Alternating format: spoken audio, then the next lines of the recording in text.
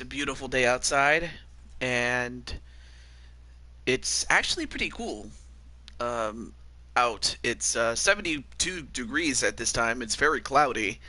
I don't know for most of you if it's as hot as hell or if it's as cool as the other side of the pillow. But what I will tell you is what you're about to see was or is and will be made in Blue Toad Wrestling because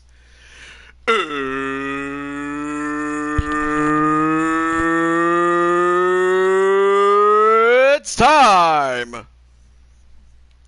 So, if you couldn't guess, this is a little tribute to 4th of July for tomorrow. And of course, for those who live abroad, this is a celebration of independence, and it goes all the way back to the year 1776 when the United States declared its independence from, at the time, British rule. And of course, we never realized it was going to last more than over 200 years. But that being said, though, I hope everyone is staying well, uh, and I hope everyone is going to spend some time with their families.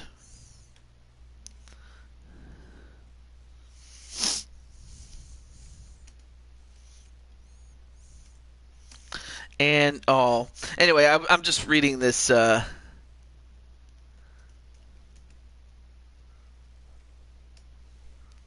Oh, that's pretty cute. Anyway, sorry, I got distracted by a good friend of mine, but nonetheless, though, hope everyone's doing well. I mean, we have pretty stacked card, and I'm hoping to get through most of it in a timely fashion, but I know that this will be long. But I hope that throughout this whole show, you guys are going to have a good time. I hope most of you guys have a good time. I have a feeling that some people may be spending time with their families or they may be away, but it is what it is. Also checking to see how. Yeah, it looks like my good friend Mummin is still doing his show. But with all that said, though, we're going to get through it. We're going to get to it. So, okay.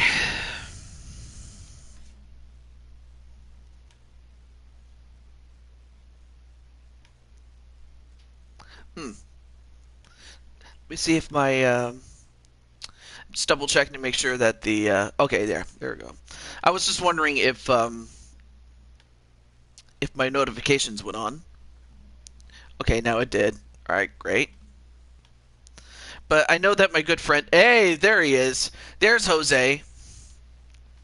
Yeah, I changed my profile pic. I've had that previous one, that classic one, for a long time, and as much as I liked it, I wanted to try something new. And plus, you know, the fact that my character would in other people's wrestling streams, like I would come out and I would be a cat, or I would turn into a cat.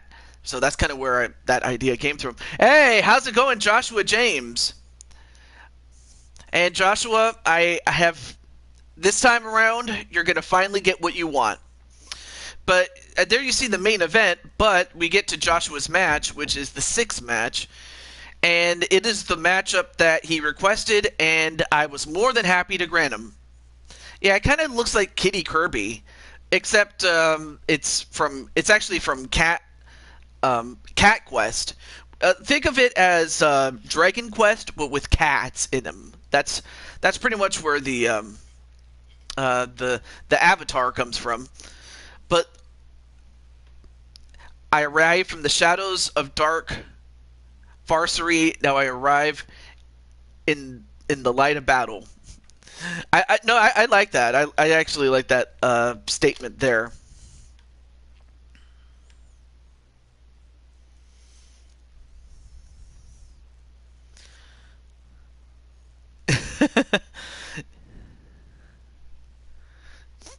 Interesting.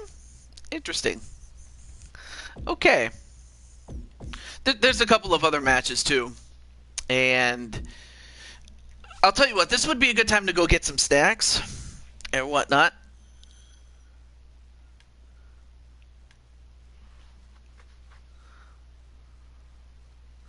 But I know that some are watching other people's shows. That's fine. But with that said,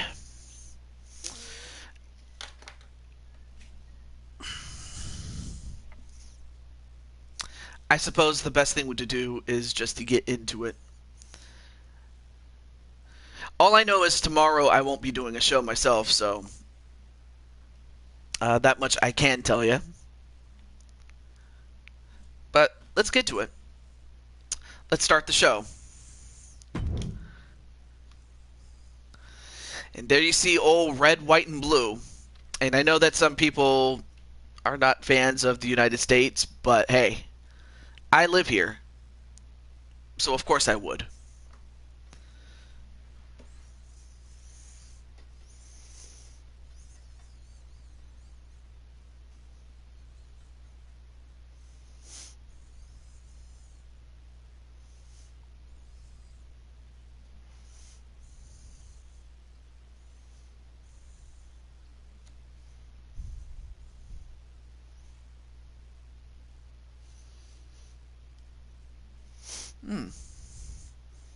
That's interesting. It just keeps going. Sorry if I'm not talking very much, but oh, there we go, finally. There it is.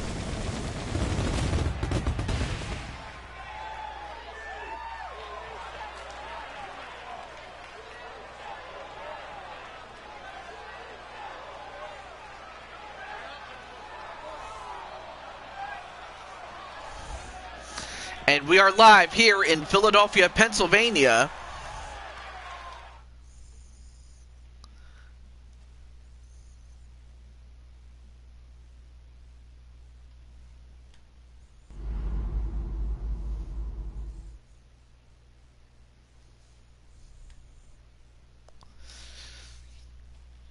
All right, so let's get to our first battle.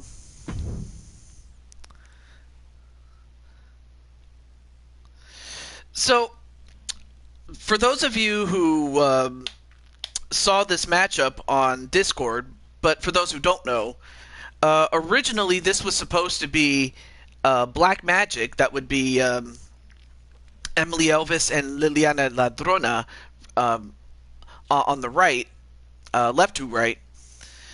They were supposed to face off against the team of Bayley and Sasha Banks, but what happened was the previous NXT Women's Tag Team Champions, they decided to, well, I don't want to say retire, but they definitely wanted to take a break. So as a result, it is now vacated. And now we have a new opponent in Rhea Ripley and Nikki Ash, and those two will face off against Black Magic to crown the NXT Women's Tag Team Championships. So we're going to find out who the new champions are going to be in the moment. Let me just let Mr. Arkham know that his girls are up first. So let me do that really quick. Alright, let me just let Mr. Arkham know. And again, this would be a good time to go get snacks and stuff like that. Yeah, oh boy is alright. Yeah, exactly.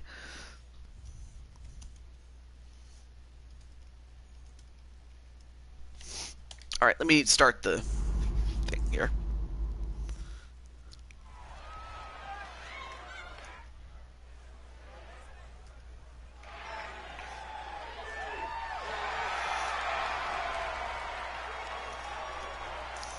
Well, there you see them, the team of Ripley and Nikki Ash. But first off, there you see Rhea Ripley, who is, as far as the women's division is concerned, you could say that she is a tower, a power. And shares match, and is for the NXT Women's Tag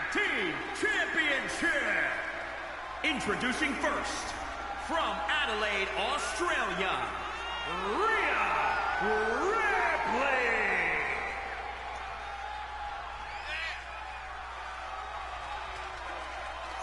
Oh, right. Let me do this really quick.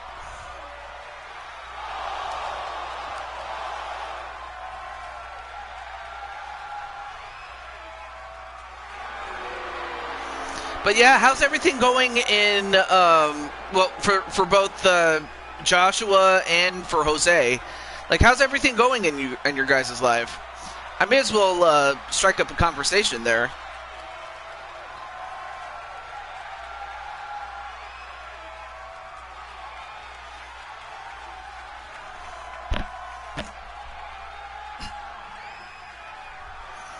But of course, as we go through the show, you're doing good. I'm doing pretty well, and I had a nice Sunday service, and now we have Nikki, almost a superhero. Digimon survive at last. Nice. Well, I will say that from Glasgow, Scotland, almost a superhero, Nikki A.S.H. All right. So before I got interrupted by the announcer, I do look to eventually add Mario Battle League, or Super Mario Strikers Battle League. It sounds great, and I'm looking forward to it. Also, hey, how's it going, Wally and Tito? Oh, and also thank you for sharing, Tito.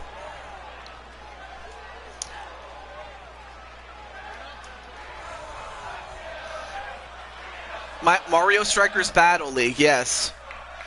I'm looking forward to that because I'm. Oh well, there's Black Magic. There you see Arkham's girls, or his clients, so to speak. Not sure why the crowd is a bit quiet than usual. Kind of weird. Just could be the game, really. Well, I guess I don't have to scream in this case. So there you see two ladies that would love to become the tag team champions of the world, but they have a chance to win already. Wait, do any of all right? Let me catch up on the chat really quickly. Hold on. Let me do this really quick. I was just sharing this with Arkham. I just need to share it with him. All right, there we go. Okay, so let me get the chat out really quick so I can. Because I did see. Okay, do any of my people have a match?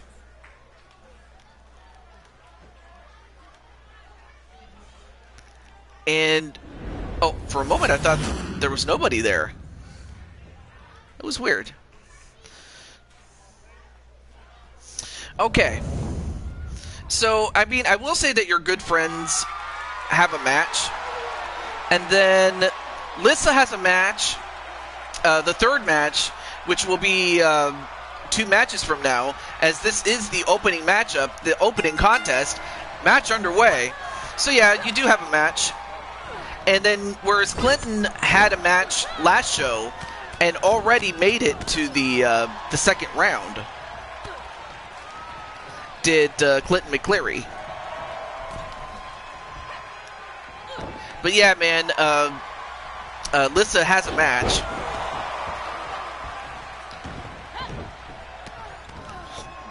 And then everybody's saying hello to each other. That's great. But yeah, how's everything going, Clinton and Atticus-san? I can give you a match, Wally. Or actually, no. I take that back. You do have a match. You do have a match. And that will be the 5th match of the show. Lissa's in the 3rd match. So you actually have the middle match of the main 9-match card. So yes, you do have a match, Wally.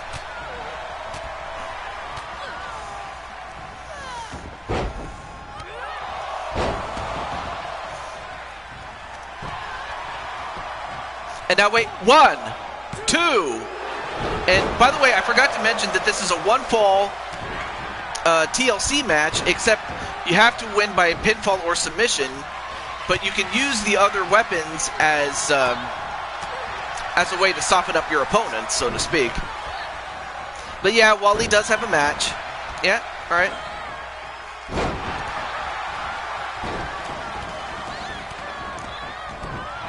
That could be true, but thankfully it's not that noticeable, though. I've had a couple of 99s beat 100, so it's not that far out of the question, really. Wow, what a slam onto Rhea Ripley. I mean, Liliana is the powerhouse of Black Magic. But we all know that Emily Elvis, is by no means a very small woman. She's a lot stronger than her frame would give you. Just tired? And now, wait. Oh, now dropped on her head was Nikki, the superhero. And, a slam, and 1, 2, 3, and that's it. Black Magic wastes no time in taking out the superhero and the super tower known as Rhea Ripley.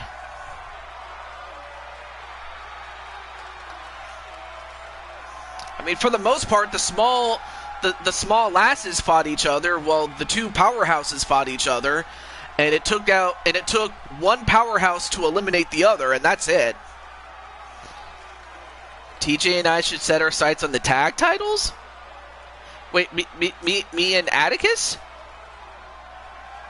Here are your winners. But yeah, great to see Black Magic get the win.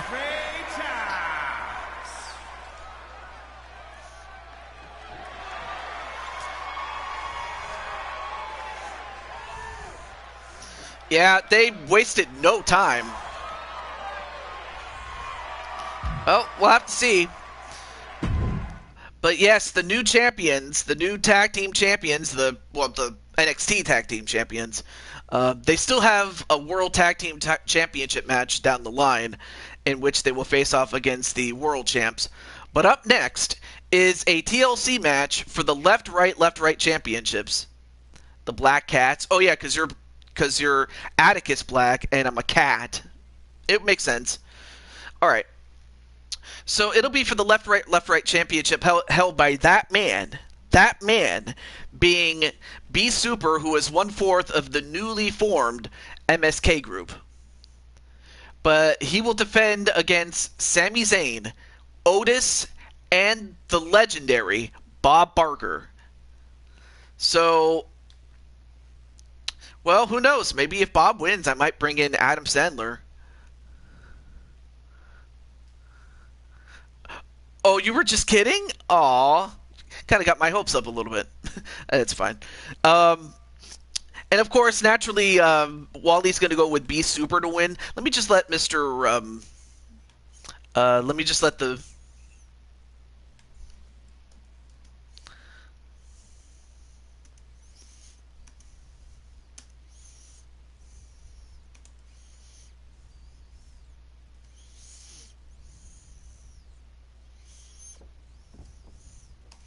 Anyway, I'm just answering.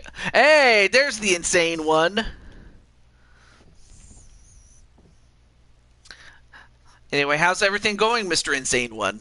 And of course, Insane One, along with the Beast, as part of MSK, have already made it to the second round of the Survivor Series tournament. I'm just gonna let Mr. Beast know, or not Mr. Beast, Beast Super know. I gotta be more specific as to which Beast I'm referring to.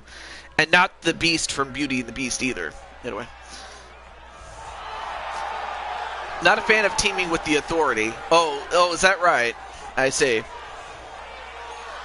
The following contest is a fatal four-way tables, ladders, and chairs match.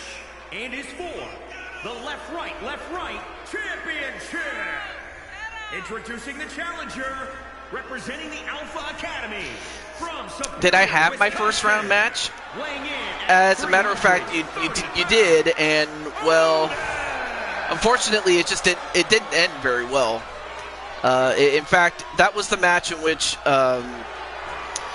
you lost to the team of the Destroyer, Outlaw Shade, Mike Wasson, and yes, Clinton McCleary. So unfortunately, yeah, you lost, but I can still give you a match in the bonus matches, so it's no problem. But yeah, you already had it, if that's what you were wondering.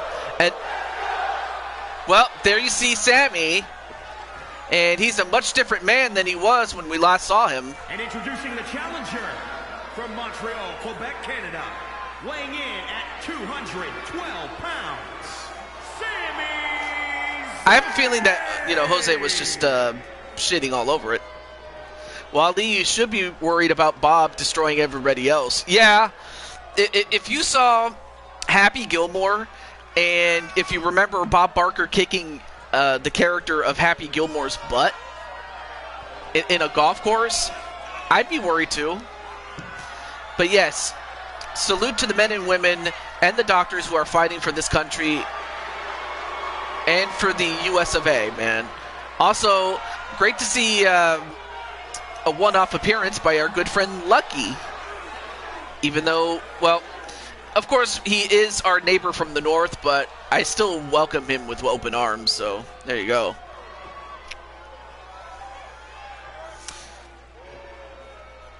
Oh, but here he is.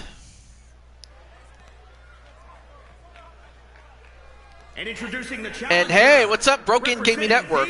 Oh, you know what? Hang on a moment. Well, now that you're here, now that you're here, let me get the party started here. Although I noticed that you're not alone. Do you wish to invite your friends? Twitch? Not that you have to, but if you want to, you could.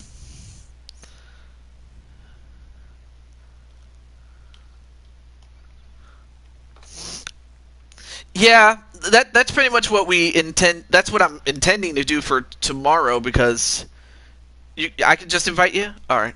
Well, okay.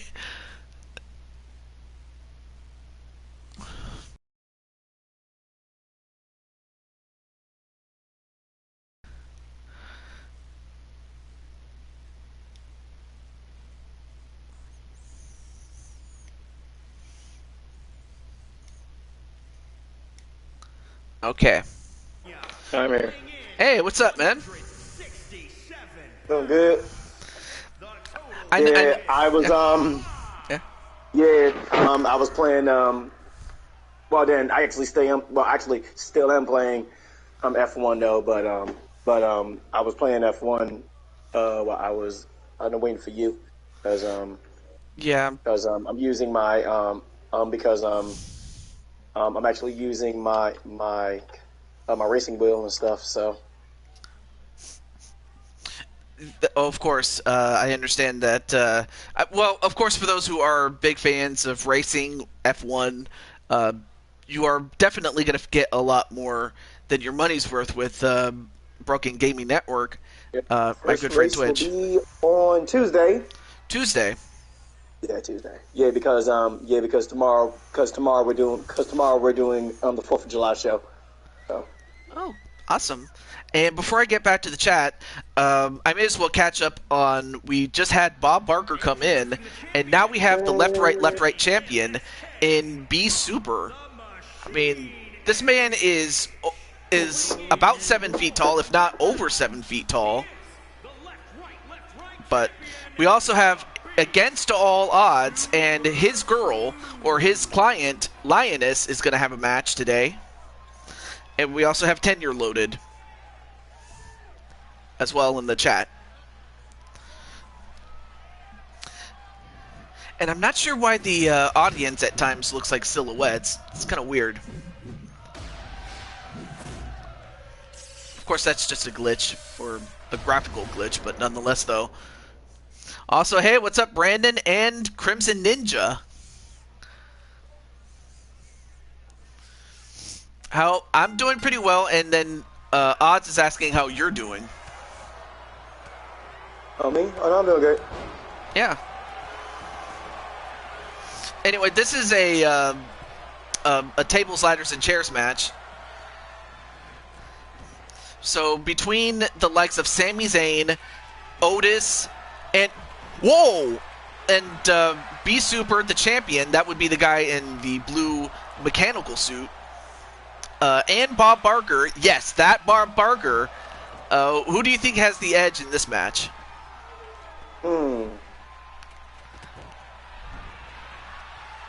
Honestly, you know what? Seeing that I used to like Price is Right, I'm gonna say Bob Barker. Seeing that I used to like Price is Right. Yeah, man. And whoa, and as you were explaining that, Otis ended up getting some wood, Oh, wow. thanks to B Super, but probably not in the way that he would have wanted it. Meanwhile, Bob Barker now setting up the ladder, now climbs up to it, as does Sami Zayn, and now they're going to fight each other. The two larger men are fighting on the outside. And then, wait. Oh, Bob was, well, he was trying to do a force choke or something like that. Although Bob got shoved off by Sami Zayn. Oh, no, don't do this, Sammy. Don't do this, Sammy. My God! A dive off the top of the ladder onto Bob Barker. And how Bob Barker is still breathing, how does that happen?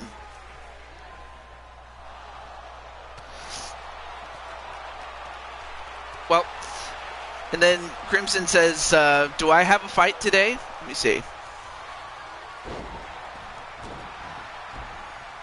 Alright. Oh, this is one-shot qualifying in Miami. Are you okay? I'm good. All right. No, I'm just wondering, though. I don't have an official match for you, Mr. Crimson Ninja, but I can still give you bonus matches. Yes, we do bonus matches on the show. Seeing as I don't do these shows very often.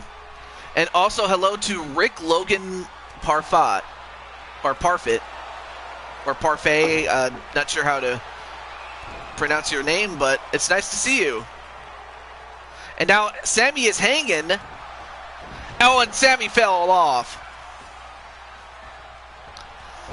And meanwhile, B Super, like the beast that he is now going to use that chair. Or actually, no, he's like, nope, screw it. I don't need the chair. I can still beat people up with my own hands. Although Sammy gets a chair of his own and whacks Otis in the head with it. Now tries to nail him like a railroad spike. And then he hits him in the head. But then finally B Super knocks the chair away from Sammy. And then tries to stretch his back. Let me see. Find a partner, Crimson. Oh, really? That is a potential bonus match at the end, so I'm cool with it. But yeah, this is chaos here, man.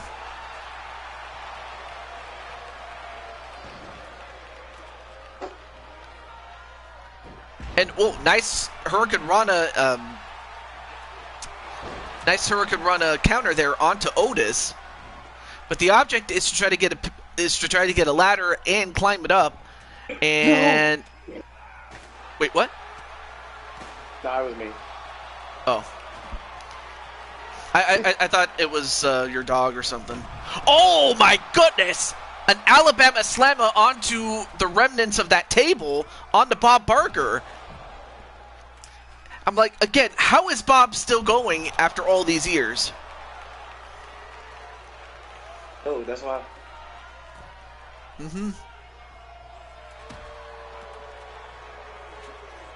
Although I think you got cut off a little bit. I was saying no. I was saying because he's old. That's why. Oh. I would have thought you would have said, oh no, he keeps himself in great shape or something like that. I thought you would have said something like that. And, hey, there's Dragonheart, or the man behind Dragonheart, Gregory Blakely. And of course, Dragonheart does have a match, as does his lovely daughter, Kasumi Parfait. Oh, Parfit. Okay. All right. I'll call you. All right. All right. Well, I'll still call you Rick. But yeah, what's up, Rick? And now Beast gets his hands on the belt. And it looks like Bob and Otis are trying to take him off the ladder. Finally, they do. And now Bob's stomping a mud hole in him, just like he did to Happy Gilmore.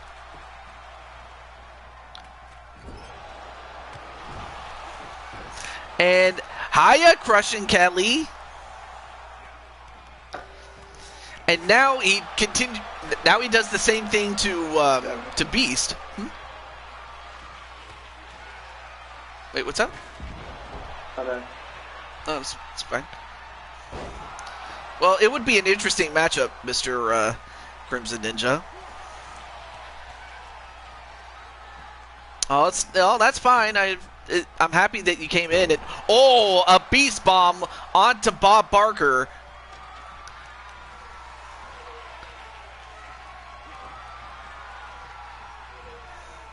And also hello to Aditra Lewis, also known as Munchie. Anyway, how's it going, Munchie? And then Bob trying to thinks better of it and gets back down off that ladder. And a capture suplex onto Sami Zayn. And now Otis trying to climb the ladder and is going to try to get that. Whoa!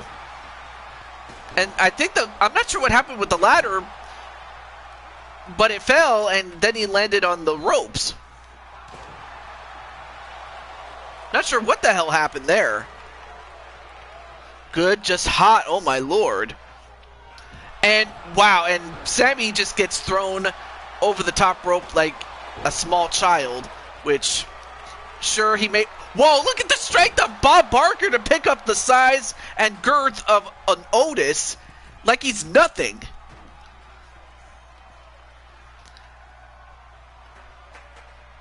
And now he just does the same. Well, he does it a lot more easily with Sammy, though.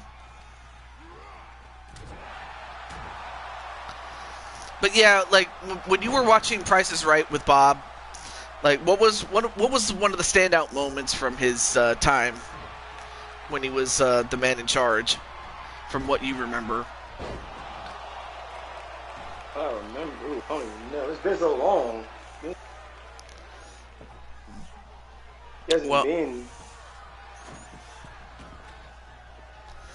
Hasn't been doing Price is Right for years. No, I understand. I understand that it's been a long time, and well, one standout moment I will always remember was I do remember one time. Oh man, there's so many moments. I could rattle off all of them, and I wouldn't be able to get through even a fraction of them really, because he has had so many memorable moments.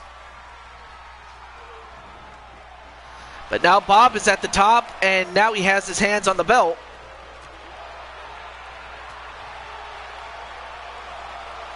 And now Sammy takes down the ladder, and a powerbomb. Oh, and part of his back hit that ladder as the ladder fell. And then Brandon says, I know for a fact that myself and Devin Storm are looking to hurt people, considering the mood he's in. Oh boy. I mean, of course it's not as bad as, say, the Fall family. But it doesn't sound good. And in the meantime, Bob, once again with the title belt, and he's still holding on to it. And Bob is holding on. Oh, and he falls, and oh man, he also landed on the ladder.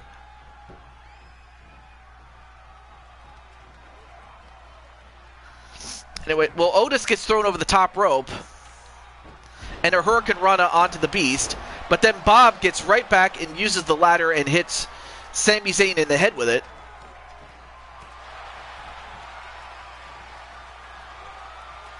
And once again, well, finally this time a powerbomb onto Bob, which is not as bad, but it still hurts. Yeah, he might have broken a hip there, Tito.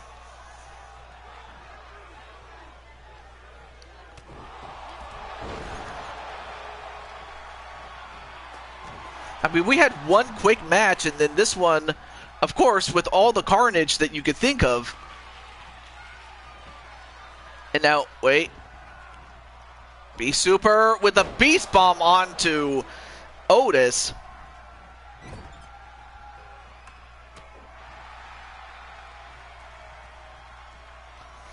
Well, for those of you who definitely enjoy the red, white, and blue, you can definitely check out my good friend Broken Twitch. He did do a show yesterday. In fact, if you want to tell him more about it, you can. Yeah, I did do a show yesterday. First part of our Independence Day event. We normally do one on. We normally just do one show on July the 4th. But seeing that July the 4th is on a Monday, I decided, hey, you know what? Let me go and do a show today. I mean, during the weekend and stuff. Oops, sorry about that. So I decided to go right ahead and the show. Mm-hmm. I did do the show. Pretty good show. Mm-hmm. If anybody is anybody's interested in seeing what else sorry, I'm gonna grab something real quick. Sorry about that. Yeah, but anyway, as I was saying though, if anybody's interested in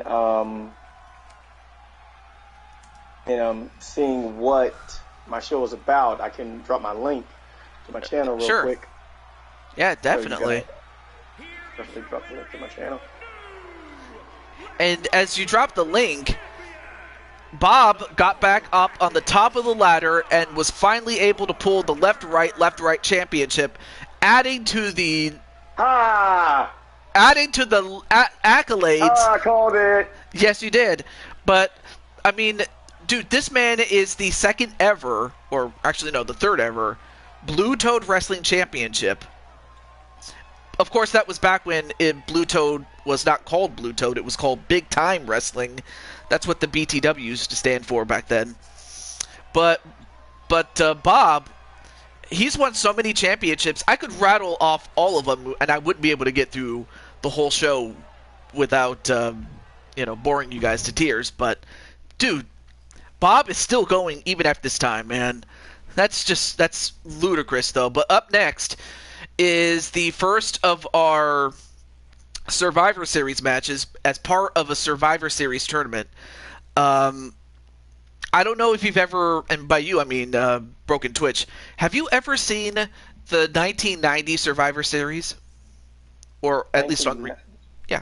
1990 Survivor Series, no. Well, two things happen.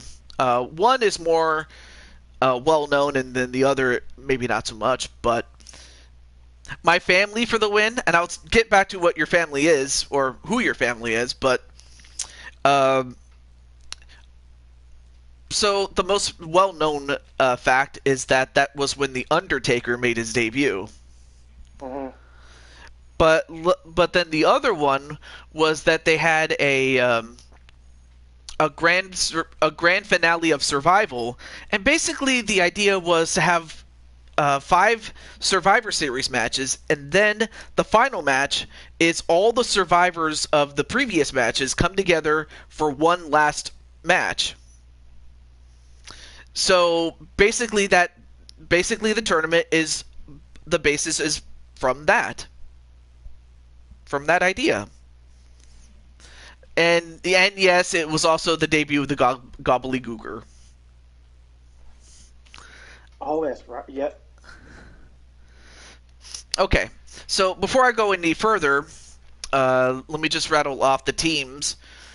On one side, you have the Tag Team Champions of the World, or the former Tag Team Champions of the World, in Rivera Voorhees and Samantha Young. Of course, the the cause of Jane Voorhees, or well, in the case of Rivera, the daughter of Jane Voorhees, and Samantha Young, the sister uh, Kyle Young, and then of course Kyle Young's most accomplished student, G, and then of course our favorite, Mario Girl Melissa. And on the other side, you have the Dragon family. You have Lissa, Jennifer Richards, your sister Lashana, or Lala, if you will, and of course her daughter, Kasumi.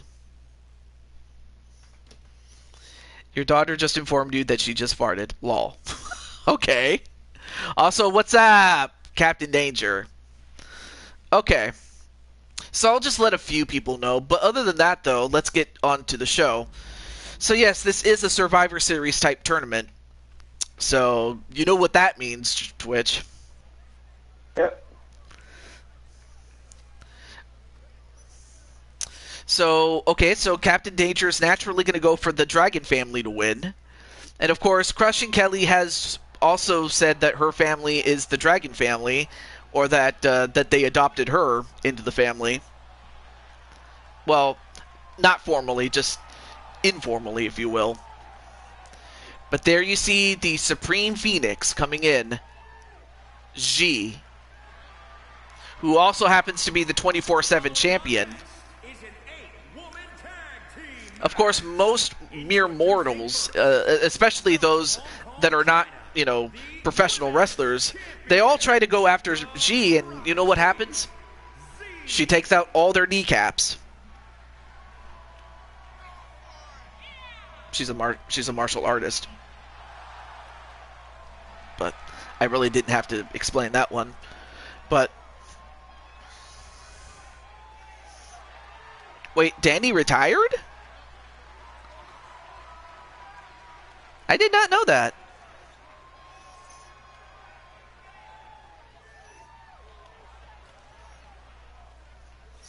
And I think, if I'm not mistaken, Kyle is hanging out with Mobman, right? Oh, Mobman's also streaming. I thought he was. I thought that honestly, I thought that Mobman was supposed to be streaming yesterday. That's the only reason. That's the only reason why I didn't. That was the only reason why I had played my stream. Uh-huh. He's not even streaming. Yeah, he's streaming. Or if not, he's He's not streaming right now. Well, he was streaming. In fact, he was streaming before I got on. Look at his channel right now. I don't even see it. Well, that's because he finished, but at the start of this show, almost not be up then. He must have just finished then because. Yeah, of course. And also, hello to Shadow Knight in the chat there, and he finished streaming. Anyway, there you see our good friend Melissa. I'll tell you what, Melissa has done pretty well, not just here, but also on IPW, if you want to tell what you believe of Mario Girl. If you want to. You don't have to. I'm sorry. That's like, didn't. Sorry, TJ, though. Oh, no worries. Dealing with something right now. I apologize. If it's what I think it is, I'll let it be. No, it's not even that. No. It's not even that. It's Oh. It's something else. School related, so. Oh, okay. Well, that's understandable. Because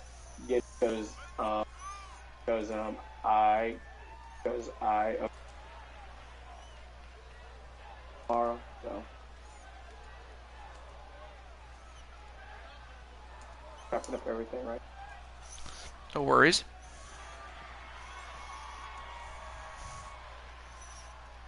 Probably won't even. Anyway, there you see the former tag team champions, Samantha Young as well as Rivera Voorhees.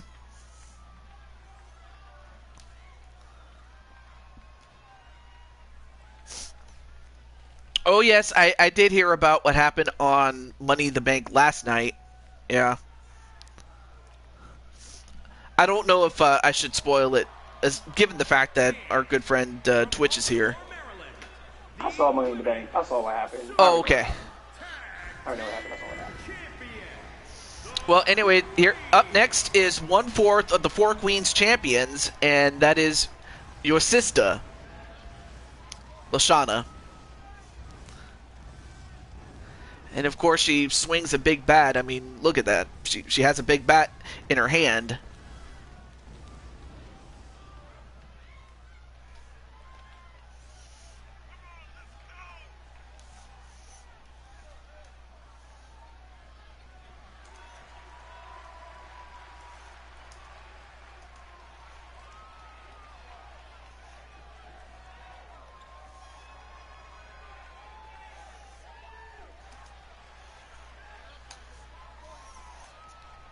Anyway, yeah, that's right. Liv Morgan won Money in the Bank, and of course, she cashed in the same night. As for the men's Money in the Bank, well, I know who it is, but I don't want to spoil it unless someone wants to. Well, anyway, up next is Lissa.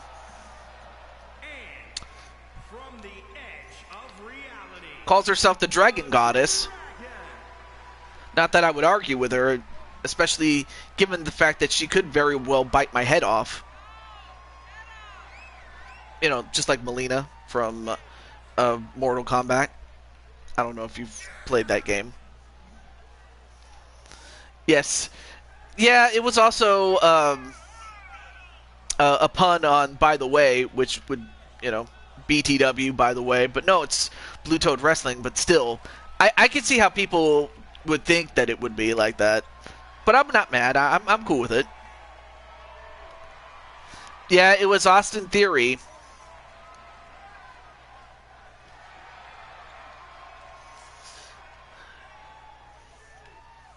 Let's see. Oh, yeah, that's right. Let me get... I'll share with Lala-chan, if she wants to.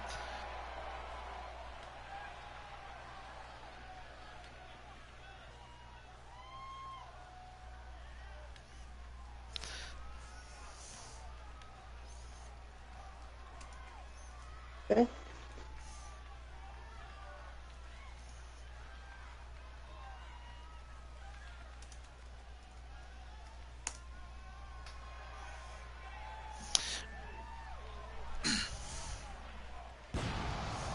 And, well, there is your sister's daughter. Well, in kayfabe, at least. Kasumi.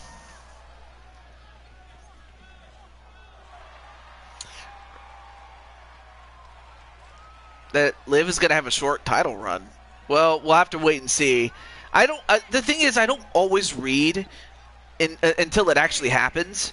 I mean, I'll read from reliable sources like WrestlePlanet and like WrestleMania or Cultaholic and what else? And of course, What Culture Wrestling. But you know, anything short of that, I don't read too much into it. But I mean, if that's the case, that would just be very naff. Just saying.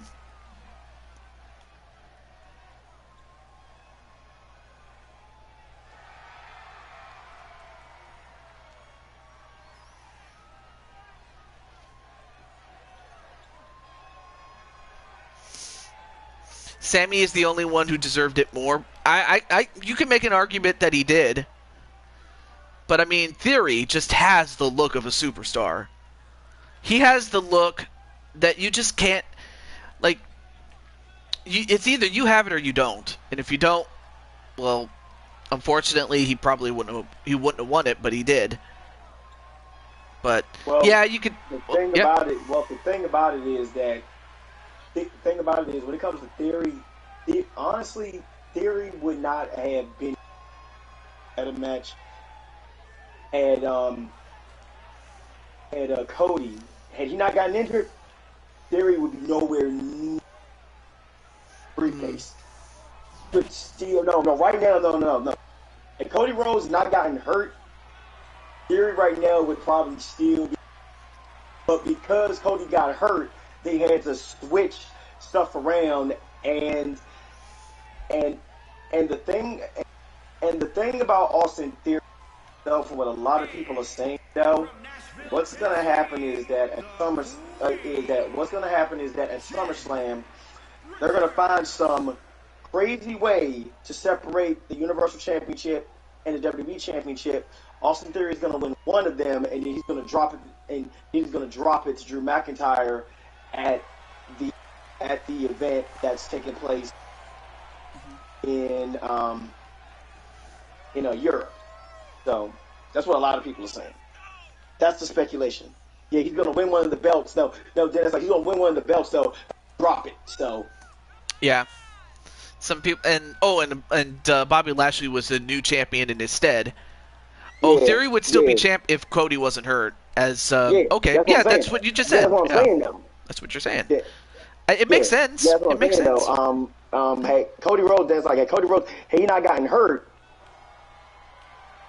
Austin Theory would briefcase. But the thing about it, though, is to be honest with you, if they are planning on going down that transitional champion route with Theory, it makes a lot more sense for him to win the case because a lot of people were saying that it was going to be Seth Rollins, which would have made the most logical sense. But the thing about Seth Rollins is that had Seth Rollins had won that case, chances are he would have won to actually beat Reigns. Mm-hmm. So, but we're gonna see what they're gonna do with Theory. And the thing about it is, to be completely honest with you, though, for anybody out there that's thinking that Theory is gonna hold the undisputed Universal Championship until next year, trust me, it's not gonna happen. And if it does, you might just eat your words, but it's more likely that it's not going to happen. No, he's too young. First of all, he's way too young right now. Though that's like what they did yesterday, because I wound up watching Money in the Bank over again this morning. What they're doing with Theory is they want him to be the next John Cena, but the thing about it is, though, what they're doing with Theory is that they're throwing him into the deep end and see whether or not he can fucking swim. That's basically what's happening. That's what they're doing with pretty Theory. much. To see to see whether or not it works or not. Now the thing about it is this. There is a big negative about Theory winning that briefcase because the thing with Theory is that, don't get me wrong, he's a phenomenal athlete. He's amazing. But the thing about it is, though, if they try to push this heel thing with him too much, he's basically going to have that spot keep, basically, and that's not going to do anybody any favors. That's not going to do WWE no favors. That's not going to do Austin Theory no favors. Don't get me wrong. Don't get me wrong. Love Austin Theory, though, man. That's like when he was down in NXT with Johnny Gargano and that whole thing down in NXT. Amazing. Loved it. I loved it since then. But the thing about it is, though, they have to be very careful how they on what direction they take with Austin Theory, because, like I said, he's young. The young guy, though, just got to the main roster. So. Mm-hmm. And before I get back to the match, I may as well catch up with the chat there. So we have Brian LG coming in, and then of course Blade Charge and Speranza, and then of course Jen, the Dragon Queen. That of course her character is the one with the red hair. Well, the red hair with blue. And there was another thing that they brought up, but I'll let you finish. I'll talk about it later. Another thing they brought up, well, they'll give him 1-3 months. Yeah, they said they'll give him 1-3 months at most to test the waters. That would be good, if not, or if anything, build up the cash in part. They could do that too. They probably won't do that. No, they probably won't do that because when it comes to the cash in, he's cashing in at SummerSlam. Definitely cashing in at SummerSlam. Yeah, that's Because still the thing a about 2 months this, away, though. Well, it's not even 2 months away. Well, but it's not even 2 months away though. Oh. It happens during the 3rd week of August. So, no. They said, hold on. Let me check real quick. Anyway, nice suplex there onto Kasumi by, of course, Mario Girl. And, of course, Mario Girl has definitely risen the ranks in IPW, and not even a 1 count onto Kasumi. And I'll go through some of the characters as far as those who may not know. Anyway, a tag right to Samantha Young, who herself is a former Blue Toad Wrestling champion and has won lots of titles elsewhere. And, nope, not even a 1 count.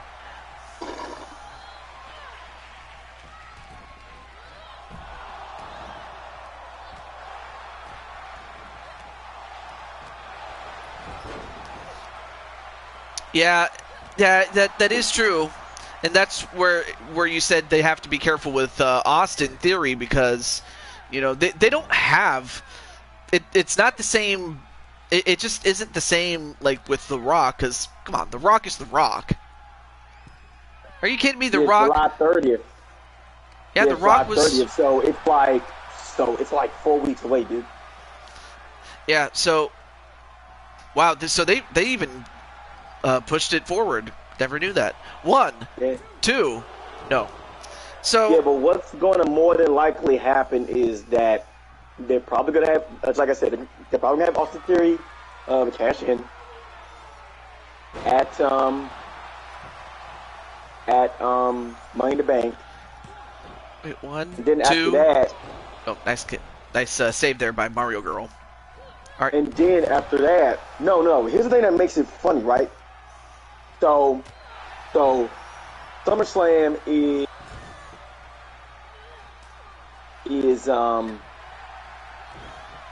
July 30th. We don't even have a pay-per-view in the month of August. The next pay-per-view won't be until the Clash of the Castle pay-per-view, which is September 3rd. So they're gonna have an entire month. But the thing about it is this. When it comes to Clash at the Castle, they're probably going to have Drew McIntyre win one of those belts. I got a feeling they're going to find some way over these next few weeks. They're going to find some way to separate them belts, just so Austin Theory can cash in, take one, which will probably be the WWE Championship, more than likely, just to have him drop the belt to Drew McIntyre. Or plan B, they have Austin Theory come out, he fails to cash in, and they basically set up Roman Reigns versus Drew McIntyre, which was supposed to happen, which was originally supposed to happen, months ago. So, there's options here, but honestly, when it comes to Austin Theory, I don't see him holding the belt long. But on the other hand, I don't think WWE will have Austin Theory Roman Reigns for the title because it's obvious that because the thing about it is this though. It's obvious that Roman Reigns more than likely is, like the fact people are saying that he's going to Hollywood and all this stuff. Yeah, he might go to Hollywood, but he's not in Hollywood right now because they still building the whole Roman Reigns versus Brock thing. So they definitely want that to happen at WrestleMania.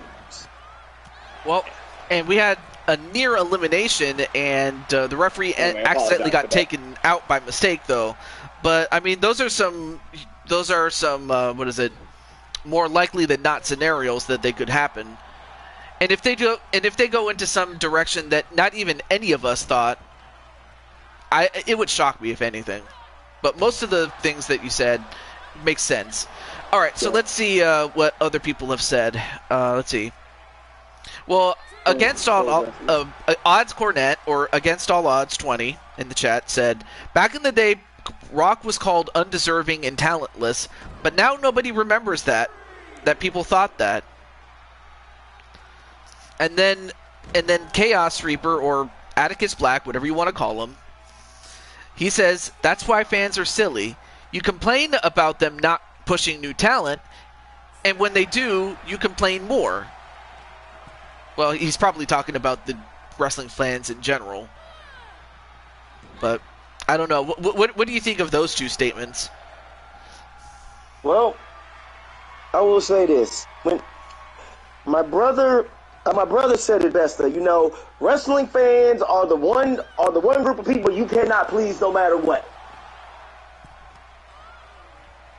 People are gonna bitch about this, and then 5 minutes later, they're gonna bitch about that, and back and forth. And my whole thing is this: there's two. I'm gonna tell you right now, and then I'm gonna be honest with everybody. There's two types of wrestling fans in this world. There are the people who just stick to one thing, and there are people that watch everything. Mm-hmm. I fall under the category of watching everything because I don't just watch WWE. I don't just watch AEW. I watch New Japan. I watch Pro Wrestling North. I watch Stardom. I watch what else? I watch DDT. I watch Joshi Pro. I watch all that stuff. Stardom? Yeah, I watch Stardom too. Yeah. I pay $25 a month though for 6 fans. Shit, man, that's a lot. Anyway, nice belly-to-belly suplex all there. All Japanese fans, by the way. All Japanese fans. Oh, yes. Yeah, that makes sense. And I say that with the utmost respect there. I pay $25 a month, everybody, for 6 Japanese fans, and I watch them all. Yeah. Yeah. All right, and then Adidra says, or Munchie, whatever you wish to call her, says, not all wrestling fans are like that. You know what? That's true. Not all wrestling fans are like that. And I will say this real quick. And I'm just going to be honest with you guys. Yeah? Whether you agree with my opinion or not, all I'm going to say is this.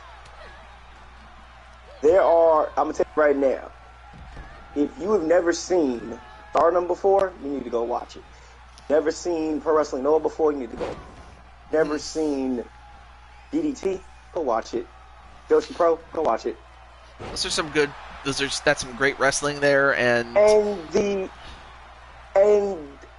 speaking of Joshi Pro is a very interesting women's fed because it's not all about beating the crap out of each other sort of thing. There is an element of comedy and stuff in it, but oh yeah, Maki Ito. That's one that comes to mind. Yeah. Yep, that's where she came from. She wrestles Joshi Pro. And also, Munchie, a.k.a. Adidra Lewis, says, yeah, I'm a Japanese fan. Bro, that's so true. I feel people are missing out on stuff like that. But then Clinton... Yeah. But then Clinton also goes on to say that the worst thing about wrestling is the IWC, which... Do I even need to explain that? Does Twitch even need to waste his breath on it? We all know how bad it is. The wrestling community, IWC is the worst. Is one of the worst out there. Oh, okay, so that's understandable. IWC. You can't please them. There is no pleasing the IWC. You can only hope to please most of them, but you can't please everybody. I know that. Like, remember when Roman Reigns, though, when that's like you remember when WWE was shoving Roman Reigns down everyone's throats, and the moment he turned heel, people started loving him. Back then who were booing him started cheering him and stuff. because because they like seeing heel Roman Reigns. And the thing about it is, though, even now with Roman Reigns, despite the fact, like he's like the top heel in WWE right now, this dude is getting cheered every time he fucking comes out now, bro. Yeah, that is absolutely weird, and that he's now a meta face rather than a traditional heel, or he is playing the traditional heel. It's just that it's the reception that he gets. He's still a heel, though. But the thing about it, though, is he's getting cheered for being a heel because the thing about Roman Reigns is that he's not. Mm-hmm. He's being himself. If you really want to see Roman like that, he's finally being himself. Though you don't see him cutting these little stupid, dumbass, succotash promos and shit. I think that's really why they turned on him in the first place, was because he wasn't himself. And that wasn't even his fault. Whose fault was that? Oh yeah, that's right. That's the booking. That's really the booking, really. Vince McMahon is his problem. Now, as for Against All Odds. Now, wait a minute. A cover here. No, one. No, whoa, rope break there. Anyway, as far as Against All Odds, he did make a good point, and I was like, and I didn't even consider this. He says that the only reason people didn't like Theory winning was because they wanted Riddle to win. Fair enough. I will give you that. Would have made no sense. Don't get me wrong. I like Theory. Don't get me wrong. But honestly, Riddle. No. Okay. So here's the thing. Had they not had given Riddle that title opportunity on SmackDown, and had Riddle just gone into the Money in the Bank ladder match, had they had used the briefcase as a way for Riddle to get to Roman, that would have made perfect sense. But they didn't do that. That was the thing right there. They didn't do that. Although some people argue that, in the case of Clinton, that Riddle is not World Championship material. You could argue that. You could argue that he is, but really, it's just a matter of building him up. That's all it comes down to. You got to build him up. It just really comes down to that. I'm not going to argue too much about it, but don't mind me. I do like Riddle. I think Riddle is pretty awesome and one of the highlights of the show. And I'll leave it at that. Also, hey, what's up, Jamar? Great to see you, man. The other thing is, and the other thing is, what I was saying about Theory earlier, how they have to be careful with him. Look at what they're doing at SummerSlam. They're doing Brock Lesnar versus Roman Reigns again. Now, I'm going to say this.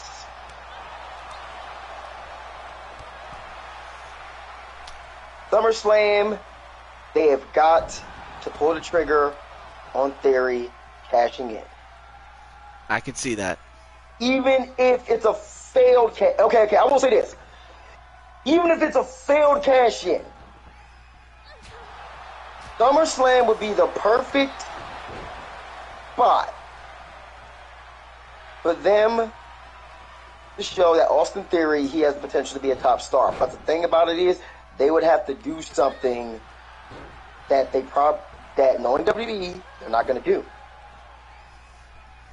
They would have to have, here's the thing, because here's my scenario. The last man standing match is going on, and Roman Reigns wins. He's beat up. Austin Theory comes in, he tries to cash in. But the thing about it is this, though. They would have to have Austin Theory turn face in that scenario. Because the thing about it is this. Here's what I imagine. I imagine Austin Theory attempting to cash in. He tries to go for his finisher, and then Roman Reigns, he gets out of it, hits him with a spear, goes for the cover, 1-2, out, and then it's just like And then it's just like Roman is just, like he's just beating him down and stuff, like spear after spear after spear sort of thing, though.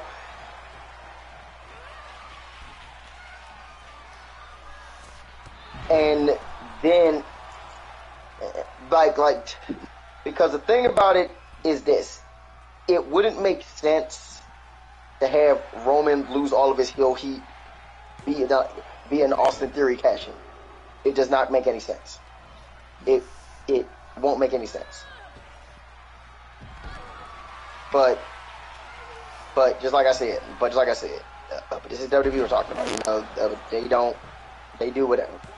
Wait, 1, 2, no, kick out, or actually no, broken up by Lashana though.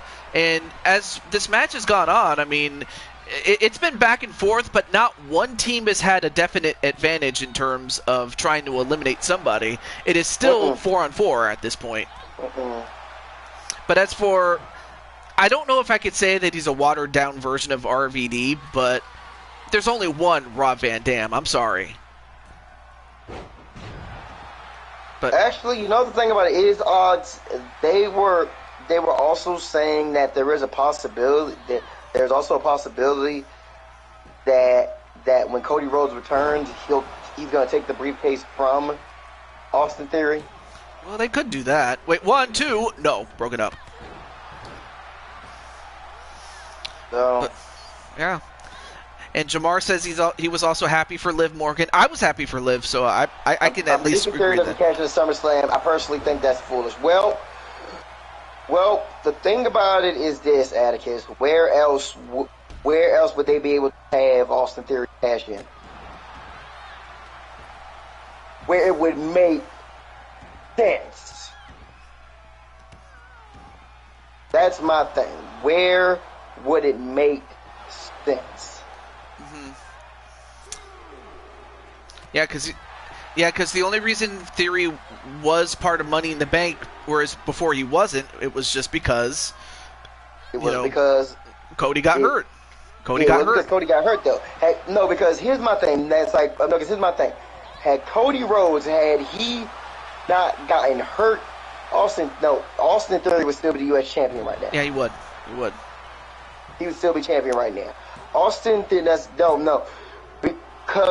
because originally, because here's the thing. Originally, what the plan was for Austin Theory was that Austin Theory, though, was supposed to face John Cena at SummerSlam for the U.S. title, and then beats him.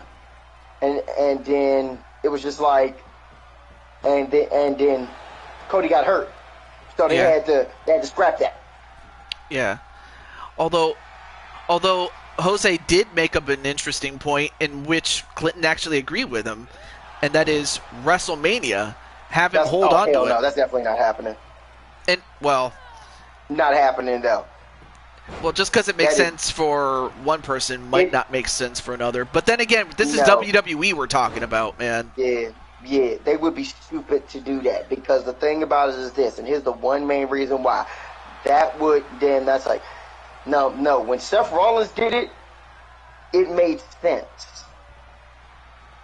When Austin Theory does it, you know what's gonna happen? People, that's like, I'm gonna tell you right now, that's gonna make him look bad. Because one of the reasons why, everybody at that point is gonna label Austin Theory as a copycat, as a Seth Rollins 2.0, basically, if he decides to cash in the Mania. And on top of that, if they really are planning on doing this whole Roman Reigns versus Rock thing at WrestleMania, I believe next year, no way in hell Theory's winning that belt at WrestleMania. No way in hell he's cashing in.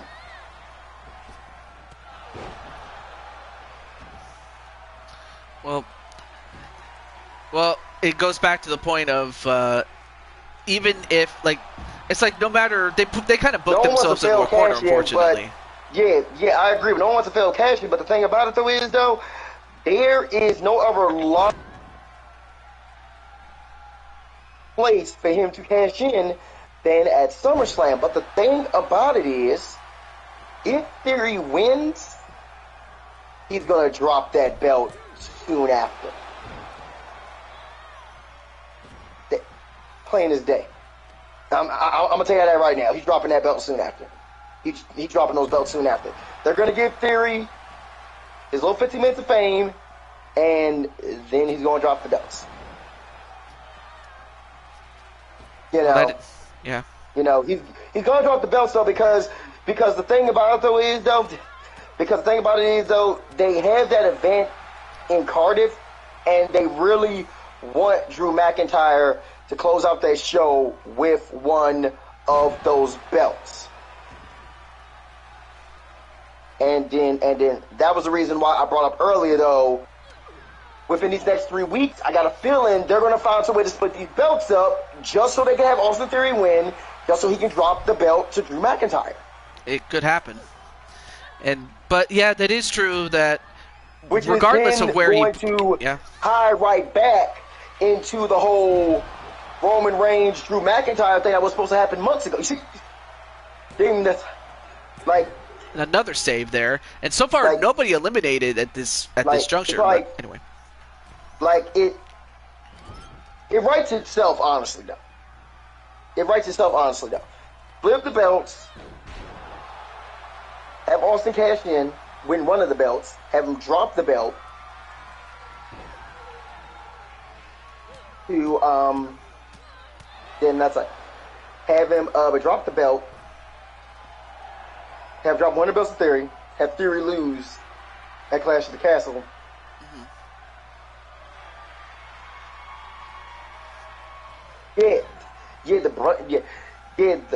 The brand split is done, but the thing about it is though, there's no reason for Roman Reigns to be holding both of them belts.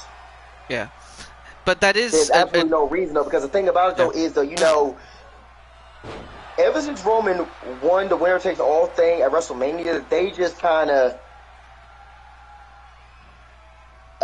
booked themselves to a corner. And the thing about it is, it's like, what are they supposed to do with Roman Reigns holding them belts? He was supposed to face Drew McIntyre a couple of months ago. It never happened. He only had one or two title defenses since March. We're now in June. Probably for Austin to cash in on both titles. But that doesn't make any sense. At least to me, that doesn't make any sense. Well, everybody's got an opinion, I will say. That's right. But if Austin Theory, if he cashes in and he wins both of the belts, it doesn't come off as believable. I know. Wait, one, two. No, broke it up. Yeah, it's not going to come off as believable. But the thing about it though is though, the thing about it is though, if they decide to have Austin Theory cash in at SummerSlam and actually win the belts, then they really going to be kind of lost because then they're going to be like,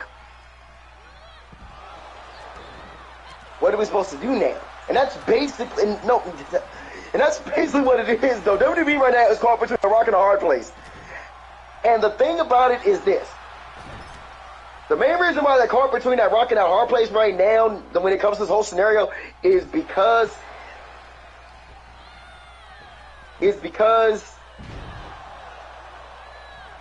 the thing that they wanted to have happen couldn't happen because Cody Rhodes got hurt. Because Cody Rhodes was supposed to win Money in the Bank, and he was supposed to hold those briefcases all the way until WrestleMania, and then he was supposed to be the one to beat Roman Reigns. Right. Had Cody not got hurt, we wouldn't even be having this conversation right now. Yeah, that's true. Absolutely true. And wait a minute. One, two. Oh, and a kick out by Jen Richards. So far, we're getting close to the 30-minute mark of this match, and shit happens.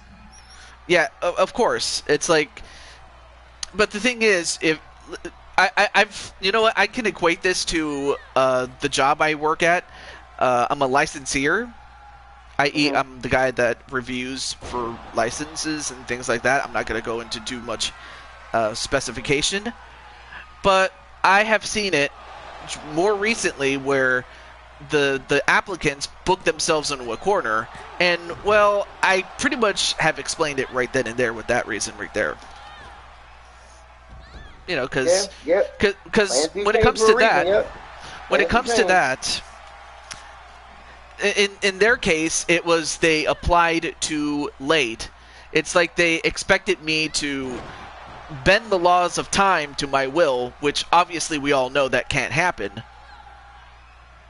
I can do a lot of things, but I cannot bend the laws of time. I know I cannot. Yep. And it'd be stupid of me to think that I could, but I can't. But anyway, all I know is the short end of it all is that they booked themselves into a corner, and they also failed to build up, stars that were, as good, if not built up, like Cody Rhodes. Yeah, they had a lot of people. Yeah. In that string of people that they released over like the past year or so, there were a lot of good people. WWE were talking about, they do this shit all the time, but but WWE though, they think something's good and then they execute it and then they book themselves to a corner. As usual, and then, like, there's something that we can do as fans. We're just fans, so, it is what it is. Well, anyway, I don't want to spend too much time talking about WWE or their booking show, but I just thought that it would be good just to get it off of our chest because, this is a very long match, as you can see, and so far no one eliminated.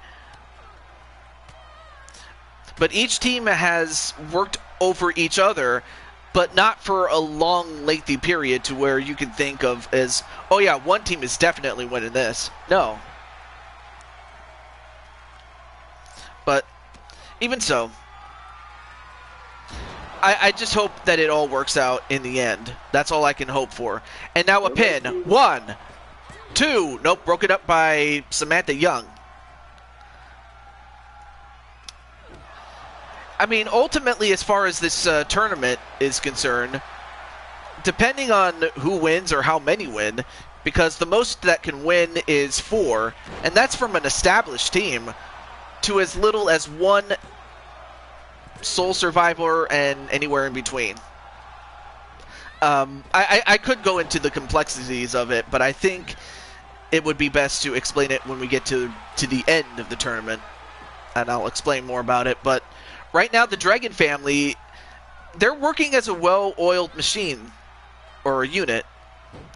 And we have our first elimination, and it is the Supreme Phoenix G tapping out to, of course, your sis, Lashana. And who said Lashana couldn't stretch anybody into a pretzel? But yeah, any thoughts on your sis, man?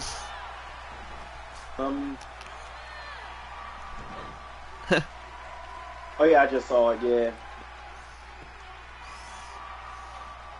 So we got our first elimination in the match. That's good. Mm-hmm. But right now it is Mario Girl. Now what's she doing? Uh-oh, she's gonna go for the Pop-Tart Powerbomb. That's what she calls it. She likes Pop-Tarts. 1, 2, no, broken up by Jennifer Richards. And then Lissa in the chat says, good work, Lala. Anyway, but yeah, and then Odd says, I'd rather have 1 world championship than 3 or 4. The one thing WWE does better than AEW, in his opinion, is that WWE is trying to fix their problem of too many championships.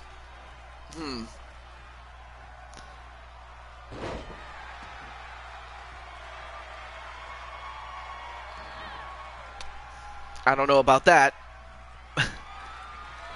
Well, I mean, I get where they're trying to fix that.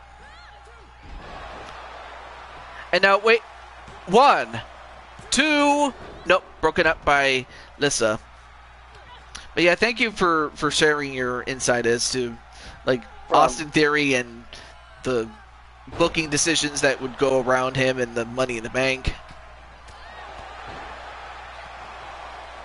But I appreciate it, man.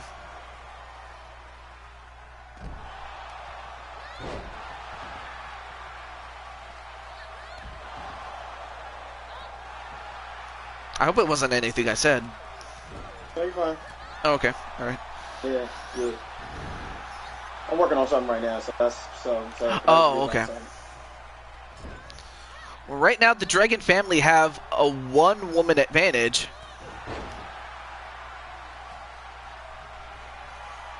I didn't say they were doing it well. I'm just saying that they're trying. Yeah, I agree with that, Odds. Company championships and not calling them world championships, they're not world championships due to not facing every wrestler in the world. Well, it's a figure of speech. I don't know if it was really to be taken literally. Because, I mean, are they going to get somebody from Russia, especially knowing the climate that we have right now? Are they going to get somebody from the Ukraine? I'm just trying to get literal about what you just said, you know.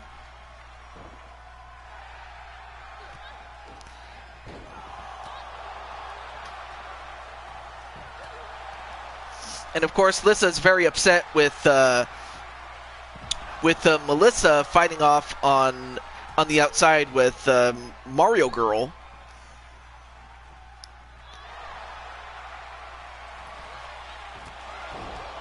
And, oh, nice, what is it, jawbreaker onto Samantha Young and broken up immediately by her sister-in-law, Rivera Voorhees. And thrown over the top rope is Rivera. Oh, nice slingshot dropkick onto Lala-chan and a pin.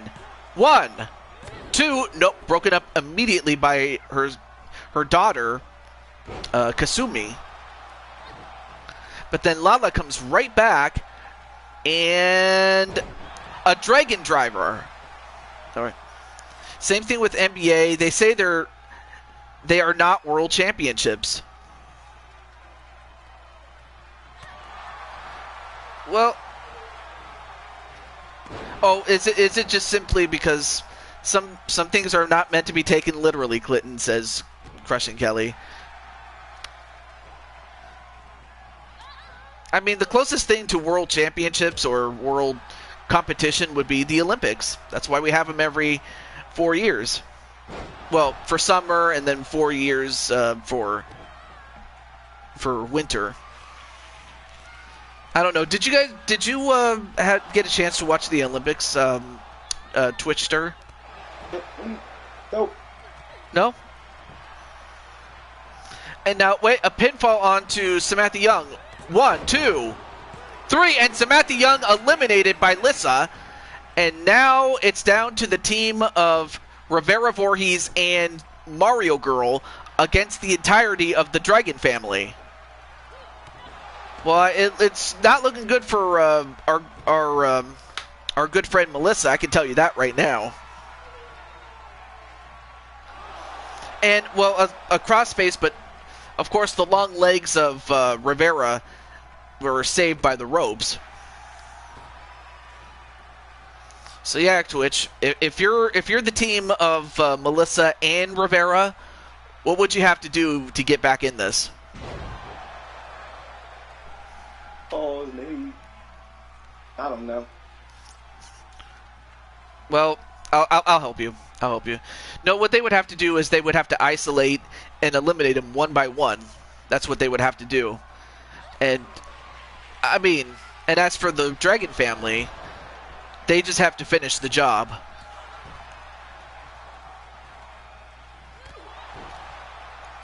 Anyway, now in the ring is Rivera Voorhees, who, of course, she herself is a former world champion, much like Samantha Young was. And a 1, 2, and, whoa, almost got rid of Rivera Voorhees.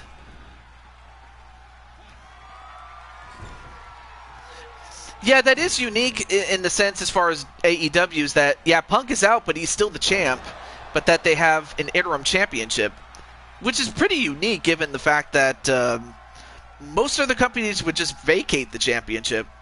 I don't know. What do you think about that, Twitch? What? The fact that AEW has the interim championship rule. in their company. And a lot of promotions do that. Whenever, and that's like whenever a champion gets injured, boy, they can't compete a certain amount of time. They have the interim belt. Yeah. I guess maybe I'm so used to the WWE thing where in WWE they would much rather vacate the title, and WCW before them. Anyway, nice enziguri onto the arm of Jennifer Richards. So now you have the two redheads fighting each other. Oh, big kick right to the back. But then, of course, with those long legs. And then, wait. Now going for a face stretch. Oh, but then saved by her fellow queen, Lissa. Anyway, and then Joshua James says, "I'm quickly running a quick errand, but I will be home soon." Yeah, because by the time this match is over, your match is still in the running, or it'll be ready by the time you get back home. Is what I was going to say. And then Jose asks, "What of the WWE Tag Team titles? Are they going to do anything with them?" Which is true. That's a good question, given the fact that the previous champions, well, they left. In fact, I didn't even think about the tag team titles until you brought it up as far as IRL WWE is concerned. Those have the belts, man. What's that? Tag team belts? Yeah, the WWE Women's Tag Team Championships. Oh, those belts, man. I don't even know. Don't know, don't care. It's like... It's like if you don't care about the belts, how are you expecting to? Fuck's sake. Just fucking retire the goddamn things. Get rid of them. Don't need them. Don't need them. Get rid of them.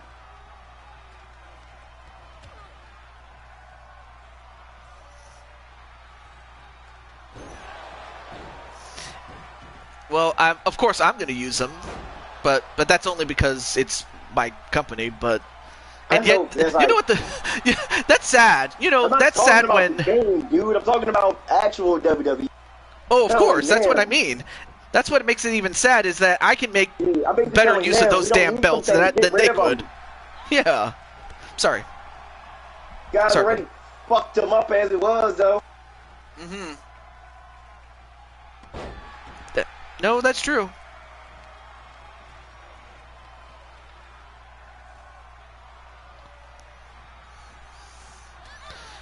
But I agree with most people, with the chat for the most part when they say, yeah, they ruined them, and they probably should get rid of them.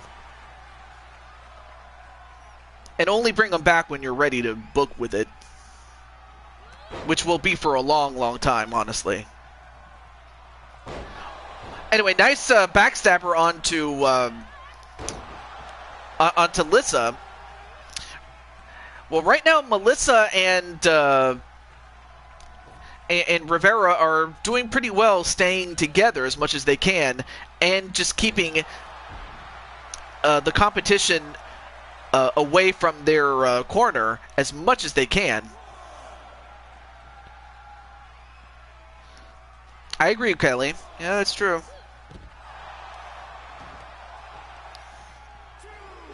Oh, and a knee right to the face of Melissa.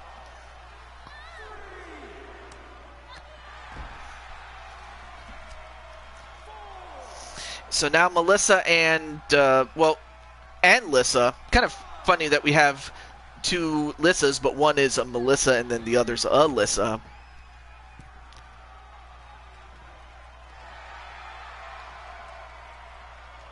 Well, anyway, the two Issas are fighting each other.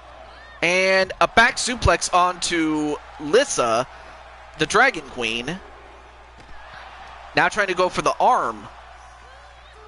And then a backflip by Melissa, the Mario girl.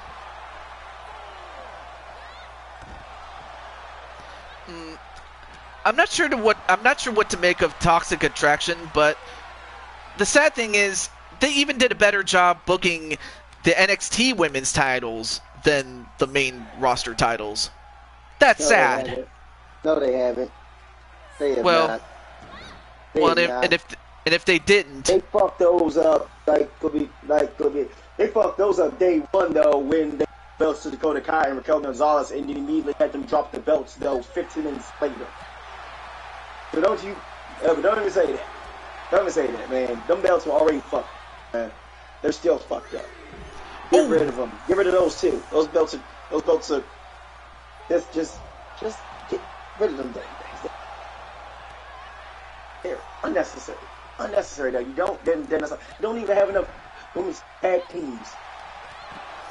well, that's In unfortunately the NXT real or problem Raw. with them. That. Get Oh rid of wow, them. and a knee right to.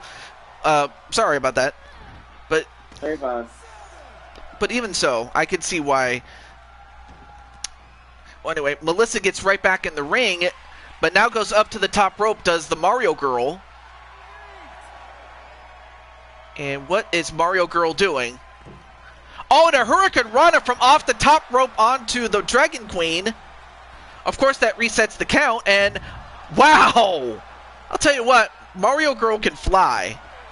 You know, just like Mario himself. Well, I mean, of course we all know that Mario has had the ability to fly. So why not Melissa? But yeah, they're still fighting each other.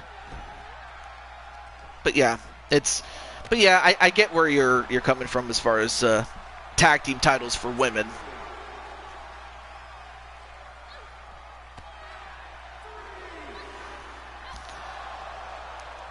That's sad. Yeah, absolutely. With what Crushing Kelly said. Is it perfect? No. But it's something. And then Lissa in the chat says, "You're done, kid." As you know, she's pointing at Mario Girl. Well, so far Mario Girl has kept the Dragon Queen in the ring long enough to weaken her, and now goes off the ropes, and the Pop-Tart... No! Nice counter there by Lissa. And finally tags out to Lashana. However, Melissa is still going to attack and delivers a suplex. Yeah.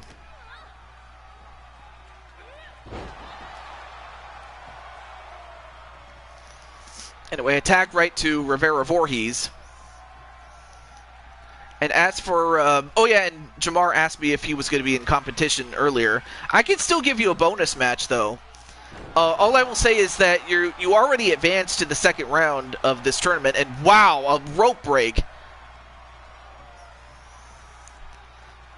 But now, Rivera and Mario Girl still... I will give them credit. They hadn't given up yet. However, time is against them. Or actually, a time limit draw wouldn't even be the worst thing for them. And now a pinfall onto Lala-chan. 1, 2, broken up by Lissa. Am I in action, TJ? I can still give you a bonus match, just like I've given Atticus and Crimson. So I can still do that. Same thing with Jamar. I can give you guys bonus matches.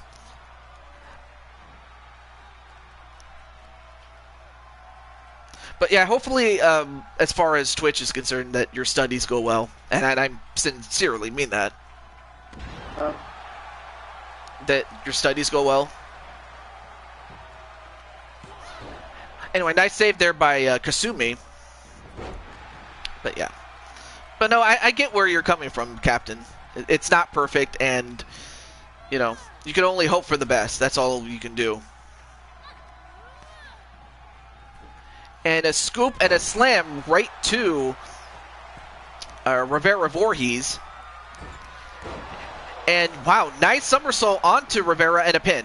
1, 2, and a kick out by Rivera. Man, I thought that was it. But now they turn back to Lissa, and they'll try to finish off Rivera right here.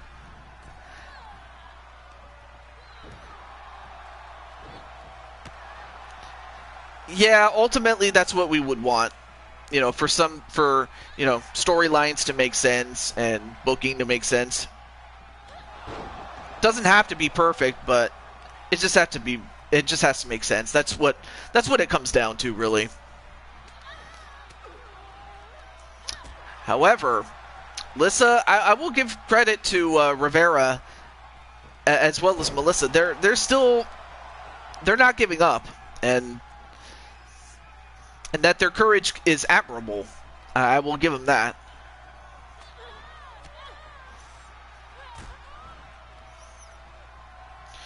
Now, as far as the tournament is concerned, if it does go to the time limit, then whoever did not get eliminated will move on.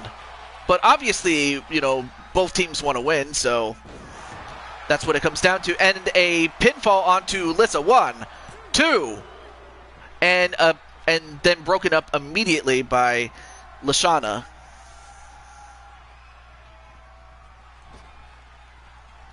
Now a tag right to Melissa. Although, wait a minute. Now wait a minute. Lissa's going for the heel hold. And she's put away a lot of other women with this move. And Lissa taps out to Melissa. And now it is 3-on-2 now. Oh, now this is going to be interesting. Anyway, nice judo throw onto Melissa by Kasumi. But now it's 3-on-2. I think this has gotten a lot more interesting as far as this match is concerned. Okay, so I'm booked on Blood Moon Wrestling Federation, which is the show that Crushing Kelly works on, or is the proprietor and owner of. And a powerbomb into a pin. 1, 2, 3. No, kick out. So what is this for? As in the tournament? The ultimate winner or winners. It just depends on how many, but let's just say, for example, there's only one winner. To the one winner, that person gets the shot at the Blue Toad Wrestling World Championship. Now, of course, if 2 people win and they're part of the same team, they'll get the tag team titles. And if we have 3 or 4, then we'll distribute the prizes accordingly. But ultimately, if it just comes down to one, that person becomes the undisputed '1 contender. So that's what it comes down to. What? I'm the new Intercontinental Champion? Holy Moses! Wow. I'll have to watch I'll have to watch your show back because I didn't see it. I'll definitely take a look at NWA Open the Gate.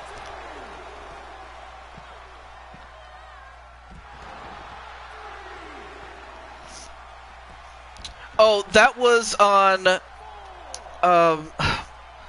what part was it? It was either part 1 or part 2 of the episode entitled... Right back, oh, not a problem. To answer your question, it was on the episode entitled the Survivor Series Tournament, or the 2022 Survivor Series Tournament Begins. That's what it was called, was the episode. And Captain Danger is the UFC Championship. Well, I mean, it's understandable that Lissa would be upset. I mean, when you lose out on a championship match, I mean, it's like, you might not get another title shot, but... And the ones that are eliminated in this match are out of the tournament. That's exactly right. It's not just enough for your team to win. You have to not only win, but you also have to survive. So now it's down to 3 members of the Dragon family against Melissa and Rivera Voorhees. And Rivera is a tank, I'm telling you. There's a reason she was a former world champion. It's because it was that difficult to beat her. But one of the people that did beat her was, of course, the current world champion, Crushing Kelly. Anyway, now Jen and Melissa are in the ring right now. And, they could be setting up for something here.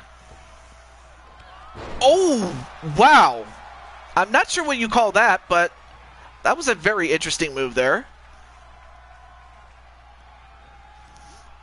High Grain Goddess? What? Let me see. Grain Goddess? I think you meant to say Dragon Goddess. But yeah, but also, how's everything going in Dragon World? Like, in NWA? Because I didn't see it, unfortunately. I will let you know after the end of round 1, because I still have to form the round 2 matchups from that point onward. So not even I know until the end of the show. So that's pretty much where it comes down to. Anyway, nice backflip there onto Rivera Voorhees. Now goes up to the top rope. Of course, if this does run a lot longer than it should, then I might split these into 2 parts. You never know. And went for the Dragon DDT, but instead, a nice counter there by Rivera. Oh, and Rivera was going for a drop kick, but she landed on her back. Yes, well, that would be Lady Danger that has a match. I can tell you that for sure. Now less than 10 minutes left in this match. And a judo throw. And now, wait a minute. Rivera? No, countered.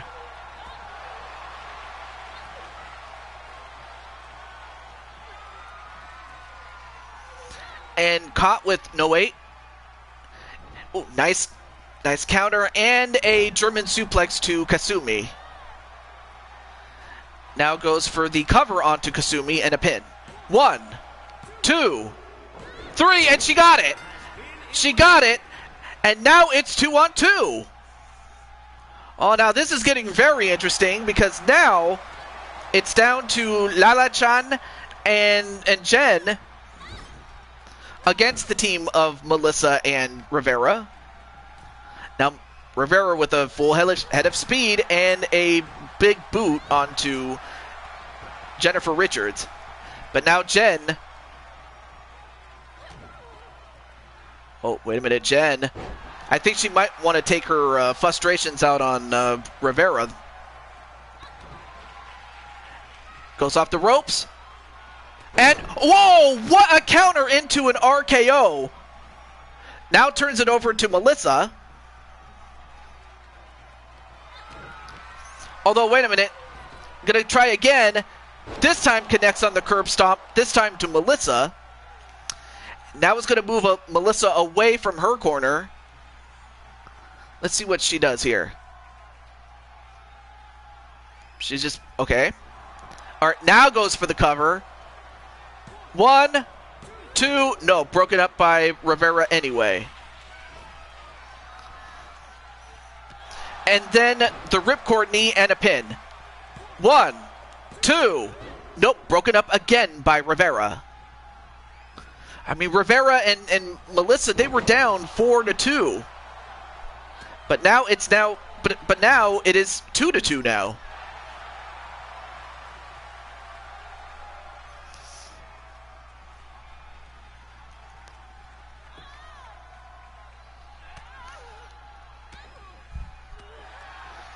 Man, what a back and forth match this has turned into, man.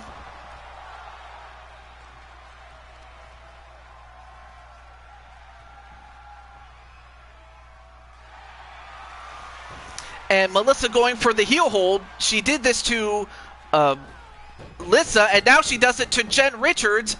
And now it is 2-on-1, but this time in the favor of Mario Girl and Rivera Voorhees.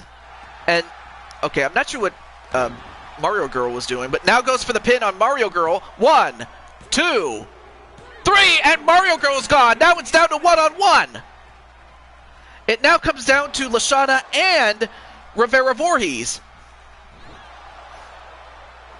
So can one of these two women win it? Now it's going for a face stretch, but there's nobody to stop her. And Rivera gets the win and is the sole survivor and moves on in the second round. But what a win. What a match this was. I mean, it was a battle, but it came down to 1-on-1. And Rivera Voorhees survives and wins it for herself. Incredible.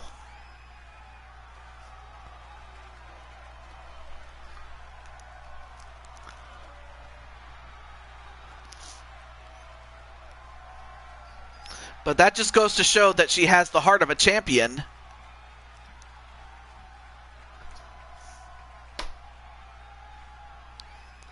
There you see some of the highlights from early in the show. And of course, while her teammates are, happy to celebrate along with her,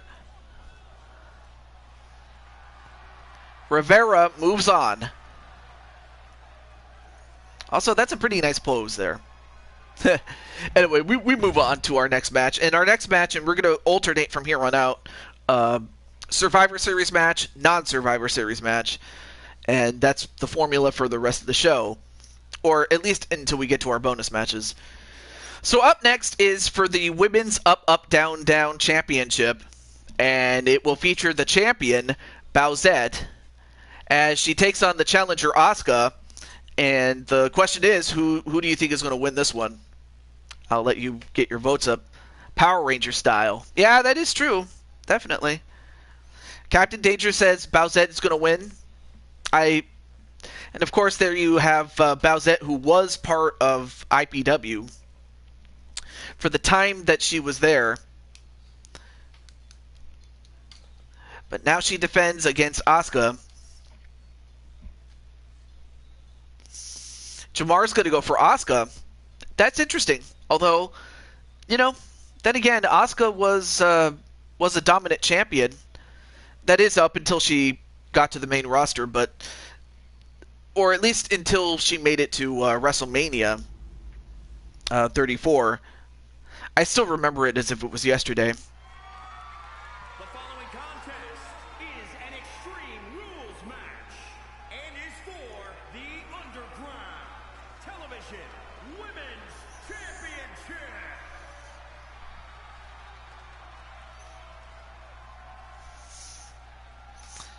And there she is, the Empress of Tomorrow, today.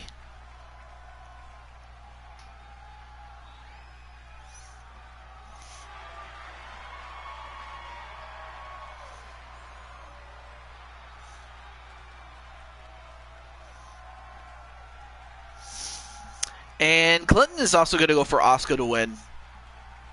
Again, I'm not going to argue that. I think those are good picks. Hopefully Twitch is doing all right. Anyway. Oh, with the stream and on Twitter. Okay. Let me, oh yeah.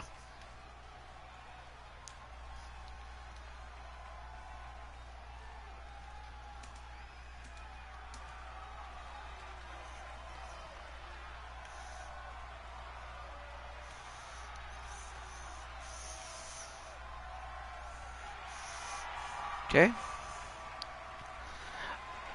But yeah, I am so sorry as far as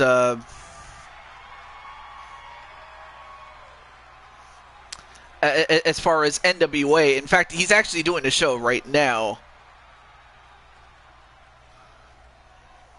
When did he come in? In fact, I'm actually watching a little bit of the replay from Mr. Blakely's show.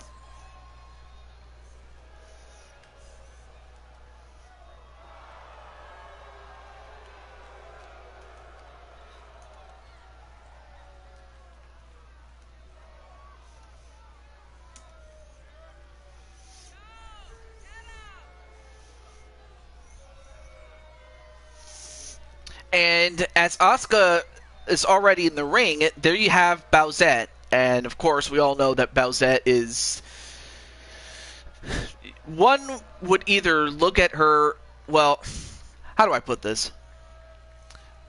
You either like her or you don't. For different reasons, but she is world champion, or up-down champion to be more precise, though.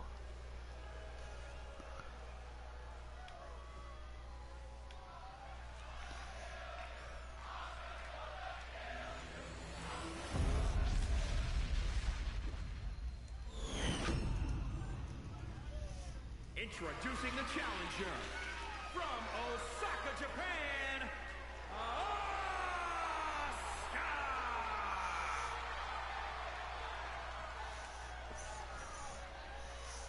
And introducing the champion from Mexico City, Mexico. She's the Underground Anyway. Television. Yeah, that is true. 4th of July is almost here. And also hello to PPF Gamer.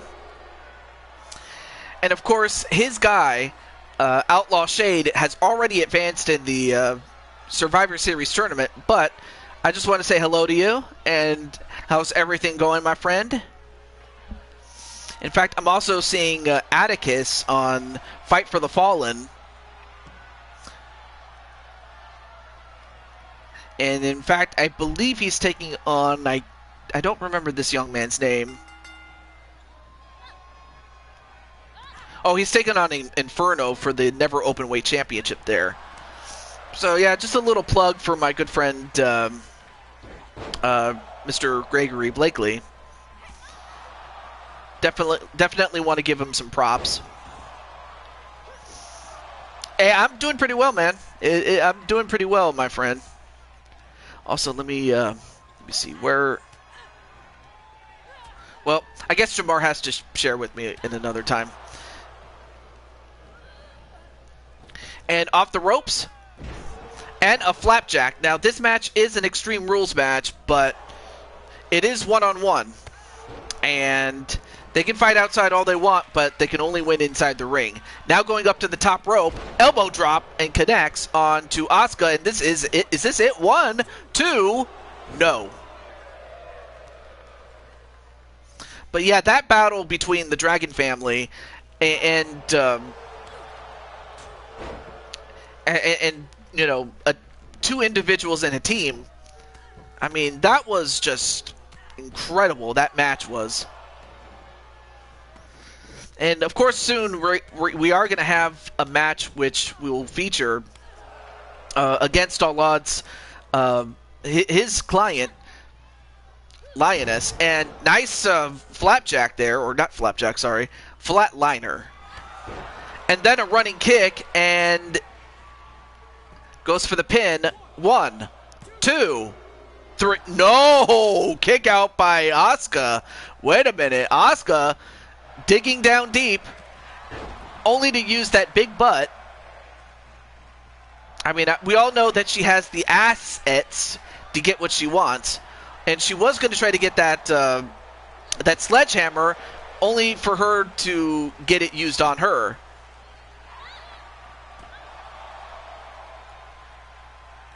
Now picks up Bowsette, and Bowsette's not exactly a small woman, only to drop her on her head, which is onto the apron, the hardest part of the ring.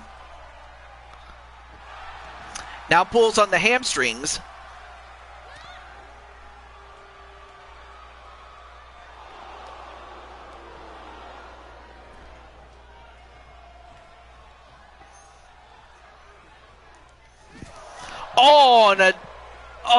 Now using the sledgehammer, once to the tail, and then onto the legs.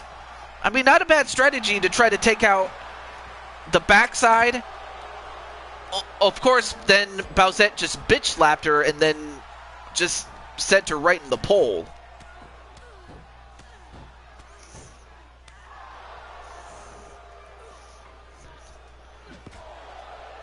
Oh, that's good, Jen. And of course, I'm responding on Fight for the Fallen on Gregory's show. Now, again, these two can fight outside all they want, but they gotta win it inside the ring. All right, now both women back in. And now, wait a minute, Asuka going for the Asuka lock. The Asuka lock. Could we be seeing an upset here? Oh, no, wait. Bowsette fights out. And then another running kick. And is she going to kick out of 2 of these? 1, 2, 3. That's it. Bowsette is still the women's up, down champion.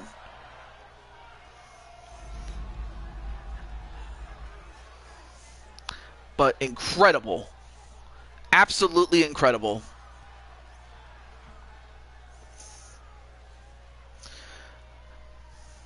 I mean, good fight indeed. She's a... Oh, you meant to say a Nintendo character. Yeah, she is. But our next match will be another Survivor Series match, this time in the men's division. And still underground television women's champion, Good Girl. And hello to Juniper. How's everything going in Juniper Nightblood land, I guess you could say? Probably the same place where, you know, BMWF would be. I don't know. I'm just wondering. Anyway, congratulations to Bowsette on defending the up down champion. Can't type. That sounds like a lot of us. And that even includes myself, so no need to feel bad about it. Okay, so let's start with the team on the left and then to the team on the right. On the left, you have Ramesh. Then you have Wally. Then you have Dragonheart and Miles Stanley Ward, MSW. And on the other side, you have Blaze McCoy, Count Drathnock, and the Eliminators. That would be the team of Drum Monkey and Joker. So which one of these two teams will win? Will it be Wally's team, or will it be the Eliminators team?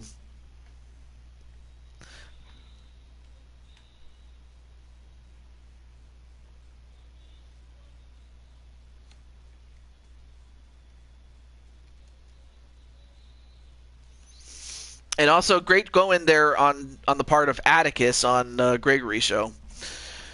Now, since Gregory's doing a show, I'm not even going to, bother him all that much, though.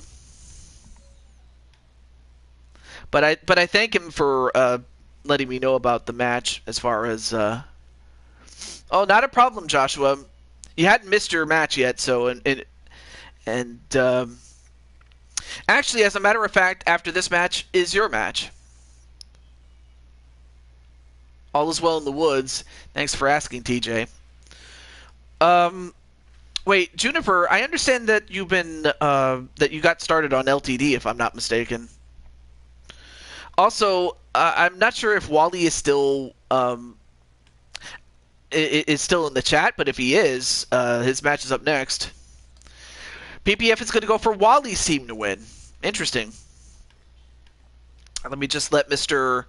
I'll just let most of the fellas in there.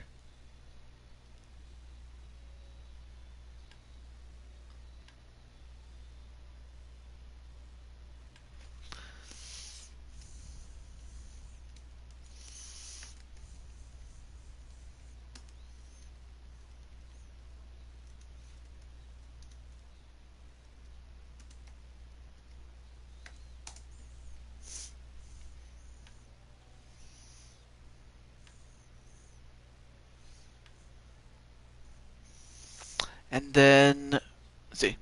Actually, I first started on PFW, then moved to KKWE, and then to the Whipping Post. Oh.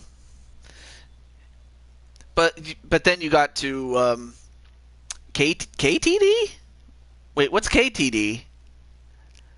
Because I know what LTD is, but what's KTD? TJ, Oh, yeah.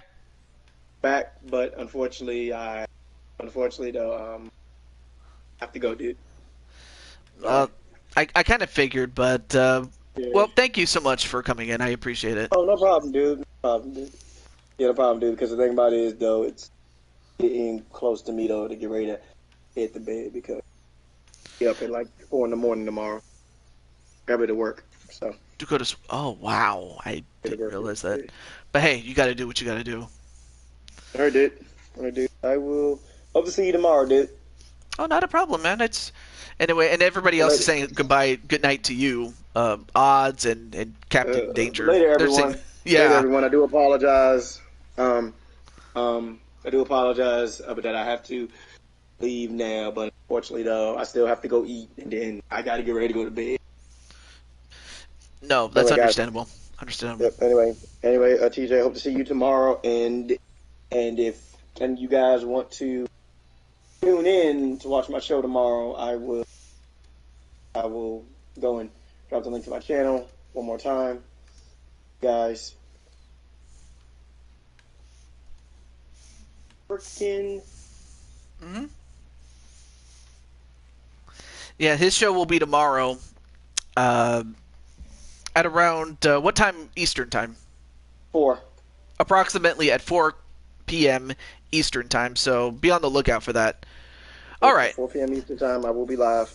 And that's the that's the channel link. So if you are not subscribed to the Broken Twitch, there it is, right there. So there you go, guys. Gonna go. Take care, man. I appreciate you having me here, TJ. Anyway, guys, hope to see you guys tomorrow. All right, Later. peace out, man. Okay. Oh yeah, let me get Mr. Blaze and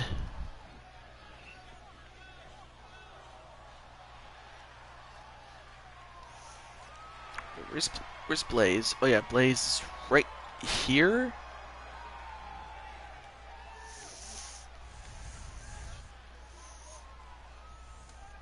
Anyway, there you see Dragonheart.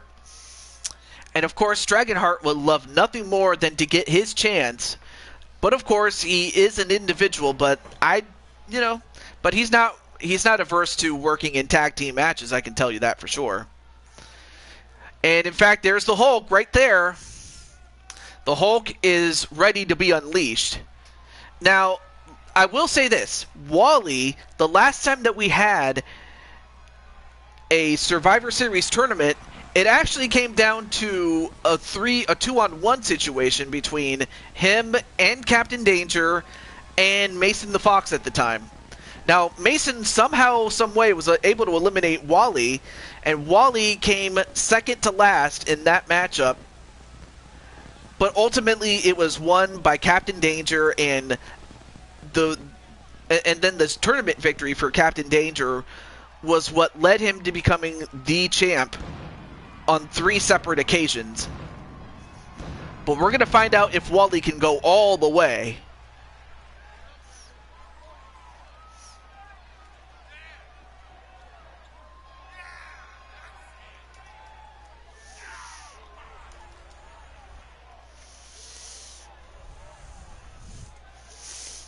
So, as far as Juniper is concerned, I have one question left for you. I have one question for you.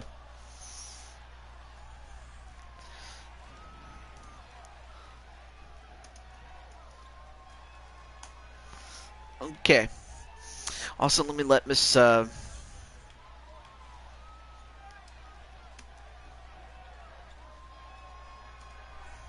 Okay. Juniper, I was wondering if I may sign you to a deal for Blue Toad Wrestling. I'll let you think about that one. And as that happens, there you see Miles Stanley Ward as he takes his the sword from the OG Mighty Morphin Power Rangers, the sword that the Red Ranger almost always has. He almost always has a sword. Most of the other Rangers have other things like axes, a bow, dual daggers, and things like that. But the Red Ranger almost always has a sword. The Power Sword, yeah.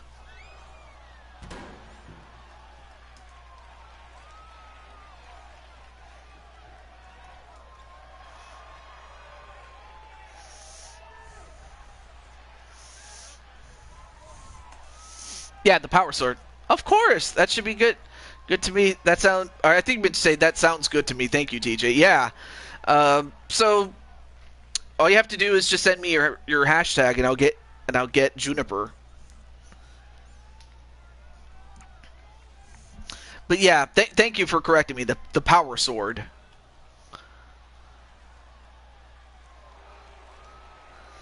And up next is the Bollywood superstar residing in Australia. And of course, he did come off of a loss in a tag team championship match in which he was teaming up with Brandon Cuevas at the time. Oddly enough, he didn't lose the match. He wasn't the one that got put through the table, but to his credit, he put it behind him and is willing to work alongside Wally. Yes, tomorrow we don't get any mail. But yeah, Ram is going to be working alongside Wally, MSW, and Dragonheart. And then, then finally, let me get Mr. Drum Monkey and Joker.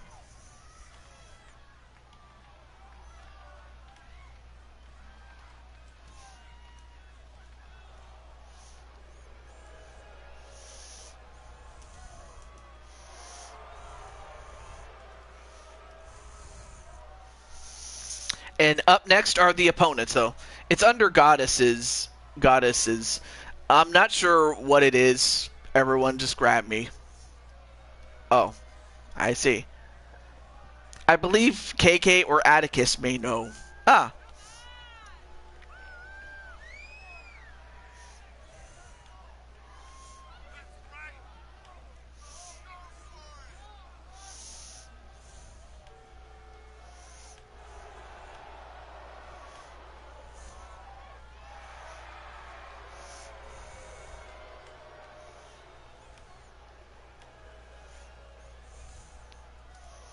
And there you see Count Drakenok, and who knows what goes through that mind. 1 minute he could be very happy, but the next minute he could just be in a trance. Anyway. Oh, okay. Also, hey, what's up? James Nightmare Zero Gamer. How you doing, man?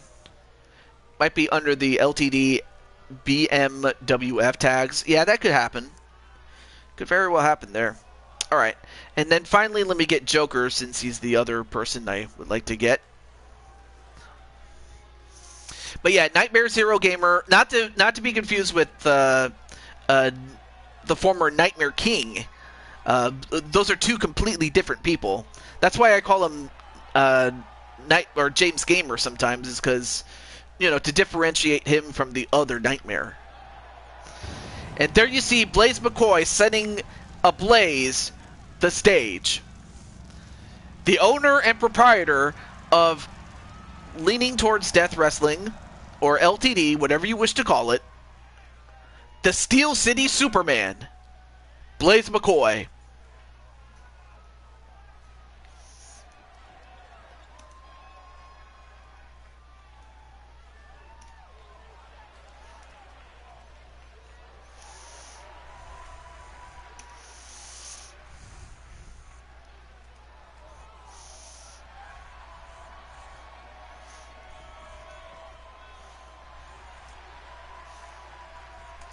Alright, there we go.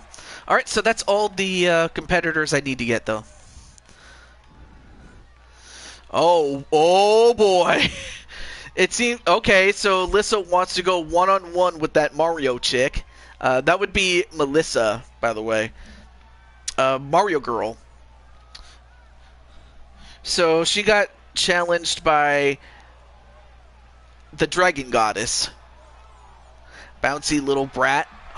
Oh man, I don't know how Melissa is, but I just know that when Melissa is angry, and she doesn't get very angry very often, but if she was angry, she probably would get, she probably would have her face probably would have turned red at some point. But it's probably a good thing she's not here, in the sense that she'll confront you. Not because I'm afraid that she'll hurt you, but because, it could lead to bad things. I know that. But if it's a match you want, it's a match you may have. And that's only because both of you got eliminated in that matchup. But yeah, I will grant you that. And we'll see how Mario Melissa feels about that. But up next, as you see, they are the former tag team champions, the Eliminators. You have the size and the strength and power of Joker, but then you have the cunning and speed and technique of One Drum Monkey. That's why they are such a great team as far as what makes them, tag team champions. And I have a feeling that they will be back in time to get those tag team championships. Right now, they are going to focus on this tournament. Because it is possible that, say, one of them makes it and wins it all. It's possible. And a Hurricane Rana onto Count Drakenok. And a kick right to the back.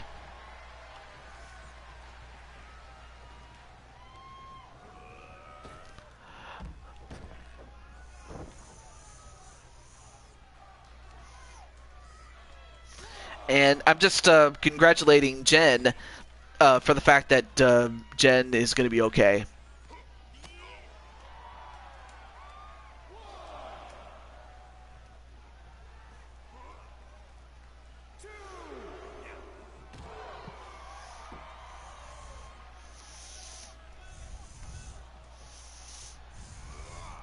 Anyway, my good friend County and Jokes for the win. The rest can cheerlead for all I care.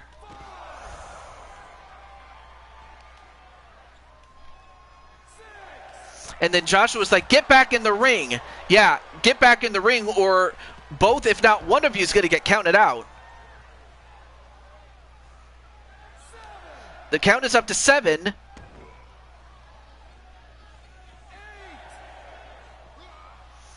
And, oh, no, wait a minute. Powerbomb, a 9. And both men get counted out. Unfortunately, Joshua, he called it, and that both men had to get back in the ring, but unfortunately, both Count Drakenok and Dragonheart both got eliminated. Now we're down to a 3-on-3 match.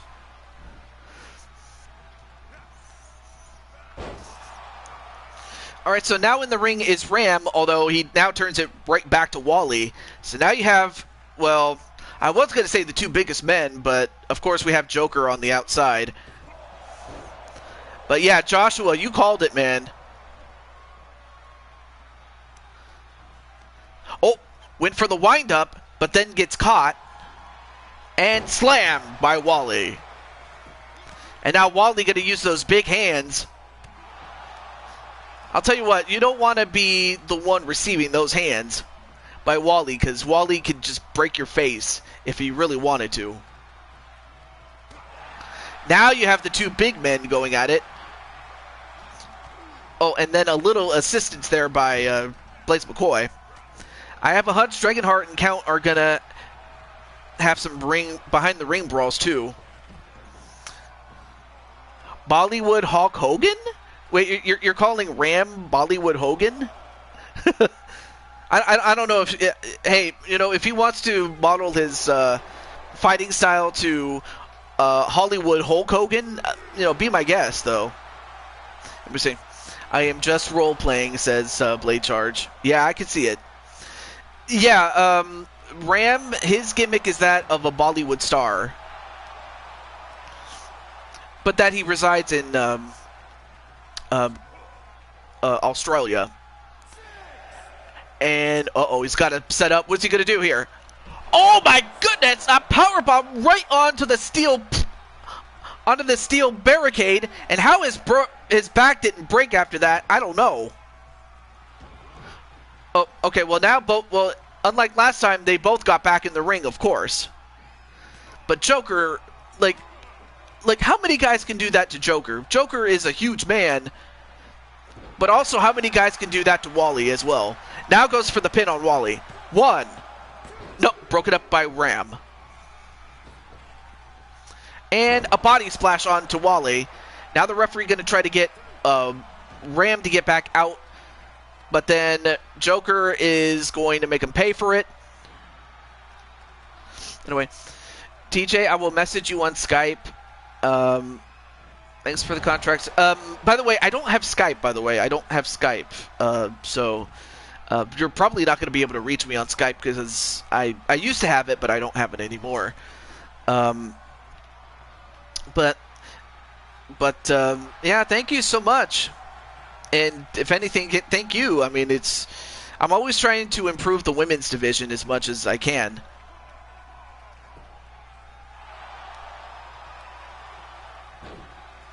Oh, you're in the kids list. Gotcha. Oh, is that so?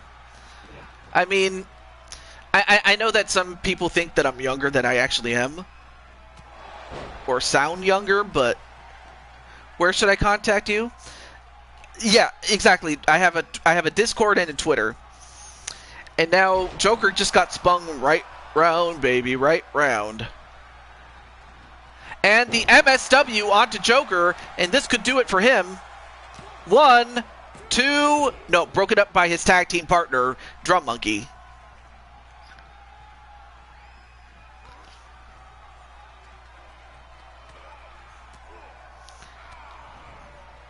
Not kids, she's Thing Tablet LTD.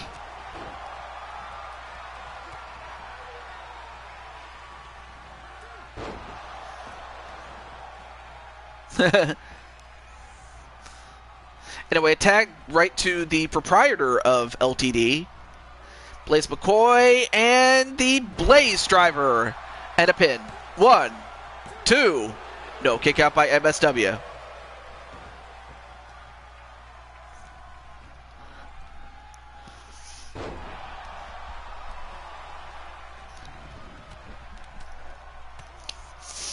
Can't even correct myself.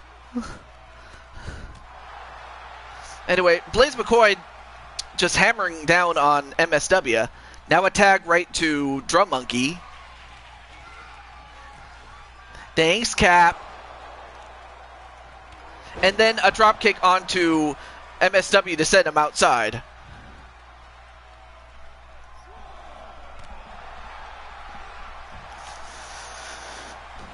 And now both men fighting outside, and they could be risking a count out. But they could also do some damage outside as it is. And, what was it? A hammerlock back suplex is what he hit him with before that. Now the count is up to 5. And, not sure what he calls that move, but the skull-crushing finale. Now the count is up to 8, and now MSW has got to get back in the ring before 10. Why is he going around? Well, never mind, as Drum Monkey, when you when you enter the ring and exit again, that resets the count. And the wrench suplex. The wrenchplex, that's what he calls it. But now the count has been reset. And then an arm wrench into a drop kick. Oh, but then set right into the steps was Drum Monkey. And now going for a couple of gut wrench suplexes. 2. Uh-oh. And a 9. They got to get back inside the ring. And MSW gets counted out. And much to the chagrin of Joshua James, why don't you stay in the ring? Get back in. Yeah, unfortunately, MSW got counted out, and now it's a 3-on-2 in the favor of Blaze McCoy and the Eliminators against Wally and Ram. Well, now what Wally and Ram are going to have to do is try to isolate one of these guys, or try to finish him off. Especially Drum Monkey, as Drum Monkey's been in there for quite a while. The wall banger. And a pin. 1, 2. No, broken up by a Joker. And Ram not scared. He throws him out. And then Wally just pounds away on Blaze McCoy just because. Oh, now, wait a minute. Wally, he's setting him up for the spear. But now he's got to go for the cover while everybody else is down. Or, wait, maybe he wants to make sure that Drum Monkey's down for good. He's got him up. Another wallbanger and a pin. 1, 2. Oh, and kicked out. Oh, my goodness. How did he kick out of that? Oh, went for a forearm drop, but then ended up forearming the canvas, and now he's caught in the monkey wrench. He's got the monkey wrench on him. Oh, but yeah, Wally just too strong at this point and too fresh. Much too fresh. And clothesline on the top rope. But yeah, after this match, we will have Joshua James take on Justin Cruz in a grudge match. But then Wally gets a hold of Blaze McCoy and drops him headfirst onto the top turnbuckle. Now turns it back over to Ram. And then a spear by Ram of his own and a pin. 1, 2, nope, broken up immediately by Joker. Now Ram a little bit more cautious, knowing full well that he is outnumbered. And then Joshua was like, "You're not getting away from me, Cruz." Although, wait a minute, I believe Joker tagged himself in.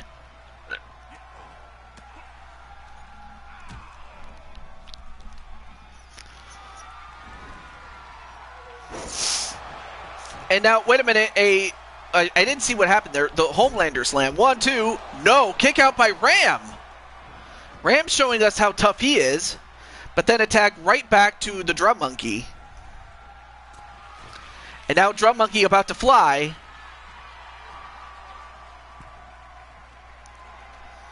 And Drum Monkey double axe handle. Now goes up to the top rope again. Is he going to set up for another one? And, well, he went for a leaping kick, but he missed. But is he Ram tough? Well, we'll find out, especially as he gets a tag in by... Oh, no. Oh! A back suplex into a stomp combination. Although this might put him away. The LTD. 1. No, broken up immediately by Wally. And Wally, as good as he is, he knows that to go up against 3 men by himself would be, the odds would be against him. Pun intended for against all odds. But then Ram, a leg drop. Now goes for the pin immediately. 1, 2, and, well, I'm surprised Joker didn't try to save him there. But I guess he thought that Blaze was going to be okay, and he was. But that was a risk there, because had he not kicked out, that would have made it a 2-on-2 match. And another elbow drop. But then Wally has to get right back to his corner if Ram needs to tag out.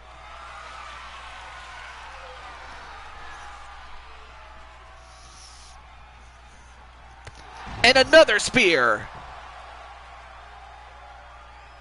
And Ram, I'm surprised he didn't go for the cover right away. Now he does. 1. Nope, broken up by Joker again.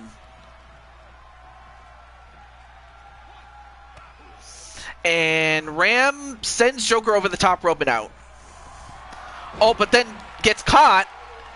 And he turns him over, and he's got the sharpshooter. Ram in trouble. But then lets it go. I guess he probably might have passed out, I guess? I'm not sure. One. Nope, saved again by Wally. But then Wally gets thrown out. And now a tag back to Joker.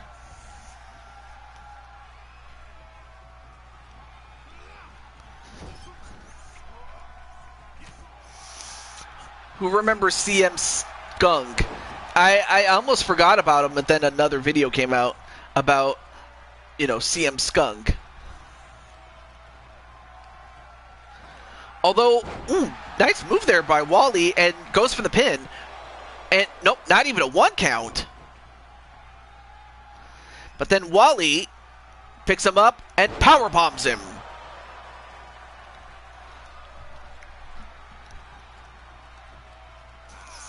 And another lifted, flatliner. Now goes up to the top rope. Oh, but then shoved off by Drum Monkey.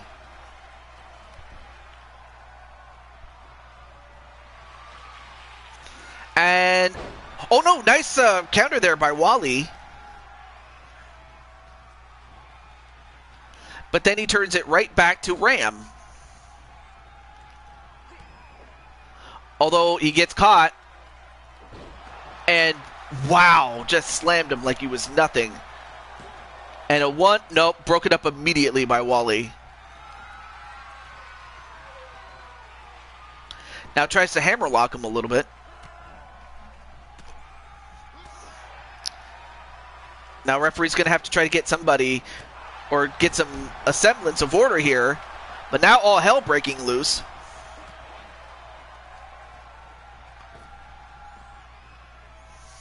But at the least they keep Joker in their corner. But Ram is too busy taunting that he didn't see Joker tag out. And now the Drum Monkey coming in, and he might just make him pay for it.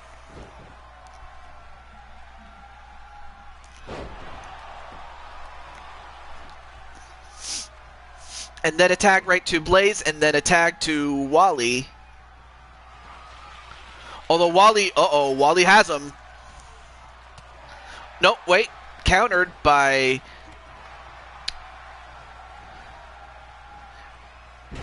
Blaze, and then a belly-to-belly suplex to Blaze McCoy. And now, wait a minute, he's going for the walls of Wally. The walls of Wally, but broken up by Drum Monkey, and then a pin. 1, 2. Ooh, kick out by Blaze McCoy. That was so close. But then Ram gets thrown over the top rope. Goes off the ropes. And the Wally bomb. And then pulls him away from the ropes, I suspect, to keep. And once again goes for the walls of Wally again. But again, broken up by Joker.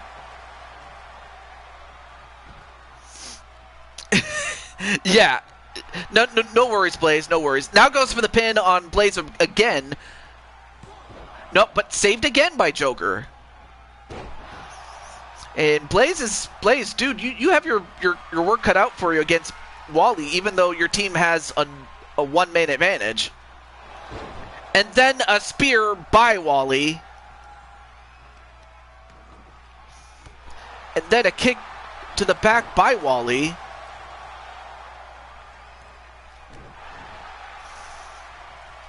Then turns it right back to Ram. And Ram is going to pin him. 1. Nope, broken up again by Joker.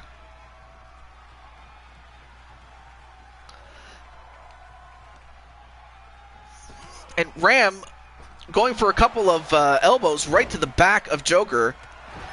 I guess that'll take out Joker for the moment. Oh, now he's going for the legs. And of course his legs are you know, he still has those lingering injuries from when he used to play football. Well, in his younger days, that is. Uh-oh, now he's got him on top. He's got him for the wall banger and a pin. 1, 2, 3, and he's got it. And Blaze has been eliminated. Now we're down to a 2-on-2 match. But now it's down to the Eliminators and the team of Wally and Ram. And hopefully we'll get a word with Blaze in just a moment. But right now, Drum Monkey is going to make Wally pay by stomping on his hand. Oh, but then Wally, or sorry, not Wally, Drum. It's time for an Eliminator beer. Of course you would. No, I get on that last part there. Anyway, and then Captain's like, "What's up, Blaze?" So each team has a giant and a guy that can work, and now a tag right to Ram. But then Ram, well, got rammed. But then a tag right back to the monkey.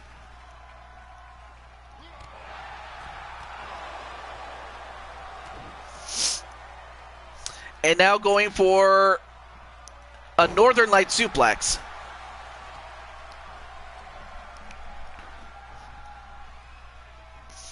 And oh, and a shoulder breaker though onto the Ram. But then Ram just got kicked into his I guess you could say the monkey just kicked him in the horns. Oh, but then attack right back. I guess they want to keep the animals fighting, you know, because you have Ram, who's a ram, and then Drum Monkey's a monkey. But you know, not like that, but you know what I mean.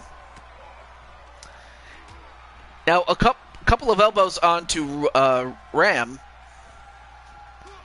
But then Ram just decides to do the same thing to him.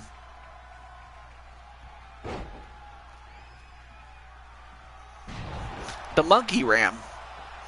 Now that would be something though. Oh, yeah, he turns it over to Wally.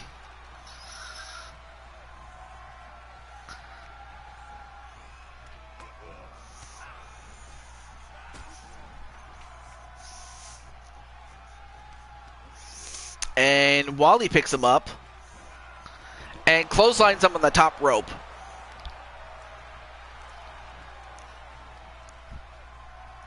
And then Wally, look at the strength of Wally, and he's picking up Drum Monkey, who's not exactly a small man. It's just that Wally's just that damn big. And how Wally also has the agility to do a backflip is pretty much beyond me. Now going for the walls of Wally again.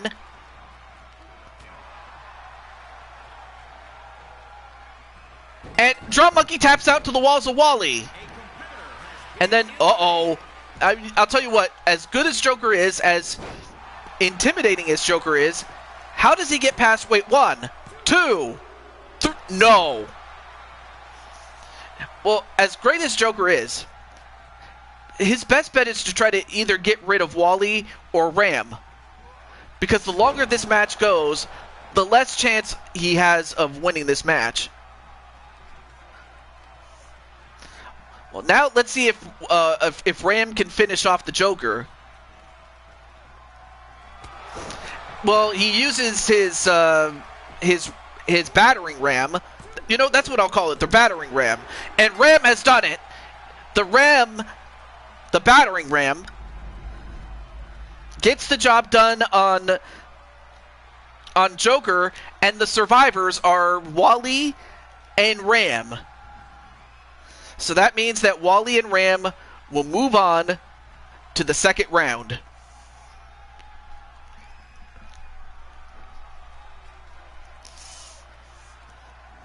And right there, I thought that was it for Ram had he not been saved.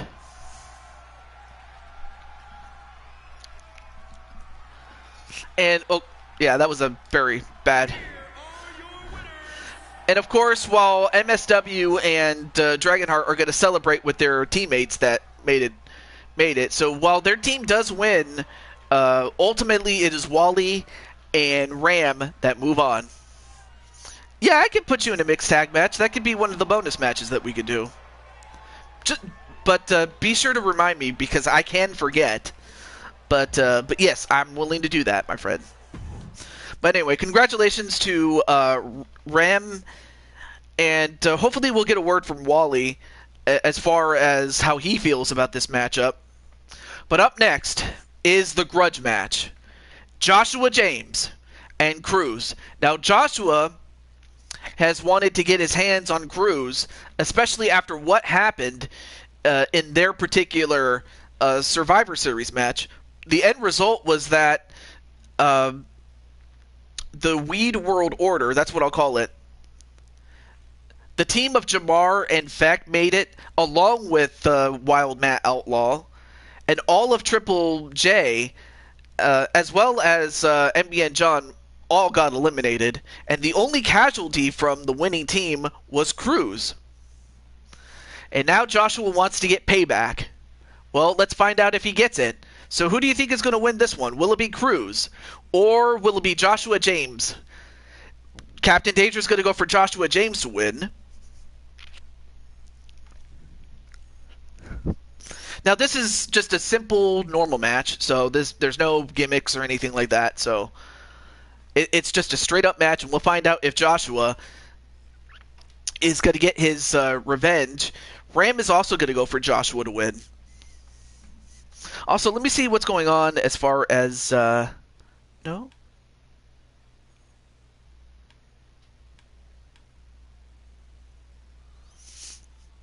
Hold on, let me catch up on...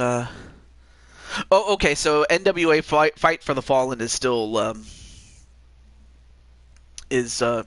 has completed, but there you have it, though.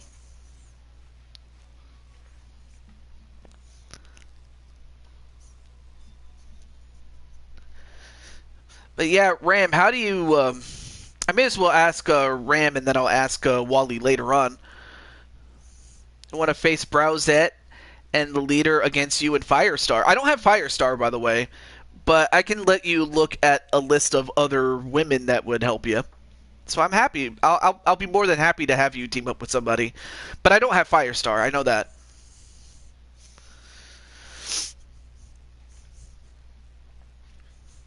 I mean, it would be something for Joshua to get a measure of revenge and then work his way up. I would like to, you know... I mean, so Joshua, I may as well ask, like, what would you like to do, you know, and that's presuming that you do beat Cruz in this matchup. I'll let you think about that one.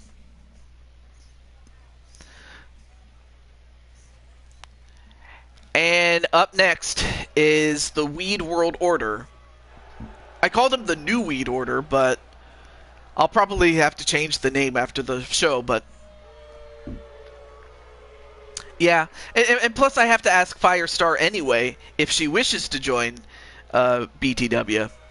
So, yeah, I haven't asked her and she hasn't asked to join, but I'm not against it. It's just that, you know, I can't, yeah, pretty much. I think you pretty much get the point there.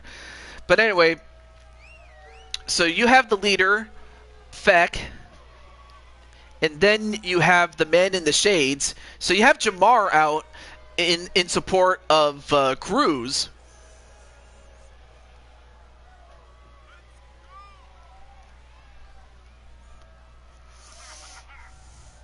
And I'll tell you one thing. Feck, in many ways than one, is a bad man.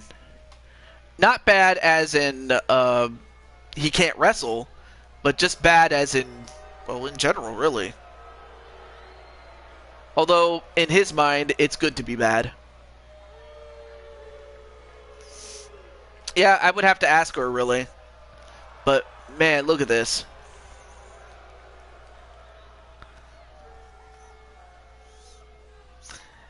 The NWO says your ass is grass. Well, of course, you would come up with that against all odds. I'm surprised your name isn't Against All Odds 420. I'm surprised, though. I'd just be glad to finally have Cruz out of my way. Oh, wow.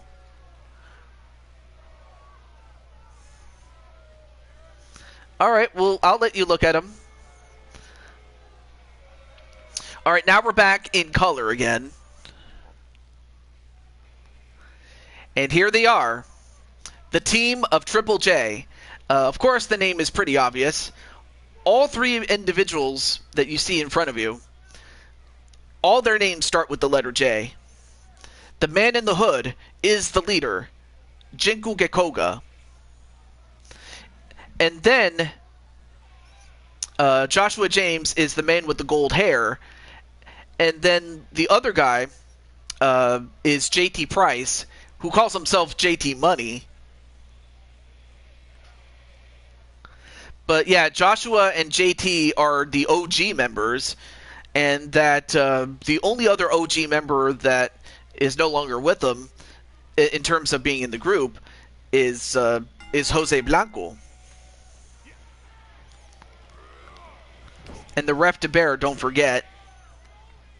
Also, hello to Treyarch 2008. Yay! So, well, first of all, congratulations, Wally, on your win. But how do you feel about advancing along with Ram? I want to get your thoughts on it. And while you do that, let's get back to this matchup. A couple of elbows right to the side of the head of Joshua, and then Joshua gets spun right round, and he gets taken down. Now goes up to the top, and then a Hurricane Rana. And then, ooh, nice backflip and a pin already. One, no. Gonna have to do more than that to beat Joshua, that's for sure. And Joshua got out of the way. Now off the ropes. And a Hurricane Rana of his own.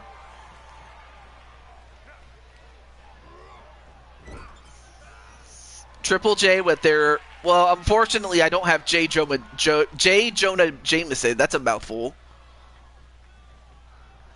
And now, wait a minute. Wait, Joshua, what are you doing? Hulk likes wins. He's a simple man. And, whoa! What a move there by Joshua to go coast to coast, though. Though he might have hurt himself just as badly as he hurt Cruz. Looks like a musketeer bar. Wait, a three musketeer bar? I mean, I like the candy. Joshua, what do you think? Well, actually, I don't know if Joshua can answer simply because he's in the ring right now, but I definitely like the Three Musketeers bar. They're good. Yeah, I'm cool with it, Atticus Black-san. And a rope break in the favor of Joshua-san as his foot was nearby the ropes. Whoa, nice shooting star press. All but too close to the ropes again. So yeah, I agree to do the match.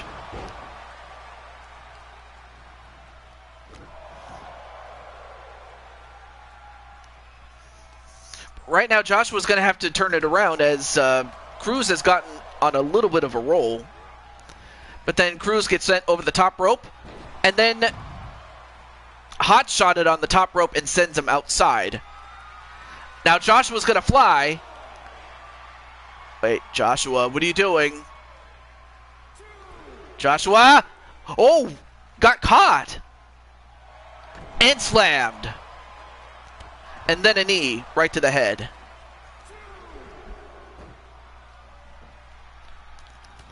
Oh, an elbow right to the head, and that might have busted open Joshua.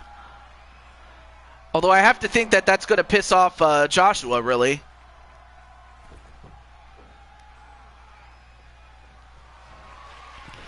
And now Cruz going up to the top. Oh, but this time gets the knees instead. And now Joshua just going to go on adrenaline at this point.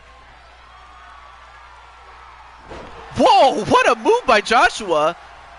The blonde arrow, that's what I'll call that. 1, 2, no. Kick out by Justin Cruz, but But he's got to stay on him. Oh, wow. A wheelbarrow slam. I'm just as angry. And he hits the blonde arrow again. Will it take 2 to do it? 1, 2, 3. It's over. Joshua James gets the win. Double J gets the win on behalf of Triple J. It took 2 blonde arrows.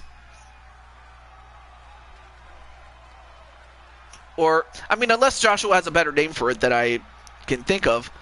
Oh, the Spyro Tap? Yeah, I could call it the Spiral Tap. But well, I guess we'll have to ask Joshua, like, what he would call that move. And that's me out of character. But in the meantime, back in character now, as Joshua does in fact get revenge as he gets what he wanted. He wanted to get a measure, and he got it. Of course, he'll have to clean up in between his eyes. Okay, the Spiral Tap.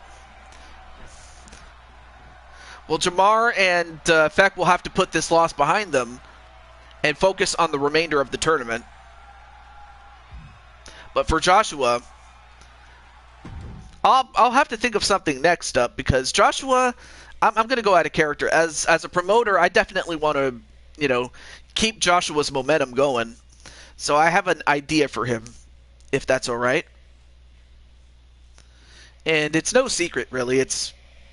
I definitely want to build up Joshua to be a championship caliber opponent for anybody, or a champion. Anyway, let's get on with our next match, though. And this match will feature Against All Odds girl, Lioness, who is teaming up with the remainder of Ruby. And the reason for this is because Yang Xiaolong became the queen of the ring. So as a result, Yang is not with them.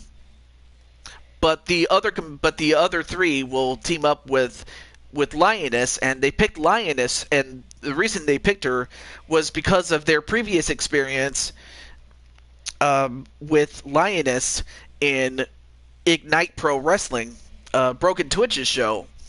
So the fact that they have an understanding of one another is why they picked Lioness to be their partner. And then on the other side, with a Bullet Club of Mix, though. After all, I need to build up. Okay, then I have an idea for you, Joshua. I'll look at what division you're in, and slowly but surely have you face off against each opponent that is higher ranked than you are, and this continues until you become the number 1 contender. So that's what I'm going to do for your matches until something comes along. All right, so we have Lioness, and then of course we have the team of Ladybug, which is Clinton's best friend. Then you have Misha Ramji, who is, of course, the sister of Ram. And then, of course, you have Patty Chase. And last but certainly not least, Mabu Speranza Danzi, who is showing off a new outfit that she has. And PPF is going to go for Lioness's team to win.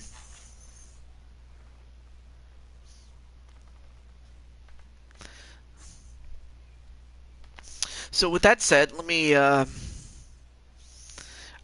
believe Against All Odds is in this match, or watching this. As for... let me let Ram know, and Patty, and Speranza.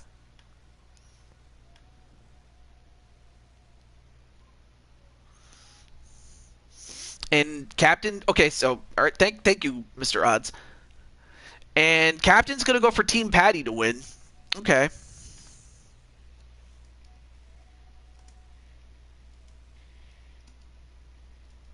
I'm just letting Ram know that his sis is up next. Yeah, that's Ram's sister, Misha Ramji, in the in the traditional garb that you would see in India.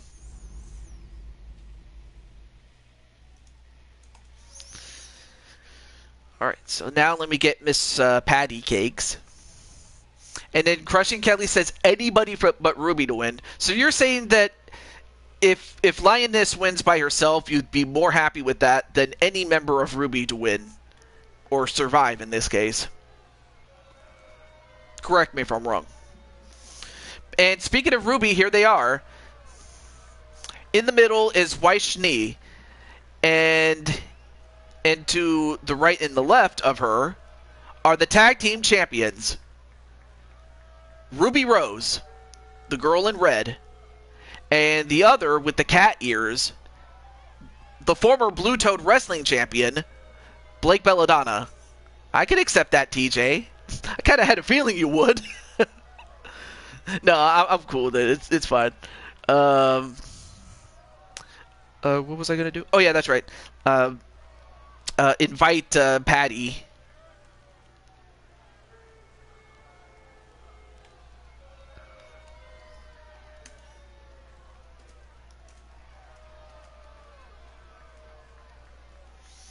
Now, of course, Patty is coming off of a loss to Lady Danger, in which she won a #1 contender match to do it. But we'll see how she does in this match.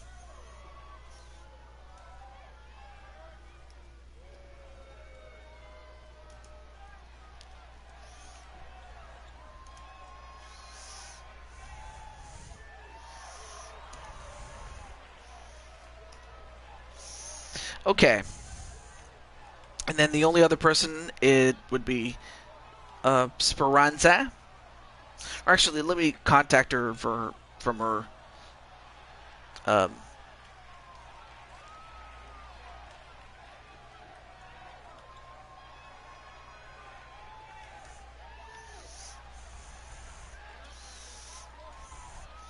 And there she is, Lioness. Now, of course, she already made her debut in the previous, or rather in the, what is it? The not last Super Show, but the Super Show before that, Clash of Champions, and it was in part 1 of Clash of Champions, or day 1 of Clash of Champions, that Lioness was involved in the main event. And while she didn't win that match, she looked really good in that match. I will say that.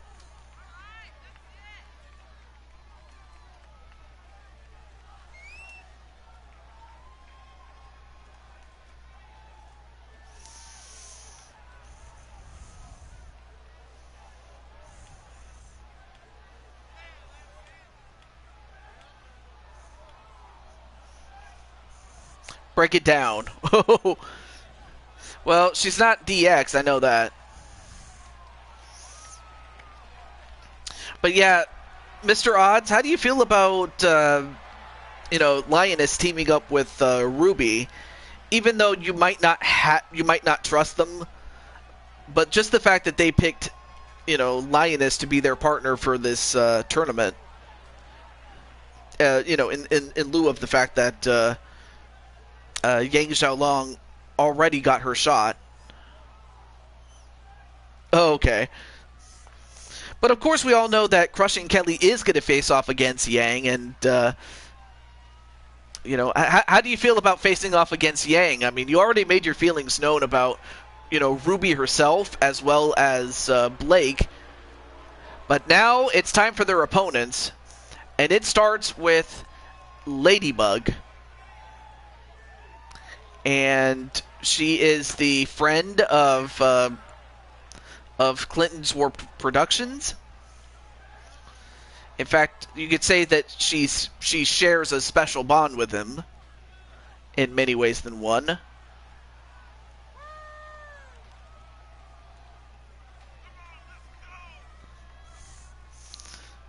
I respect Yang's abilities. I have a feeling it's only because she's associated with Ruby that you might have a problem with her. And I still remember that classic Falls Count Anywhere match in which it ended up in the crowd, and you won that match fur cow for the win. You're calling her a fur cow? I thought she was a dog.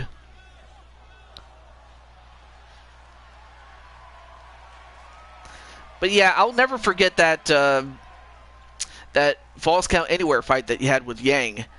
And if that match was any indication, I have a feeling that the rematch is going to be awesome. I'm looking forward to it.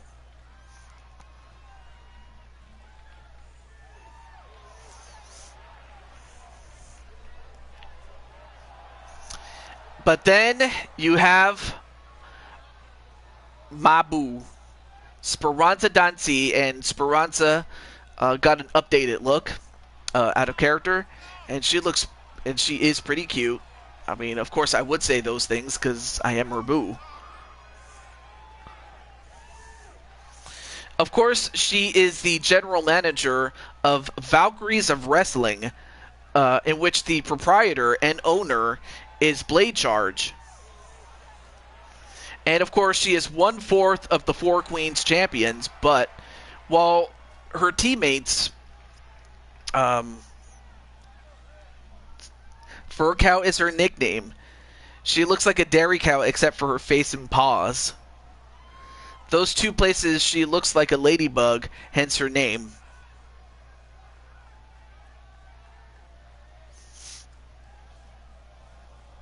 Well, I usually don't mess with my faction much, if at all.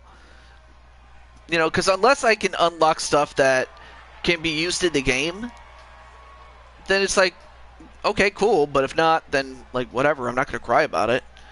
Anyway, here is the sister of Ram. We saw Ram, but now I give you his sister, Misha Ramji.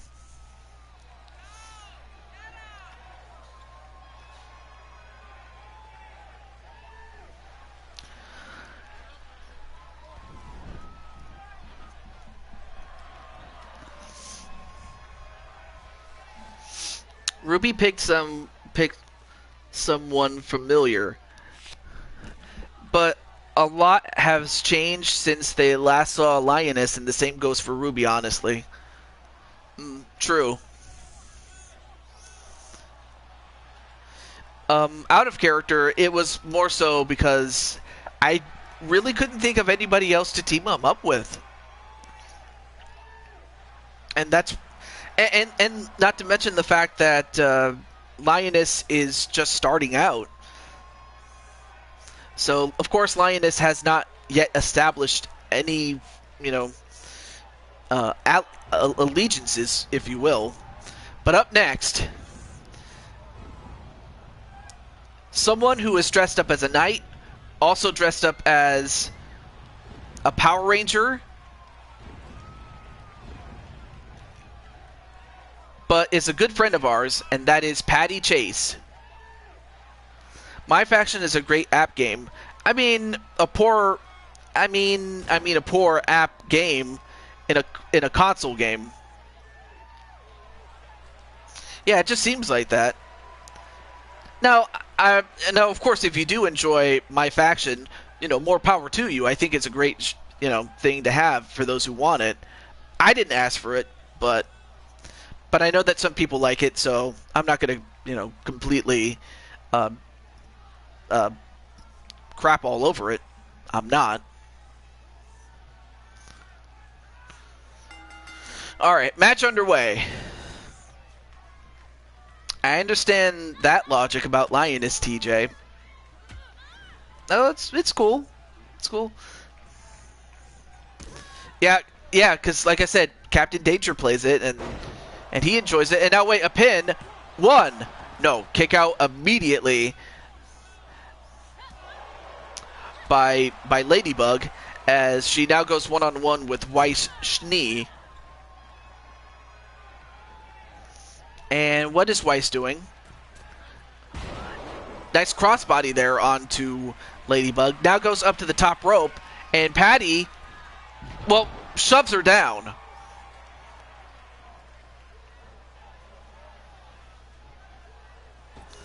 Goes off the ropes, and, well, that was a miss. And a knife edge chop, and now, whoa! I had no idea that Ladybug could do that.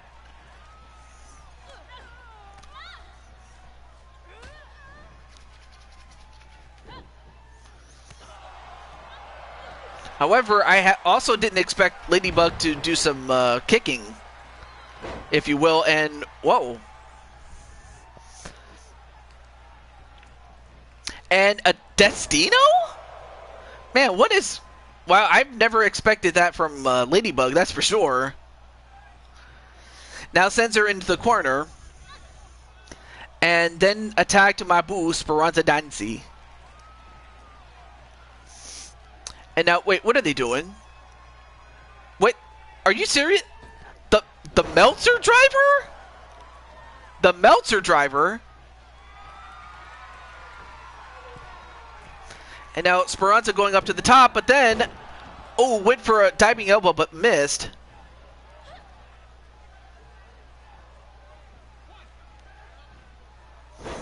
But then a capture suplex onto Speranza.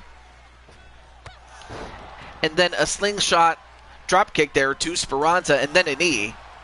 Thank you. Bye, TJ. Thank you for the match. Not a problem. It was a pleasure to have it with you, my friend. And now Speranza tags in Misha Ramji. If you play my faction and it's fine, more power to you. It isn't my thing. It feels very apt game-like. Plus, I like making jokes and trying to be funny.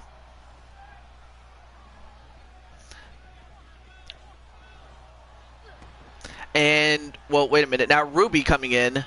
And again, we all know the heat that Crushing Kelly and Ruby have.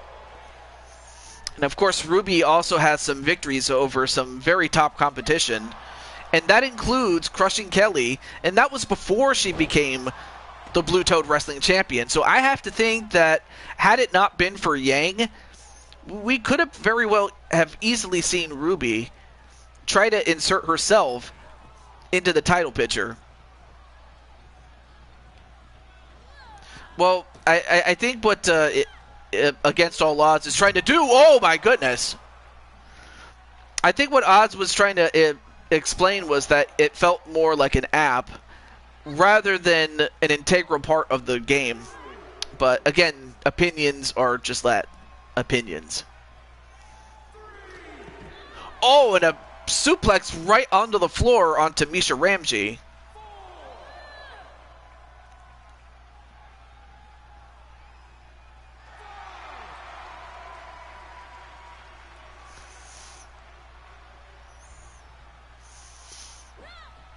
And, whoa! And I did not expect the Ice Queen to just fly like that. Man, what moves these women are doing?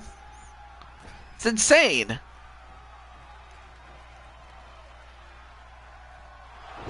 And, well, Misha using a page out of her brother's book, Ramish. But then takes down Lioness. And a tag right back to Ladybug. And if I'm not mistaken, I believe Weiss has been in the ring longer than anyone. That's what WWE Supercard is, plus that connects to my faction. And I'm not sure what Ladybug is trying to do. Okay, well now finally goes for the cover. 1, 2, no, broken up by Ruby.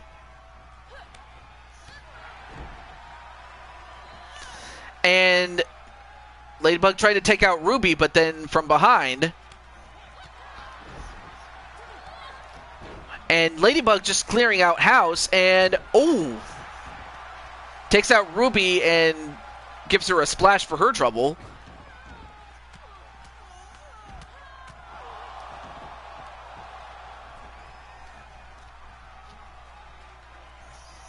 And now, wait, what's she doing? Oh!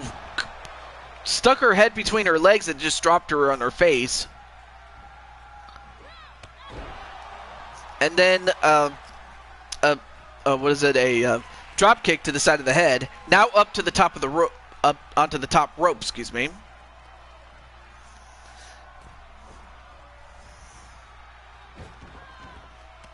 Yeah, Well, one thing that my faction does do, it's not just a card game. It connects the, in-ring action of this game, in addition to the card style game, in terms of like the stats and things like that. So it's kind of like Ultimate Team, as far as the NFL game or the Madden series is concerned, because they have a mode like that.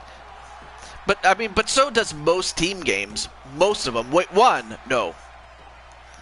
But yeah, I've noticed that most team games have that mode.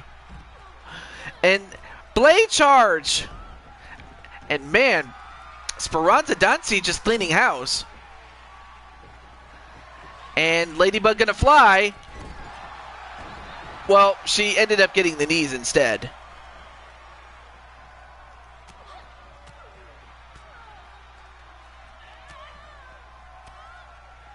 And a suplex onto Ladybug. But yeah, how's it going, Blade Charge?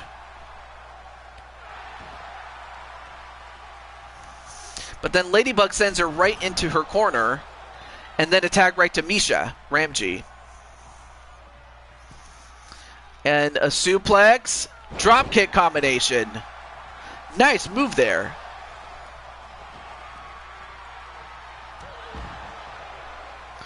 And meanwhile, Speranza and Ruby are fighting each other.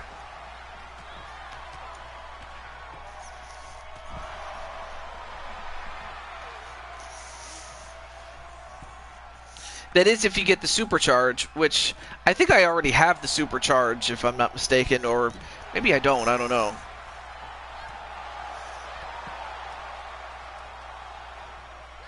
But meanwhile, there's just a lot of action on the outside.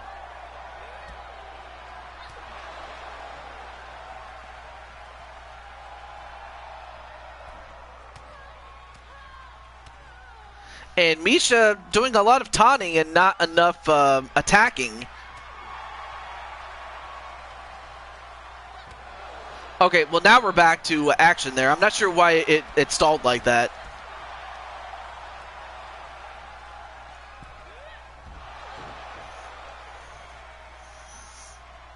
Anyway, now back to Weiss and a suplex to Weiss.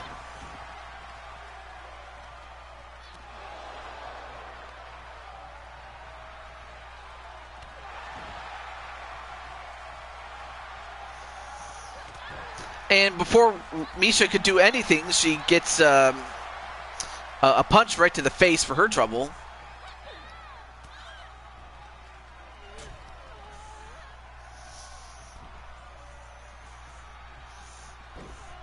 And a backbreaker, neckbreaker combination.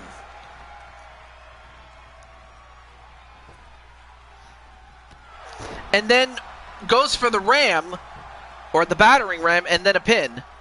One, no, a kick out by Weiss.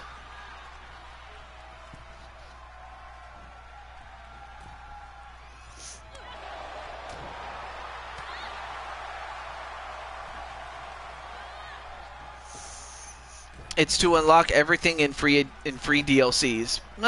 Okay.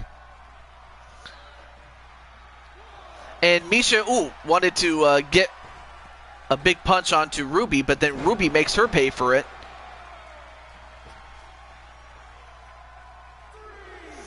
However, it is Weiss that is outside who is being counted. And now, wait a minute. Misha going right after Ruby. And in fact, she's clubbing away on her.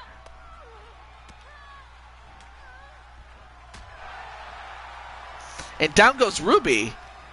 I'll tell you one thing. I've never seen this side of Misha Ramji before.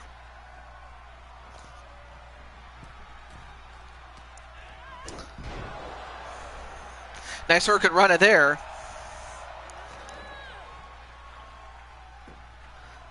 Technoblade passed away due to cancer. I've never heard of Technoblade, but, well, fortunately, my condolences go to his family. But now in for the first time in this matchup is Lioness, and let's see what she does here. Well, nope, broken up immediately by Speranza Danzi. And unfortunately, Speranza, a pump handle fall-away slam onto Speranza. I honestly didn't teach her that move. Well, she had to have gotten it from somebody. And Speranza thrown over the top rope, but now, wait a minute, Misha. Brainbuster. And a pin. 1, 2. Ooh, that would have been something if Lioness was the first one out. That would have been something, though. I don't know if Against All Odds would have liked it. Now attack right to Ladybug.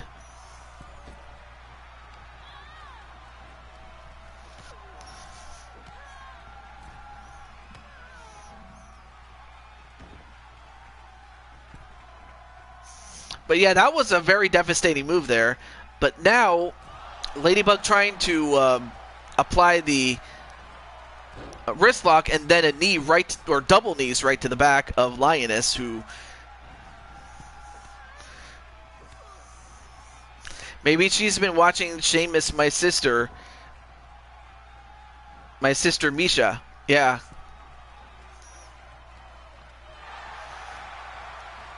If it happened, it's 2K22. It is what it is. Yeah, but unfortunately, I've known some people that take it way too seriously and treat it as if it's a real thing when it's really, in the grand scheme of things, a game. All right, now Ladybug going up to the top rope to fly like the Ladybug that she is, although she gets caught by Lioness as Lioness pounced on it. You know, like the Lioness that she is. But then Lioness gets kicked in the stomach and then right to the head.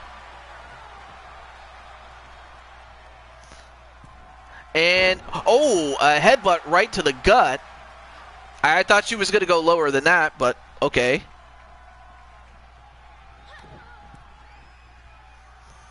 And then a Moonlight Drive. Anyway, a quick tag right to Weiss knee. And then, wow, nice diving reverse elbow. And then a Hurricane Rana into a couple of punches. Bollywood Irish, I guess? Maybe, I don't know.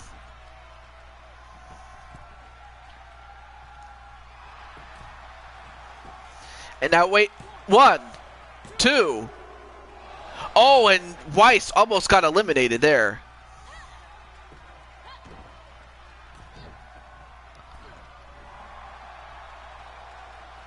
Who knows danger?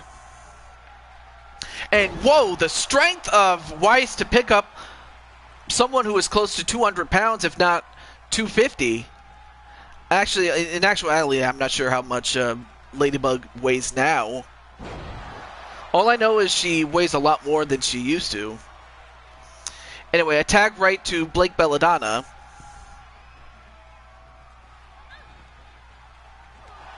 Oh, and then a jumping kick, and if the kick didn't get her, the smell did. And then broke it up by Misha Ramji. 200, okay. Yeah, because she was much lighter than she is now. And then Misha gets thrown over the top rope. Then attack right back to Weiss.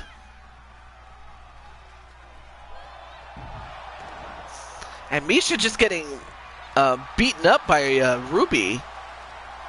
And now Lioness is going to, continue to beat up Misha Ramji some more. A super kick into a German suplex in a pin. 1, 2. Ladybug was 200 in 2K19, but looked smaller. No, she was always 208. It's just the old game mechanics do not require the character show it. If you remember on BMWF, Alec was 660 and skinny.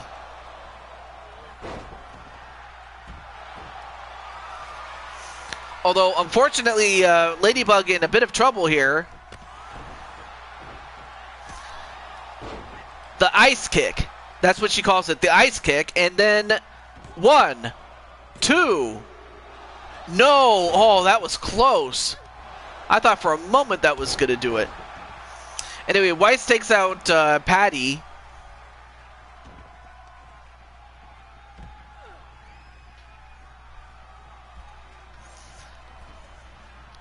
But now Ladybug in trouble in the wrong part of town.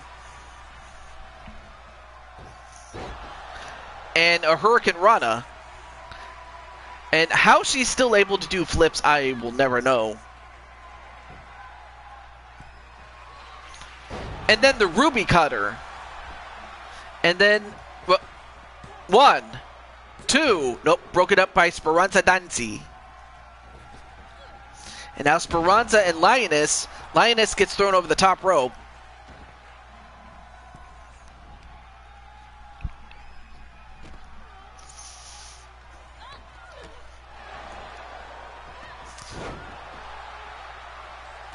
And what an epic battle this is. I mean, not one person eliminated, but I have to think that whoever gets eliminated first will have a disadvantage, although not sure what the hell that was all about there, Ruby.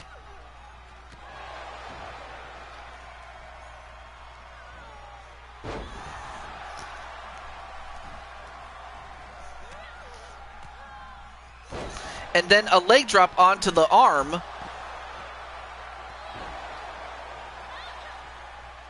And then attack right to Weiss, and there's so much action on the outside, on the left side of your screen. Although Weiss is going to go for another ice kick. Oh, missed it. I can buy off of that, Clinton. I kind of modeled her on Samoa Joe. Yeah, no, I can see it. Now that you mention it. And then attack right back to Misha. And then another battering ram. 1, 2. Nope, broken up by Ruby.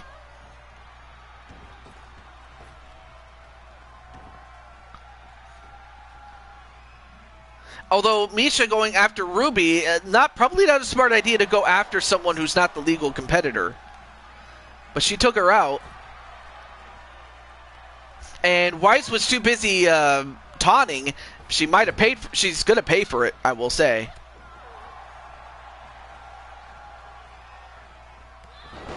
And then a drop kick.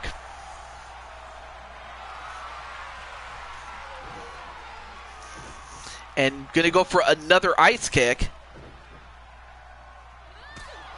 And gets it flush this time. 1, 2. Nope, broke it up again by Speranza Dancy. Speranza, ultimate team player here. Although now going for a crossface, and that's enough to beat Misha Ramji. Now it's the team of Ruby and Lioness that's at an advantage this time around.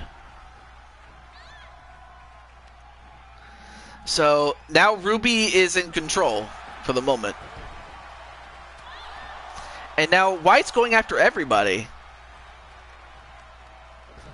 Although Speranza makes her pay for that. Now attack to Ladybug. Although, wait. What is it? I forgot the name of the move. The Styles Clash, that's it. And Speranza sent over the top rope again. Yeah, I just couldn't think of the name right off the bat. Anyway, attack right to Blake Belladonna.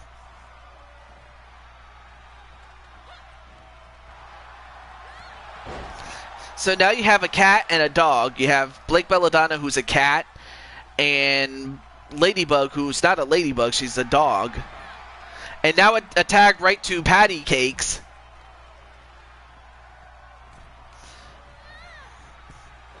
I mean, it's not over though. I mean, we did see somebody make a comeback off of a 2-4 deficit, so it's not out of the question. And then a neckbreaker onto Ladybug, and then a knee drop. Although the legal competitors are Blake and Patty, and then Patty just got sent into the steps.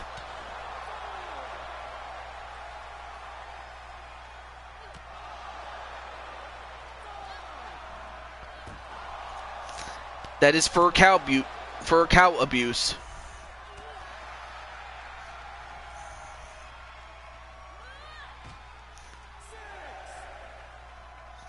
And now Patty gonna make her pay. A suplex right on the floor.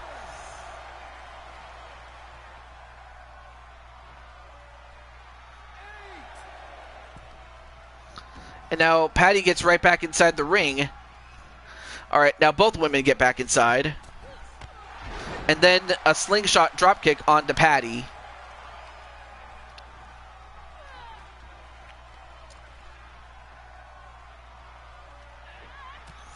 And speaking of fur cow abuse, a sunset flip powerbomb onto Ladybug.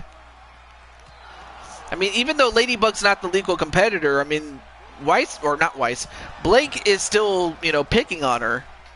And, Blake paid the price with that one, with that T-bone suplex. And then a fisherman's buster. Then picks up Blake and then just tosses her like a sack of potatoes.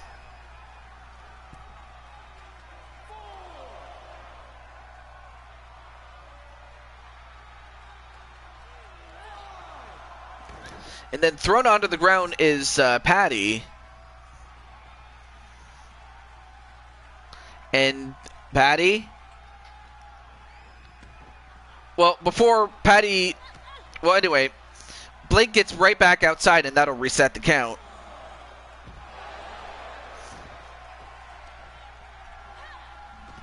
Oh, and a knee right to the... Anyway, Speranza is tired of this tossing. I can see. And then a neck breaker onto Patty again. I'll tell you one thing. Blake always targets something and just goes right after it, though. I remember, I did, and it was 2K19. Yeah, I can remember that. Belly to belly.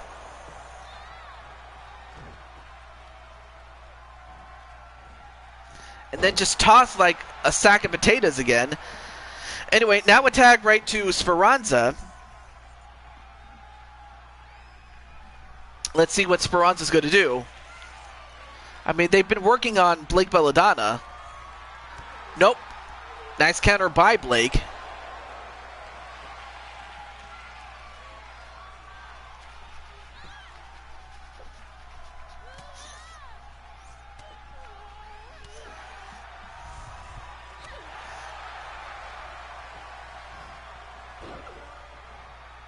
Well, the thing is, let's not forget that I do have, tomorrow off. And if worse comes to worse, I might just do a part 2 in the morning. And that's if worse comes to worse.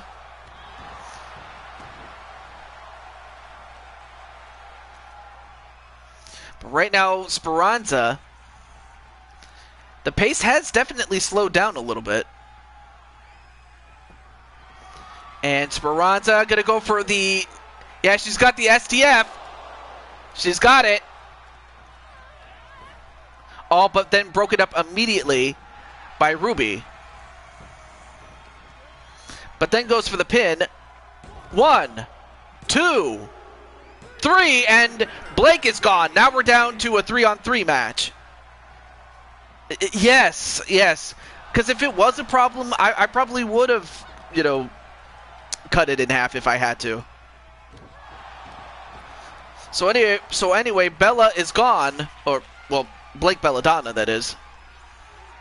So now it's a 3-on-3 with Weiss and Ruby and Lioness.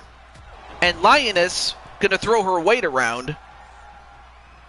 Of course, Lioness may be the biggest on her team, but the biggest on the other team is Patty Chase. So I'm going to be interested to see when the two big bulls go at each other. But right now, Speranza's not scared. I have to work to... Well, that's... Yeah. Of course, I understand that not everybody has Independence Day off, which is a real shame because... I mean, I did work for a few companies in which I didn't get that day off. Wait, 1, 2. Oh, but now we got the big bulls coming in. Now you have the two powerhouses. But it looks like Patty's going to go up to the top. Elbow drop right to the back of Lioness. And now a pin. 1, 2. No, just a 1.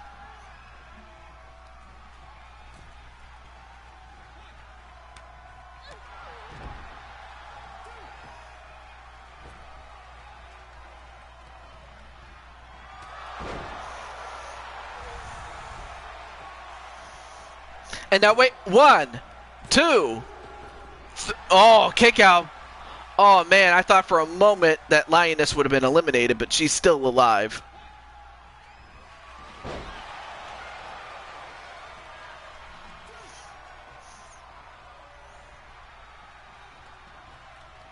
Oh, I see.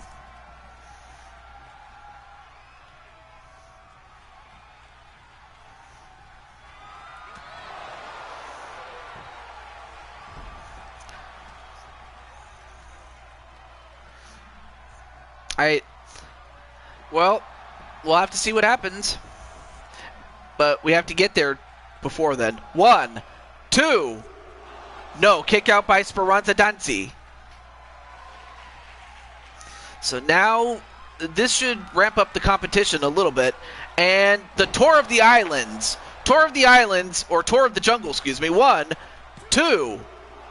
And kick out by Speranza. No, it was the other way around, but now it's a 3-on-3 now. All right, well, Lioness turns it over to Ruby herself.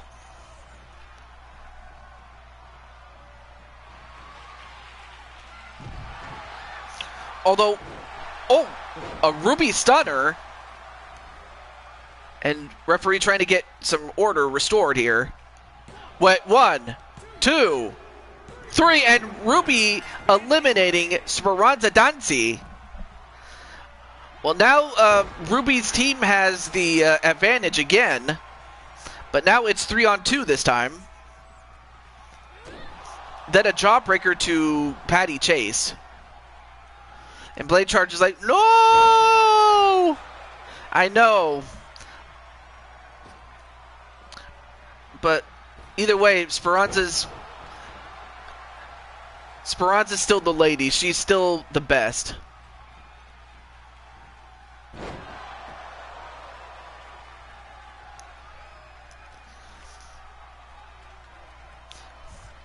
But I have a feeling that Patty's going to want to have to say something about that.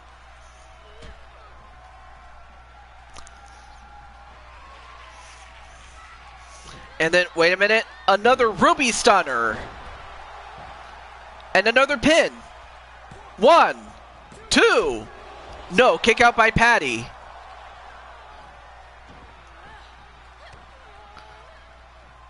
And then a twist of fate. Uh-oh, Patty in a lot of trouble.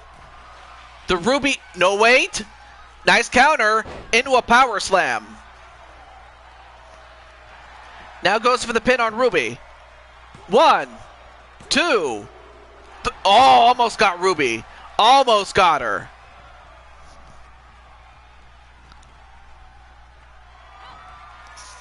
Although Patty, she has her up. No wait. Countered. Into a sunset flip. 1, 2. No, kick out.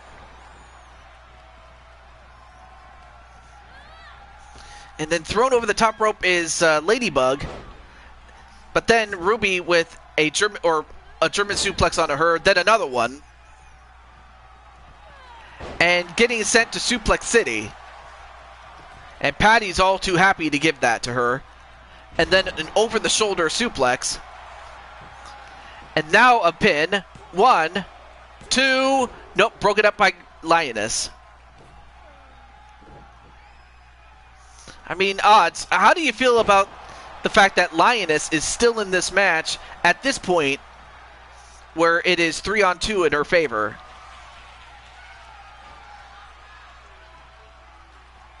A powerbomb. And another one. And another one. Might have just powerbombed her to death here. 1, 2, 3. No! What is Ruby made out of, man? There were several times I thought Ruby had it lost there.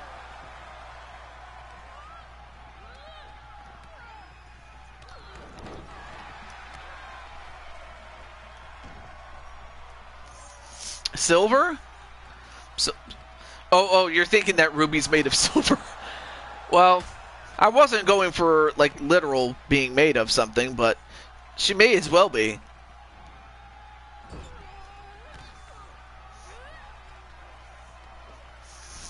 And now Ruby, what's Ruby going to do here? Whoa, nice Hurricane Rana from off the top rope. Rooster Teeth. Yeah, no, I get the joke there. Oh, but then Ruby gets the knees for her trouble. And another Ruby stunner. No, don't be sad, Cat Jose. 1, 2. No, Cat. Or as quick as the Cat, Patty kicks out. I mean, really, the only Cat that's in this match is Lioness.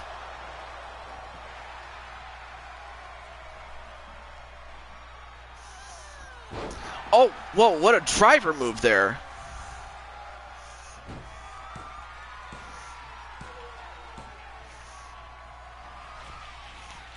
And, oh, wait, went for the Ruby Cutter again, only to get slammed again with that power slam. And then a spear onto Ruby. And 1, 2. Oh, broken up by Weiss. Don't forget, too, TJ, you forgot to send me the list of women. Oh, well, I was actually gonna. Oh, well, let's see. You can team up with, say, Patty. You could team up with Ladybug, Lioness. I mean, you could team up with who else would team with you? With 2K22, I'm kind of surprised, honestly. I thought we'd see a bug by now, but I'm happy Lioness is still in it. And speaking of a bug, now you have Ladybug.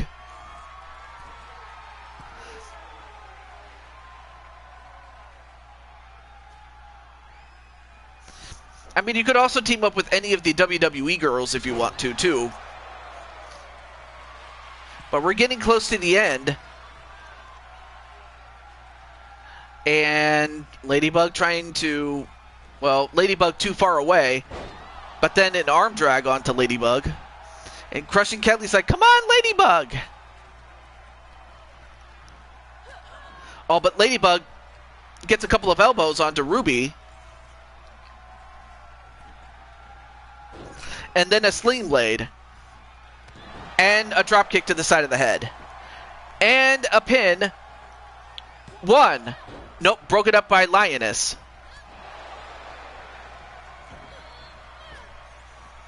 But then Lioness gets thrown over the top rope. Gotta go, TJ. Have a great stream. Fight for cow fight. Although the what was it called? The Ladybug Destroyer won. No, the Fur Cow Destroyer. That's what I'll call it. But it broken up immediately, though. And now Ladybug takes out Lioness for the moment. Now the referee trying to get Lioness back into her corner.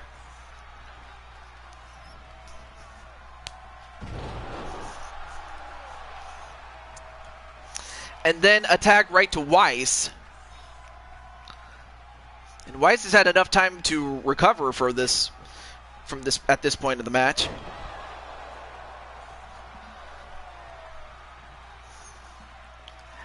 And then attack right back to Lioness, and I think they're trying to save Lioness for the end point of this matchup. And then a tour of the jungle once more onto Ladybug. 1, 2, no, big save by Patty. And that was a critical save there. Then Patty sent into the corner, but then Lioness goes right after Ladybug. But then Lioness turns her attention back to Patty and kicks her in her leg.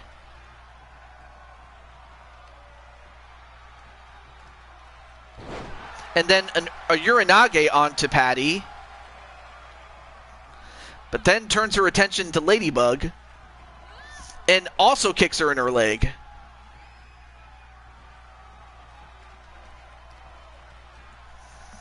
And another Uranage.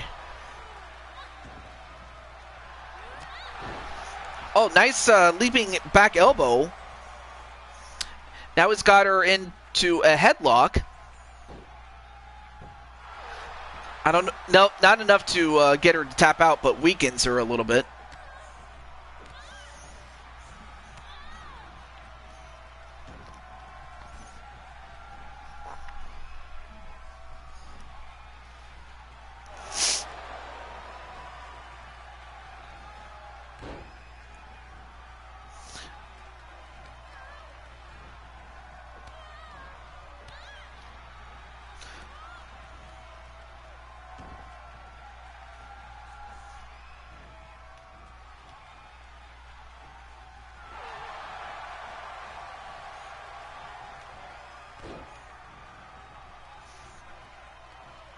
All right. Anyway, sorry about that. I was trying to rest my voice a little bit. Now back in the ring is Patty, and but then Patty sent into the neutral corner.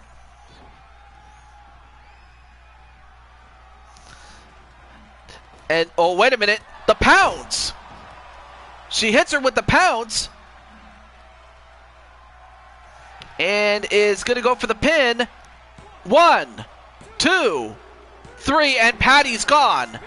And now it all comes down to the self-proclaimed, or the or rather the, the named fur cow known as Ladybug.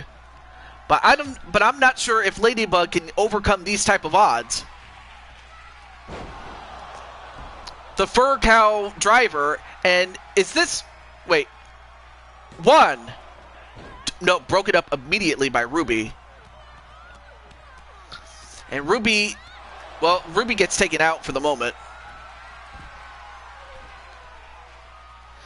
Yeah, I'm wondering that too. Anyway, nice Ladybug splash and a pin. 1, 2, no. Oh, broken up immediately by Weiss-Schnee.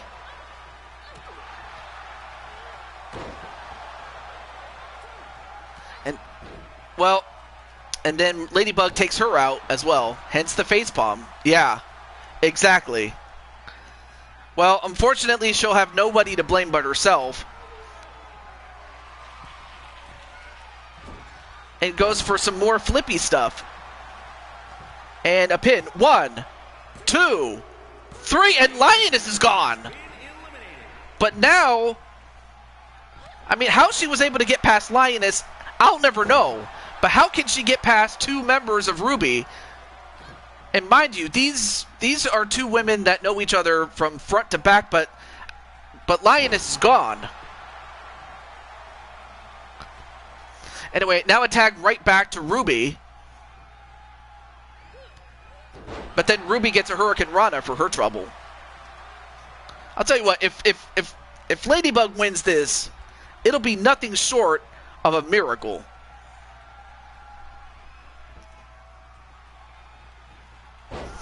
Oh, and then tripped up by Ruby, but then Ruby just tags out to Weiss immediately.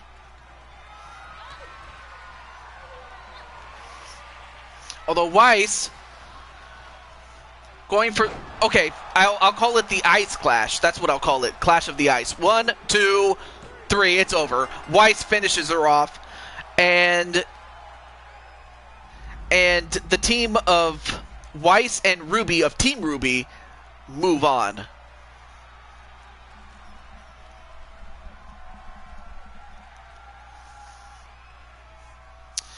Unfortunately for Lioness, she and Blake Belladonna, unfortunately, and they're just like, boo!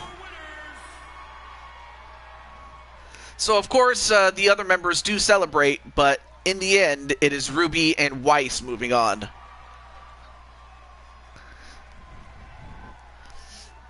And they do some little pose. Okay. Well, anyway, let's move on before. Okay, so Jamar wants to team up with Liv Morgan. I have no issue with that. I really don't. I don't. Anyway, here is our semi-main event. It is a standard Fatal 4-Way match for the Women's United States Championship. So, of course, you have Toni Storm, who is just coming off losing in an opportunity at Forbidden Door to become the AEW champion. That didn't happen, but she still has the momentum. And then you have Yukiko, who defended her championship when, against all odds, pun intended, she won and is still champ. And then the same can be said about China, who also, against all odds, is still the champ. And those two in particular are parlaying their success in a match with Lady Danger, in which Lady Danger only has a 25% chance of winning. Oh, and I believe Captain Danger's saying to Jamar, hey, why not team up with the women's champion? Oh, no, I'm sorry, the SmackDown Women's Champion. My bad. Lioness is so much bigger than it looks. Like she was babysitting. I'm calling PETA. Okay. But naturally, I have to think that Captain's going to go for his woman to win. So let's get to it.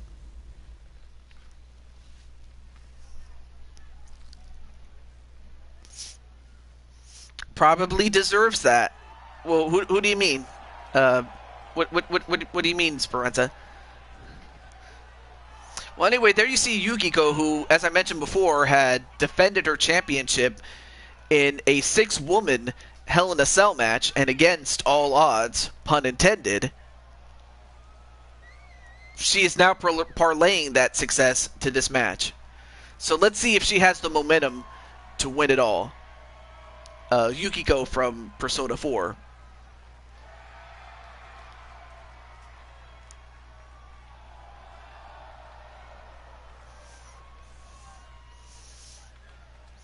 Talking about me. Well, what makes you think that you deserve what you got, Speranza? Or are you talking about the fact that you deserve a shot at the United States title? If that's what you mean. I just wanted to understand what you were talking about, boo.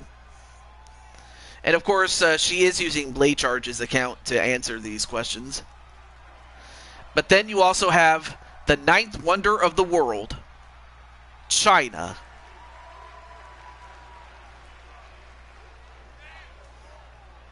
I have been bad. Well, we do go on losing streaks, but when you do win, it makes the feeling all the more sweeter, I can tell you that.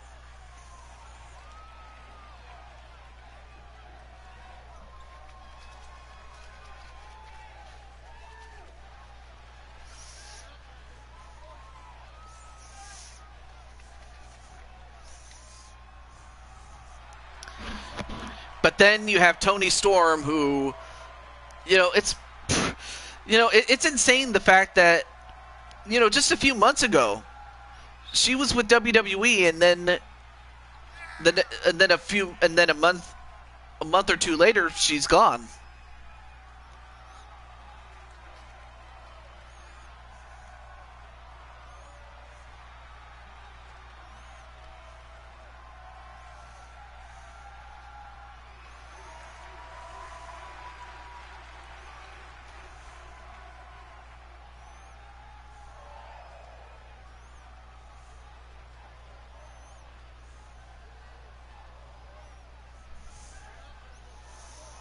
Right. Because of something happened backstage. It's kind of funny because she had an interview with Chris Jericho and said that it had nothing to do with, backstage, other than the fact that she felt that she was a square peg in a round hole, or something along those lines. But I don't think it had anything to do with backstage, or if it did, certainly I didn't hear that. But there you have Lady Alexa Danger.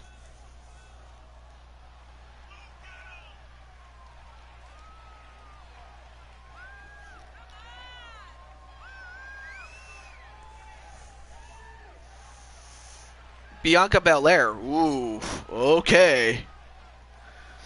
No, I have no issue with that, Jamar. I don't. And I know that... Okay, so here's what I do have. I know I have Crushing Kelly, Atticus, and Crimson.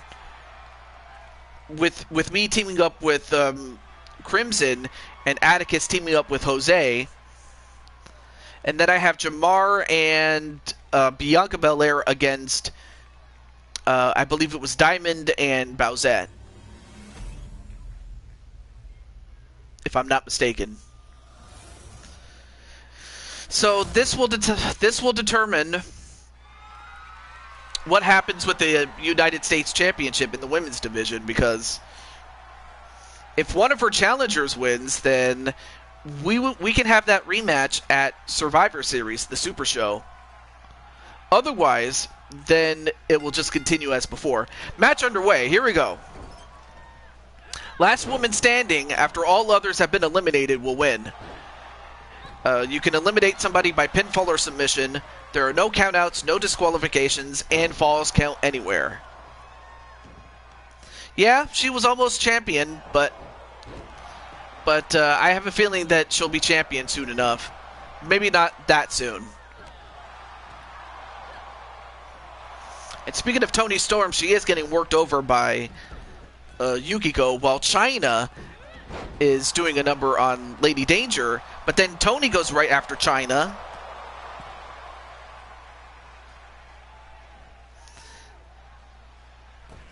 She didn't like the WWE system.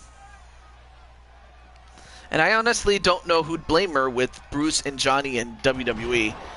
Yeah, unfortunately, they don't have the best track record when it comes to women's matches, which could be a major reason as to why several people want the tag team championships in the women's division abolished, because they just haven't booked them right.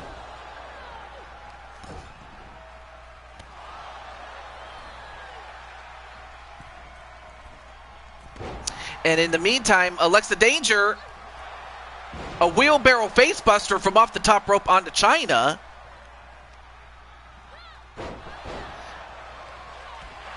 And meanwhile, Yukiko doing a number on Toni Storm.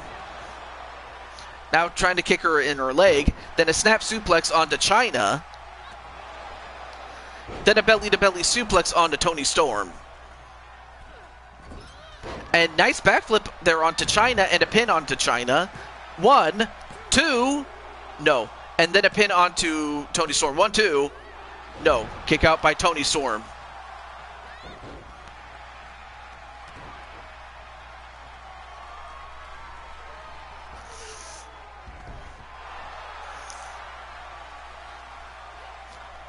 Yeah, the more things change, the more they stay the same. And Toni Storm eliminated by Yukiko, and then a pin outside the ring on a Chyna.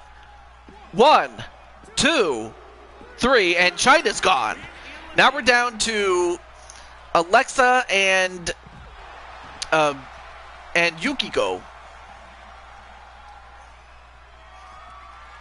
And then a spinning twist cutter onto Yukiko, and then a pin. 1, 2. No, kick out by Yukiko.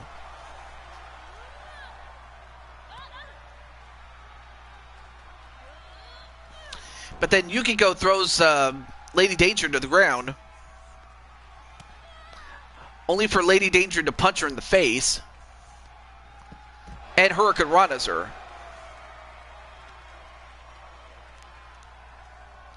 And then, knees are right into the arm.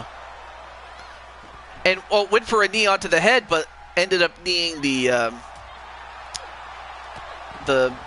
pads outside.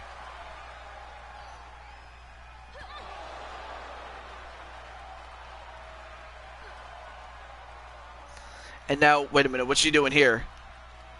Oh, goodness gracious, a suplex right onto the barricade, but yet went for the knee again, only to get kneed on the floor. Or only to knee the floor, excuse me. Then to stop right to the face. And now Yukiko going for the crossface. That put away Toni Storm. Can it put away Lady Danger?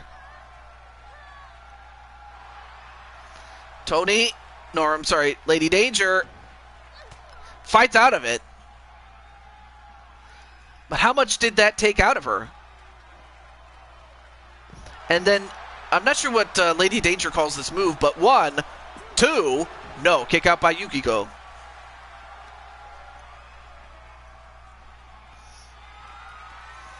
Another spinning twist cutter.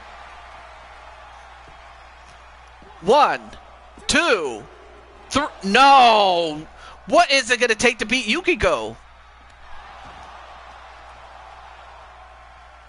Oh, Danger Souls? Oh, so that's what you call it, okay.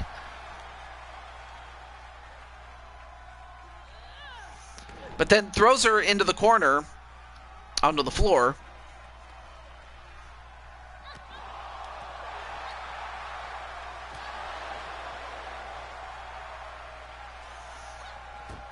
Oh, missed it with a clothesline. And goes right back in the ring, does Yukiko. But so does Lady Danger. Spinning kick right to the gut there. And a moonsault, and, well, I think she might have overshot her target a little bit. But then a forearm smash.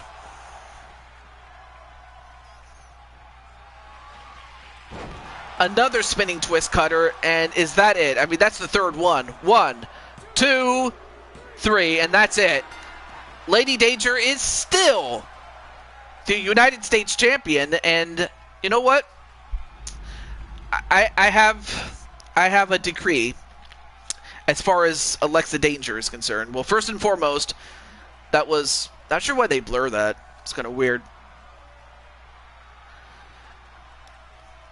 Well, Toni Storm was eliminated by Yukiko, and then Chyna was eliminated by Lady Danger, and Lady Danger eventually eliminated Yukiko. So I have made a decision that Lady Danger, you know, I'm going to type it.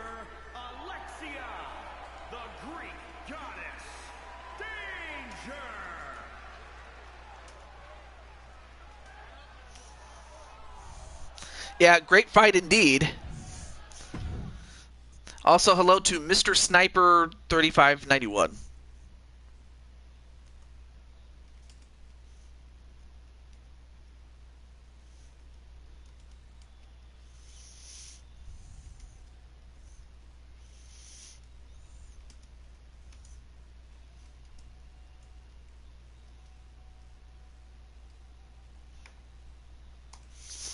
So that is my decree.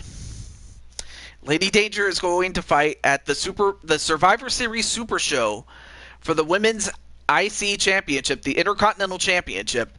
And now it is time for the official main event. And here it is.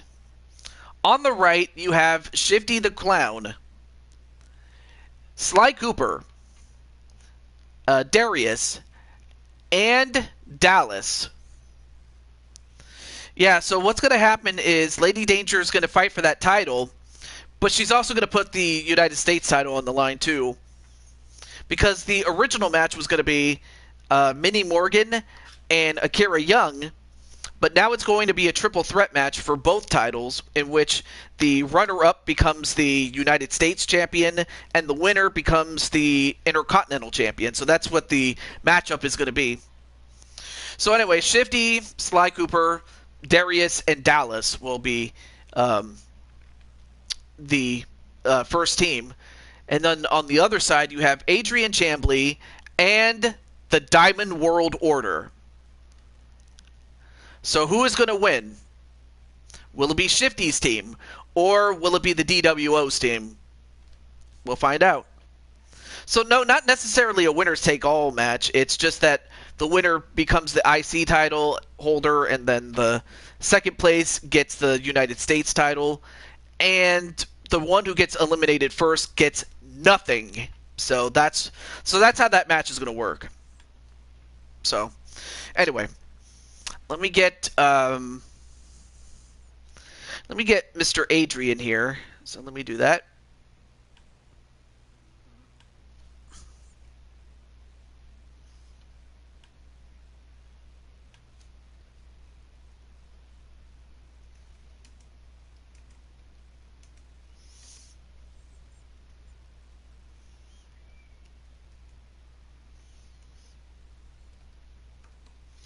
But either way, how do you feel about that, Mr. Danger? The matchup for Lady Danger.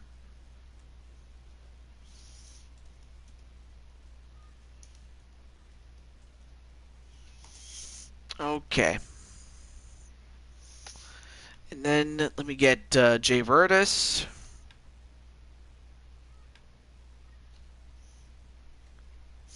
That sounds confusing. Not really. It's just more so that first place gets the IC title. Then the person who finishes runner-up becomes the United States champion, and then the first person eliminated gets nothing. So it's not necessarily a winner-take-all match, though.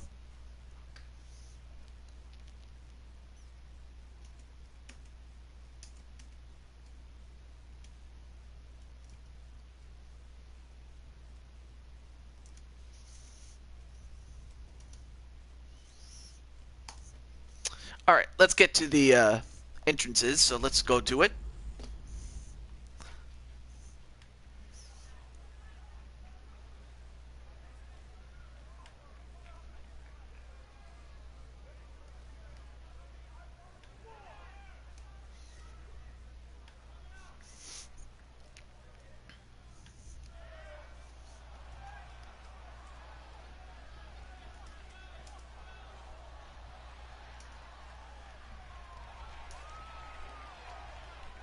And here they are, the DWO, a championship dynasty that has the United States champion, Diamond Light, the leader, and one who has made an impact in Blood Moon Wrestling Federation by himself.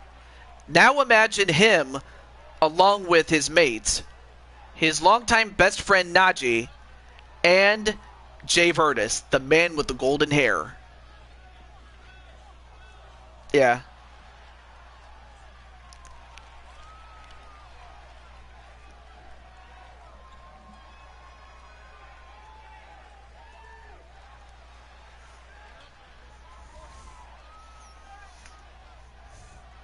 But you have to wonder, I mean, who's going to stop the DWO? Well, we're going to find out if their opponents have any chance. If not, to try to put a dent in them.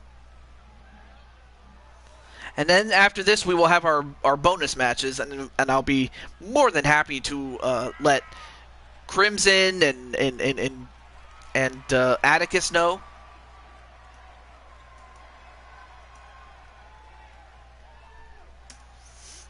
You're okay, and of course, naturally, Jamar's going to pick Shifty's team to win. Doesn't surprise me though. Okay, let me just contact the other team. Let me get Shifty.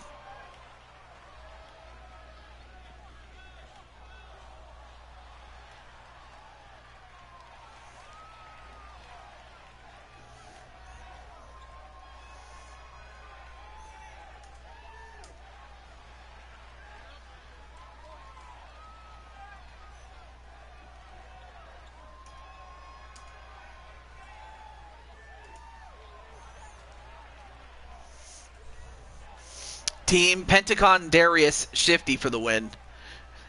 Yeah, and it's kind of funny that you called him Pentagon Darius, is because I recently signed a new guy, and his name is also Darius, but with 2 R's. And I'll be more than happy to introduce you to him. Yeah, I'm still going, but this is the main event, though. And after this, we will have your match, my dude. I will say that when we get to the second round onward, the matches will not be as long. If not, there will not be as many of them. But there you see Adrian Chambly, a former Blue Toad Wrestling champion.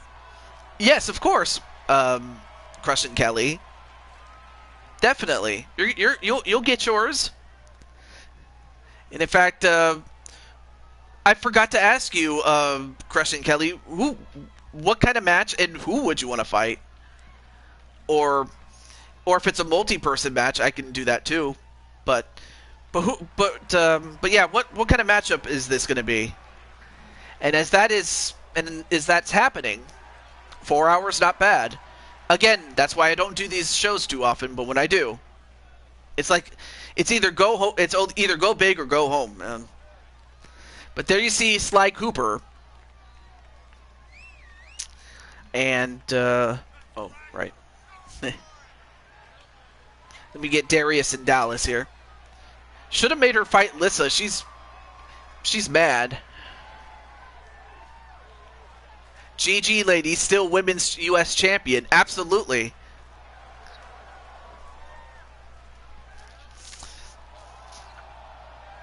Maybe Kelly can calm her down. Well, I don't know if she wants to fight Lissa, though. That's really up to Kelly, because at the end of the day, it's her match. It's like the old saying goes.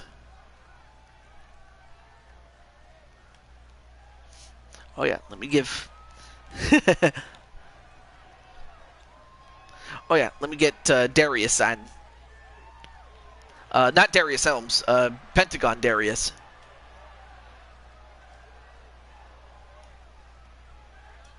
And then, of course, it's time for Shifty the Drunken Dragon Clown to get down like James Brown. I would play a clip from James Brown's catalog, but I might get copyrighted and shit.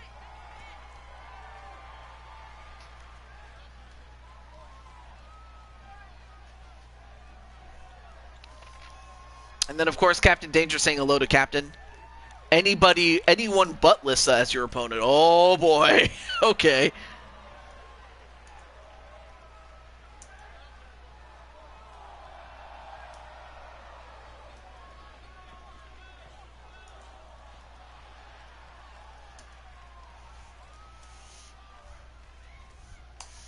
And then last but not least, let me get Winter Vegetable, a.k.a. Dallas.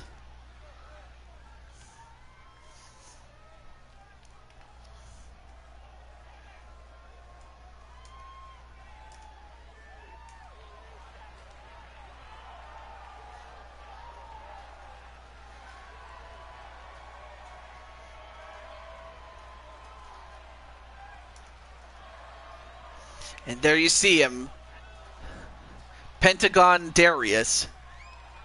And that's just, again, to differentiate him from Darius Helms, the Switchblade. And then apparently Crushing Kelly's going to attack Atticus. Wouldn't surprise me if I don't be surprised if one day I put Kelly and Atticus in a match against each other on Fire Pro. Not really. Of course, that was just a joke, though.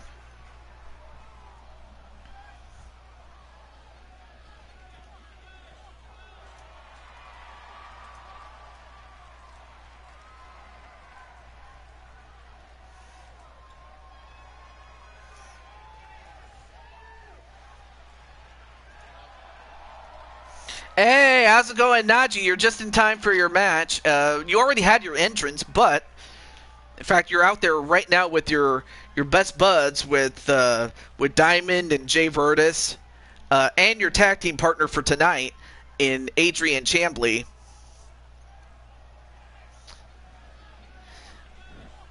And last but certainly not least, a young man who... Oh, there he is.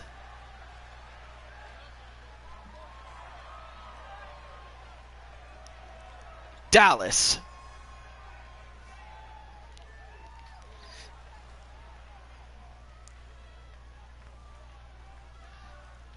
I'll tell you one thing, his future is so bright, it's only fitting that he would wear sunglasses, I would think.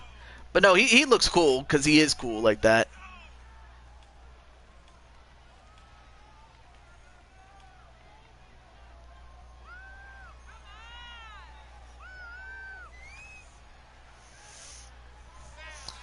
And then Lissa starts smacking Atticus, saying, stop trying to start shit. I'll get that title when I deem it worthy of my time. Oh. Break down the walls of Dallas, baby. Yeah, he definitely has a lot of young Chris Jericho in him.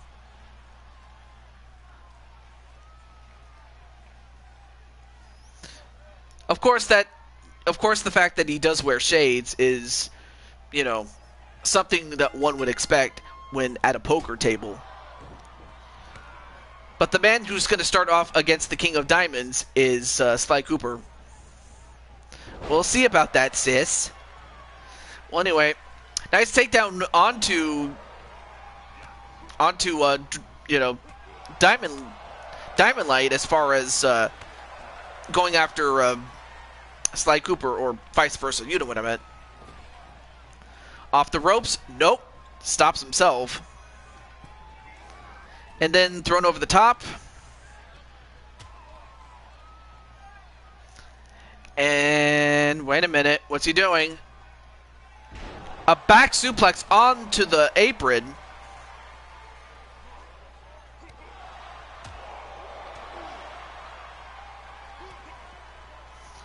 And no, wait. Nice reversal there by Sly Cooper.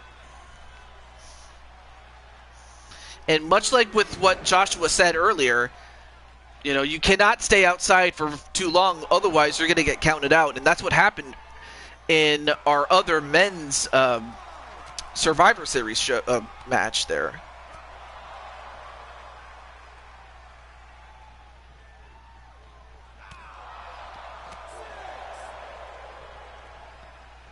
Well, Diamond Light going to get back in the ring.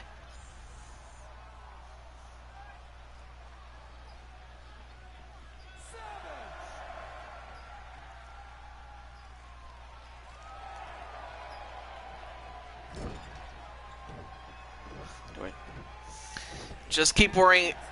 Just worry about keeping that, Kelly. I'd hate for you to get distracted. Well, anyway, now Shifty the Clown comes in. Of course, that's not going to stop Diamond Light. And a leg sweep onto Shifty. If anything, Shifty's going to be the difference maker because he's the only real giant in this matchup. And already in trouble. All but too close to the ropes. And right now, the King of Diamonds just laying him out. To be scared like Scott Hall. And anyway, a tag right to Najee. And now Najee going to go with those big hands.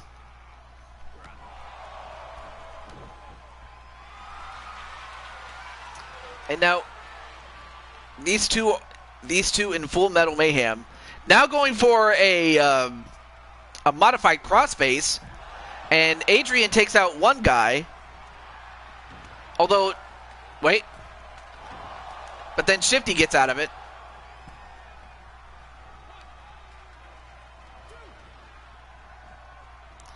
and a reverse DDT onto Shift D. But then Dallas just got punched in the face. And now all hell breaking loose.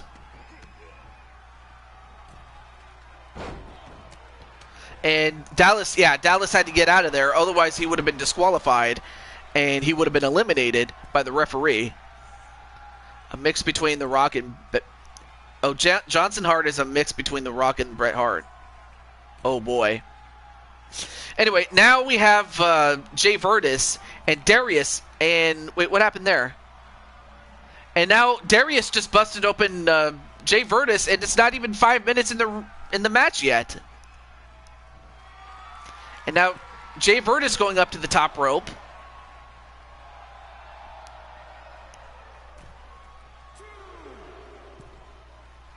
Jay Virtus. And, well, thankfully he landed in the ring, but it still didn't hurt. Or it still didn't soften the blow, so to speak, so it still hurt. But then a side leg sweep there onto Darius. Oh, and TJ, stop teaming me up with them, please. I love my Dragon family, but I want to focus on singles competition. Oh, okay. Well, I mean, even if, you didn't advance, so you can now focus on your singles career now.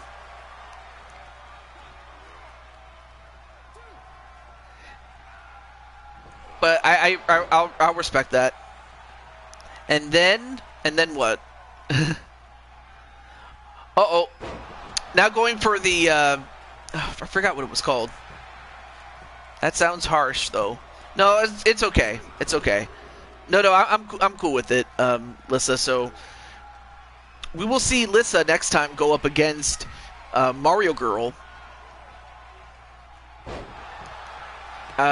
Basically, that was the request that she made for a next show, which I can definitely make a match out of that. And in the meantime, Shifty throws out Najee, but all hell breaking loose, and oh boy, a body splash. Had he connected with that, Jay Virtus probably would have been destroyed. But instead, Jay Virtus now using his amateur wrestling style, and then just slaps him upside the head just because.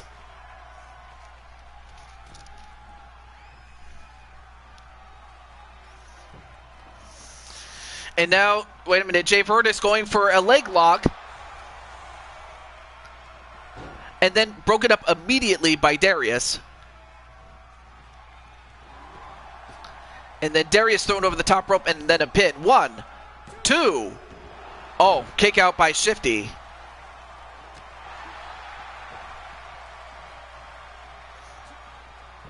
I know someone else in my spot would help them more. Anyway, Jay Virtus gets him up though. I mean, Jay Virtus and you could say that Jay Virtus or basically any member of DWO is strong and big, but no one's really as much of a giant as, say, Shifty is. And now attack right to Sly Cooper, but then Cooper comes back.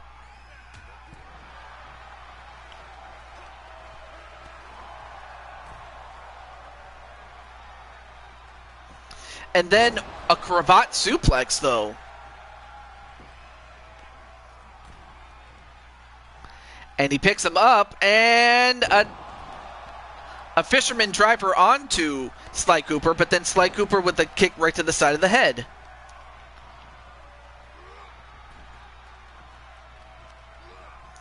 Now sends him in the corner. A scoop and a slam.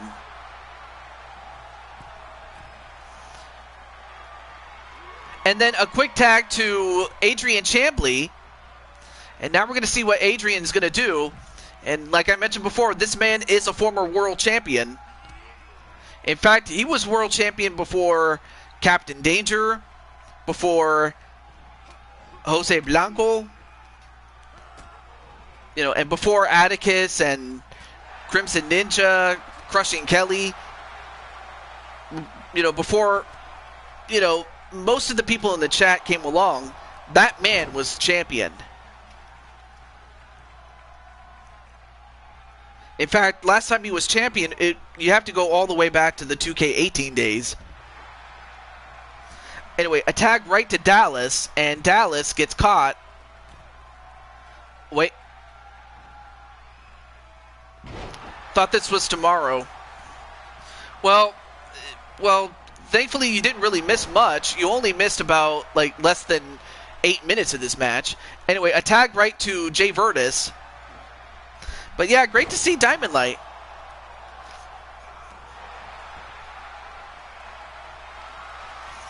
And immediately, Jay Virtus going right after Dallas, going for a crossface. But then broke it up immediately by Darius.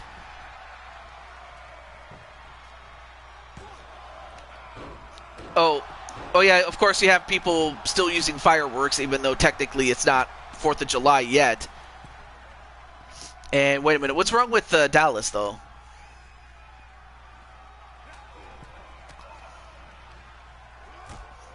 Wait, what offer, Diamond Light? Silly Atticus. Oh, we all know Kelly won't fight family by choice. No. And now a submission onto Jay Virtus, but then broken up immediately. I mean, now all hell breaking loose here. I mean, it's one thing for, them to fight because it's a tournament. It's another thing to fight because they want to fight. But we all know that, family comes first.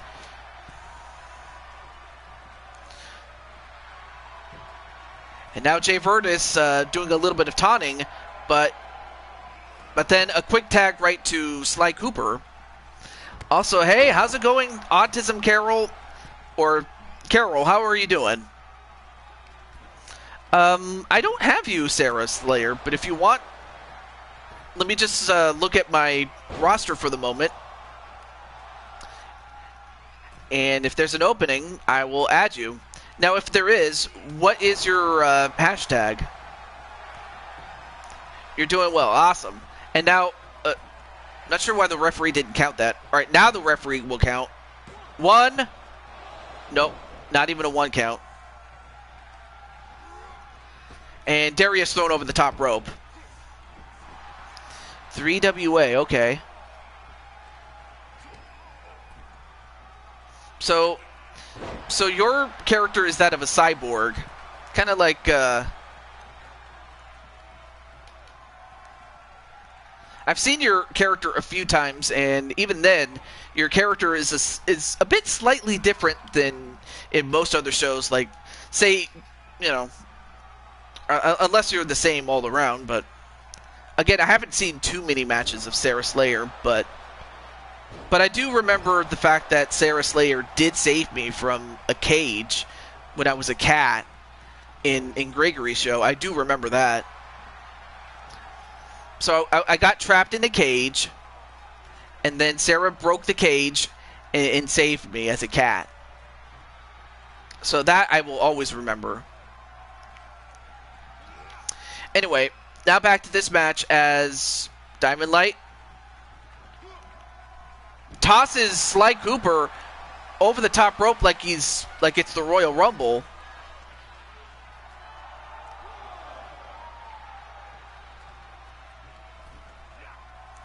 And went for a double axe handle only to get punched in the stomach.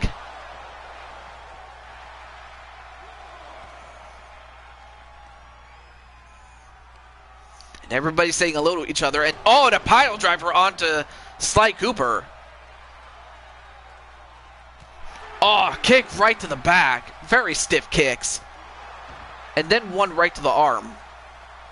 But yeah, definitely. Oh yeah, that's right. You are Atticus and Crimson Sis. And I think that's pretty awesome that you come from a lineage of wrestlers there. of top tier wrestlers, that is. Well, anyway, the count is up to 6, and they better get back in the ring. Well, the thing is, Rob is not Rob anymore. Rob is now Carol.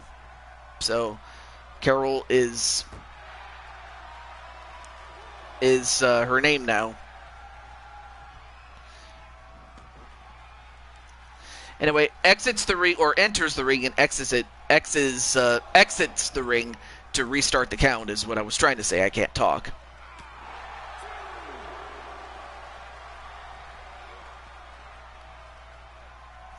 And then Crushing Kelly says, "Hiya, sis." And now what's Sly doing? Look at Sly. Look at this. Sly, what are you doing? Oh, wow. He just literally kicked Diamond's ass. Literally.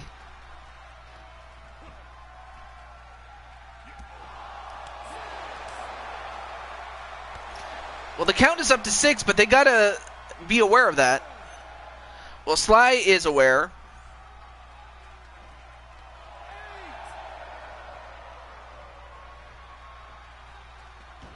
All right, now both men get back in, but now they just go right back out. And it looks like Jay Virtus, well, never mind, as the fight goes right back to being Sly and Diamond Light. But then Sly, a full Nelson Slam, only to kick him right in the side of the head, and a front flip onto Diamond Light.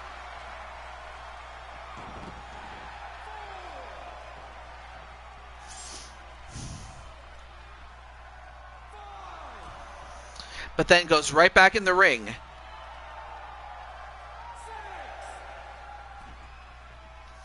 And so does Sly. Sends him in the corner. Now tags in Jay Virtus. And, oh, big punch by Jay Virtus.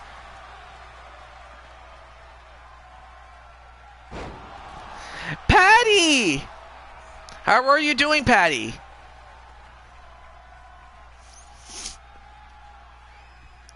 And now, wait, Jay Virtus going for a pin on Sly. 1.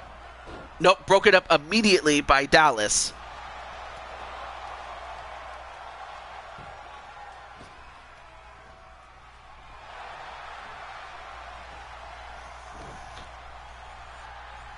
Well, that's great that you're doing well, and that's awesome, man. That's awesome, Patty. Although, wait. A spinning twisting cutter onto Jay Virtus. And now wait. 1. Nope, broke it up immediately by Najee. And Shifty gets sent over the top rope and out. And then attack right to Darius, who is in for the first time.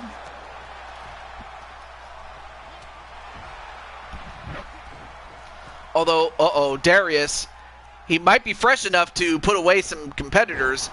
And the Darius driver. 1, 2. Oh, kick out by Jay Virtus. That would have been it for him had he not kicked out. And now all hell breaking loose. Several people getting thrown over the top rope.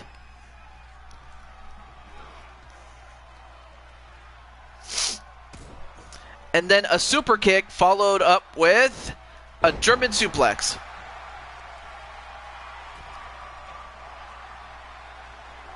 Oh, but then a quick tag to Najee.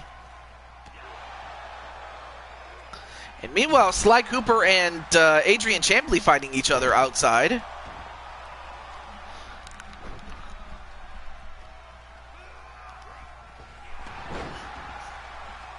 Hi, Kelly. Hi, Kelly. What did Sarah do that Atticus needs to chase her?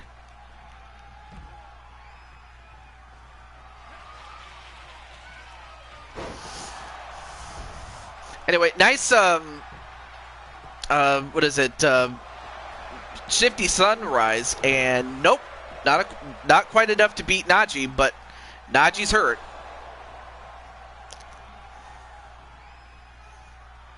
And is he going to tag out or something? No, he's not. Oh, big right hand onto Shifty, but Shifty gets up, though. And a Superman punch onto Shifty. Uh-oh. He might try to knock him out here. Boom! Now goes for a pin onto Shifty, and 1. Nope, broken up by Dallas. You're supposed to be on my side, you little...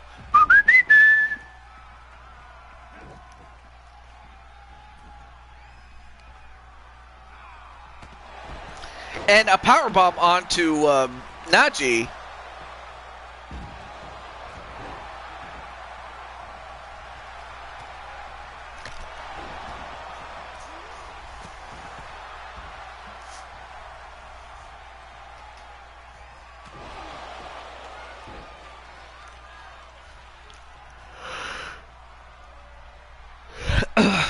Excuse me. And now going for a pin onto Shifty. And nope, not even a 1 count though. But then Najee goes right after Darius, and then punches him in the gut.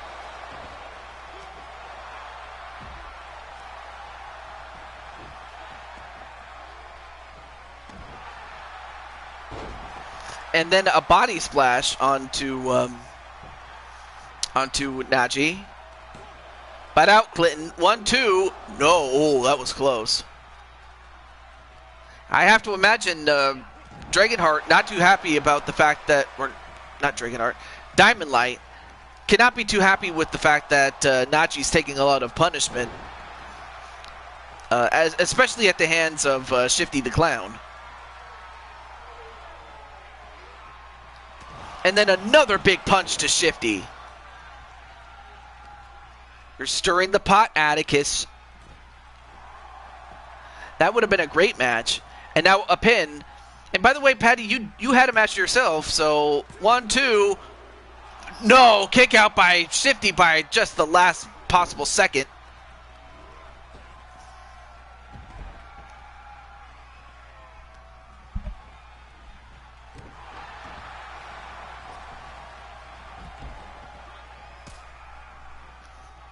This is the way we stir the pot. Stir the pot, ole. Anyway, now a tag right to Diamond Light. And a pin by Diamond Light. 1, 2. And Shifty's gone. Shifty's eliminated.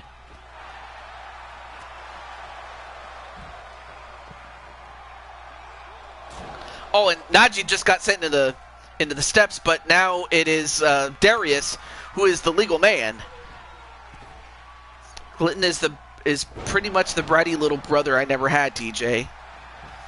Although now going for a pin onto Diamond Light. 1, 2. Nope, broken up by Jay Virtus. Well, now Shifty's gone, and now Darius with the Fear Factor pile driver onto Jay Virtus to take him out.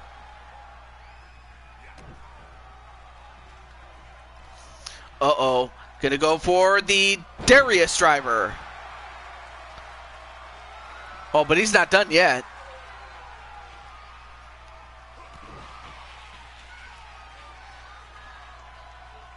And another Fear Factor pile driver. And is that enough? 1, 2. Oh, big kick out though. Oh, that would have been huge if the United States champion got eliminated first. Or the leader of the DWO. But Darius is dangerous. He is a former Intercontinental champion himself. Not a dang cooking show, baby.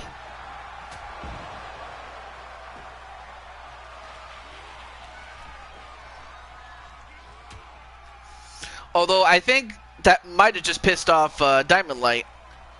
And a back suplex onto the apron to Darius. Don't encourage them, Patty.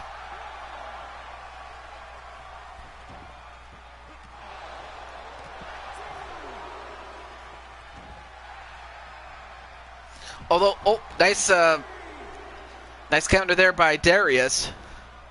Maybe another day, Patty.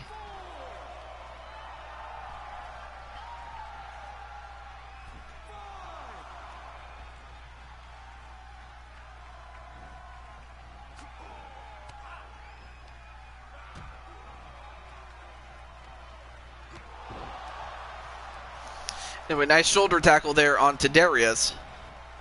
And then a tag right to Najee.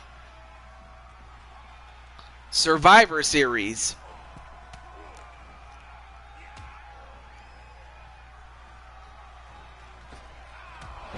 Because Stable Wart's 11. What? Anyway, a pin onto Darius. 1. Nope, broken up by Dallas.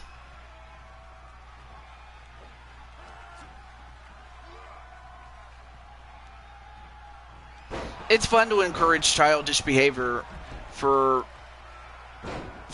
men. I got to get my laugh somehow. Oh, big punch right to the face as he was dealing with Jay Virtus. Wait, 1. Nope, saved this time by Sly Cooper. Stable Wars 11, TJ.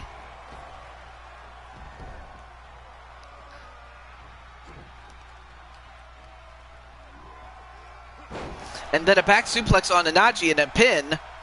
1. No. Kick out at 1.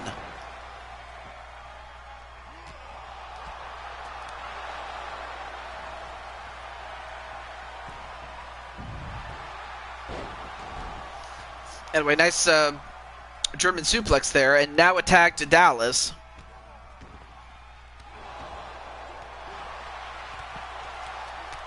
And, well, look at that. I don't know if you saw that, but Najee was just getting jiggy with it. Nah. And not enough to knock out Dallas, though. But Dallas still in, but he's hurt.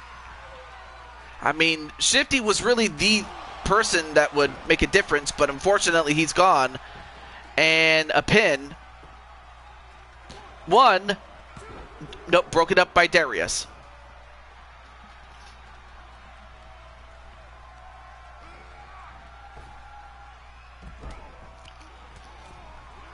And it looks like Diamond Light got busted open himself. And speaking of Diamond Light, he'll come in. Hopefully we'll get a word from either Najee or Diamond Light once one of them gets onto the apron. But right now, Dallas thrown over the top.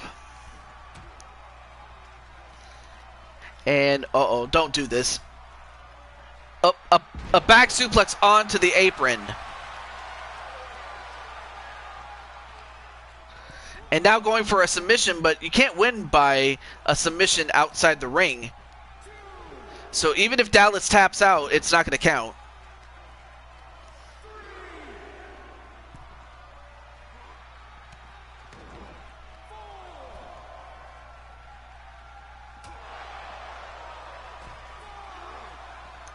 Well, Dallas gets thrown into the corner.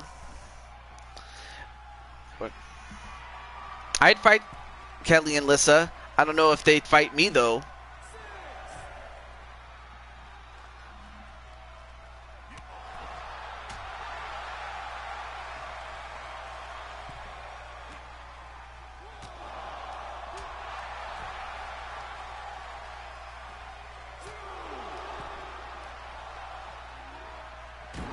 Oh, and then sent right into the steps was Diamond Light. And now Dallas going after everybody.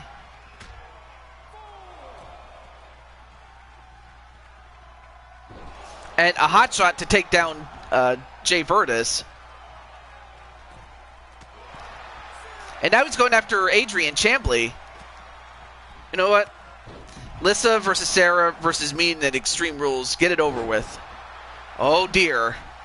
Okay, so if that's what it is, then that's what it is. All right, here we go. Now, Najee back in the ring. And Dallas fighting.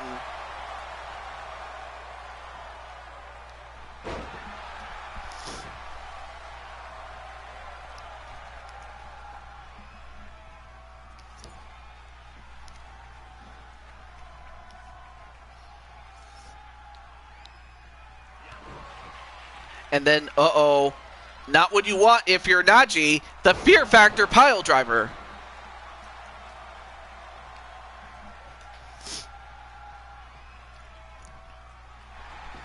Now goes for the pin on Najee. 1, 2. No, kick out by Najee. I mean, what do you have to do to beat Najee, though? I mean, of course, Najee himself is a former Blue Toad Wrestling champion. And then, ooh, nice counter punch with that punch right to the gut. And then a tag right to Jay Virtus. And then a European uppercut. I didn't know farm animals were allowed to wrestle. And another crossface onto, this time to Darius. And Darius taps out. Well, now the odds are 4-2 in the favor of DWO.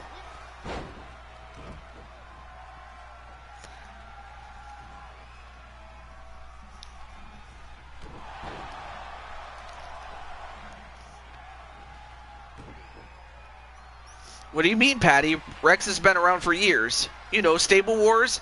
And now he's going for another crossface. Look at this. And Dallas tapped out. Wow, Jay Virtus is killing him. He's killing the game. But now, all that is left is Sly Cooper. Oh, man. I really do not like Sly Cooper's chances, but if somehow he manages to win this, it'll be nothing short of a miracle. Now goes right after Jay Virtus. After Jay Virtus had just taken out Darius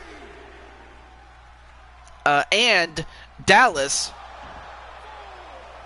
with the J Cross. That's what I'll call it, the J Cross.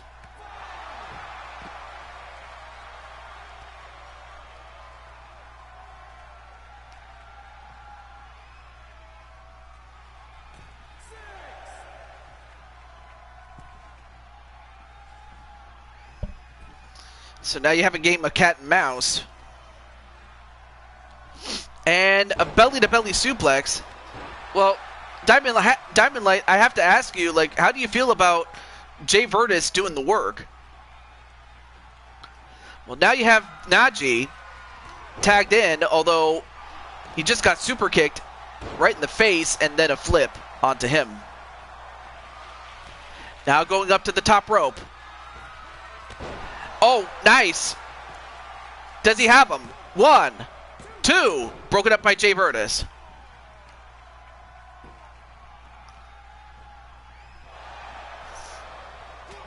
Oh, and then Jay Virtus just got, punted himself. Nice back-to-back submissions, although Sly is up against it. He does throw Jay Virtus out of the ring for the moment.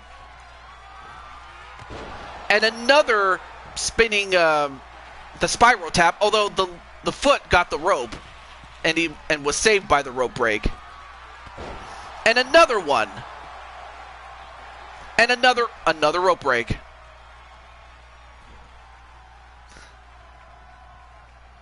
He's got to get away from the ropes, does Sly, if he wants to get the win. Or at the least eliminate Najee. And Najee gonna wind him up and boom.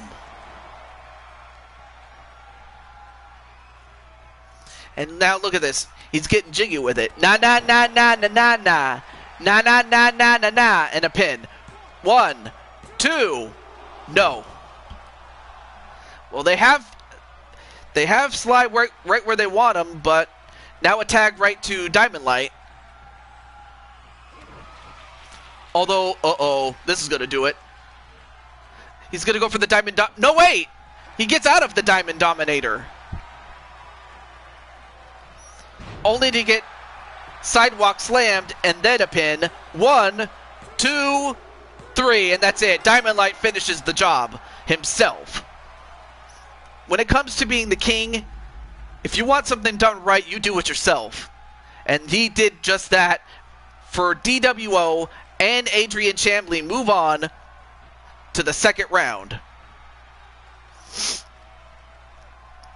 A clean sweep.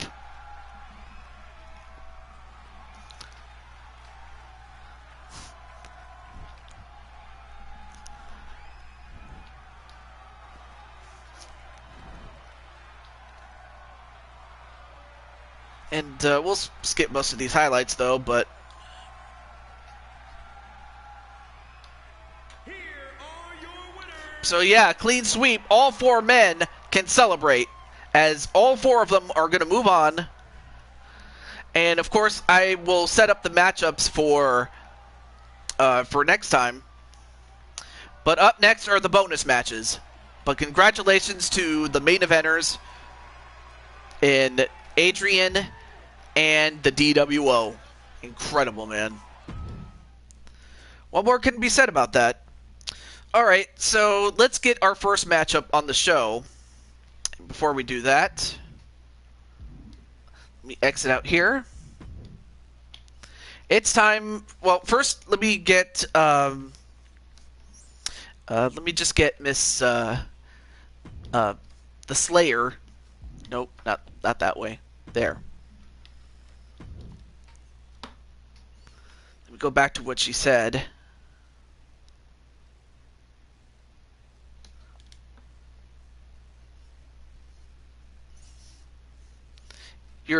When you're with the DWO, you're never alone. Okay, thank you for the hashtag, though.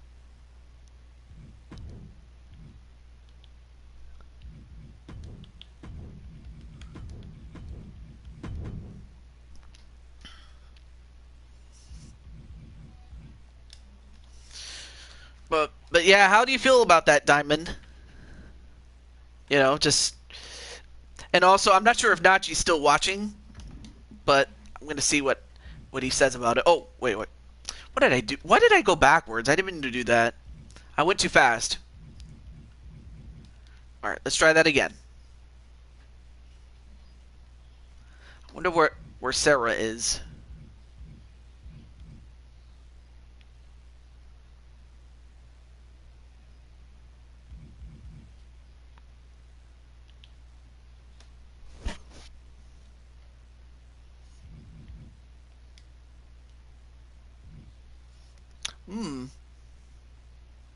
There she is. And I have to think that it says that Reaper created you, or I guess maybe. Well, anyway, I thought you created yourself, but okay. I guess Big Brother did it for you. Not that that's a problem. I think that's awesome. That Big Brother saved you. All right. Okay. All right. Let me get out and let me do this really quick. Let me go over to creations. I want to make sure that that Sarah is at 100 in terms of overall. 99 or 100. That's our standard for created wrestlers here in Blue Toad Wrestling. So let me double check that. Got a double and triple check.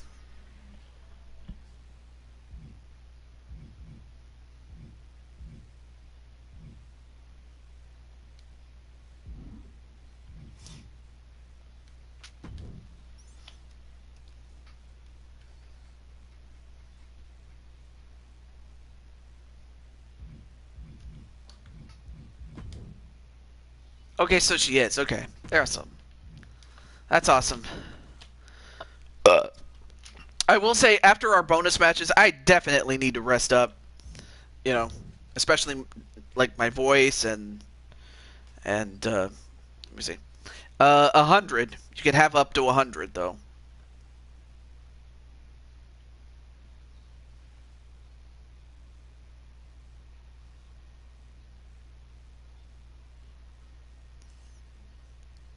Does embody spirit of a 15-year-old inside a cyborg body. Although, oh, please do not freeze up on me. And I'm talking about this screen right here. Because I've had instances where I would exit the screen and then I would get stuck. I hope that's not the case.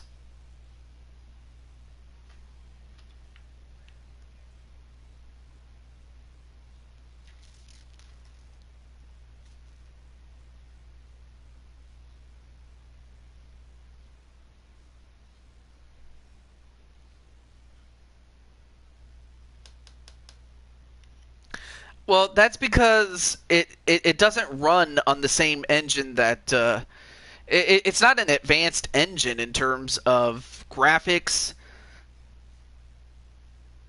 You know,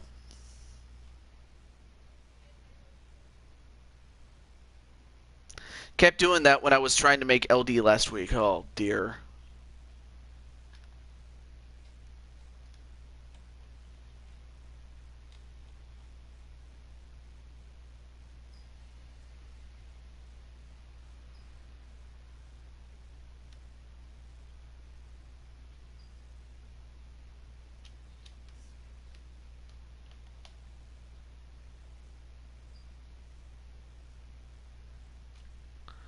All right, I'll wait maybe 2 more minutes, and if not, I'll have to stop. But I always hate when it does that.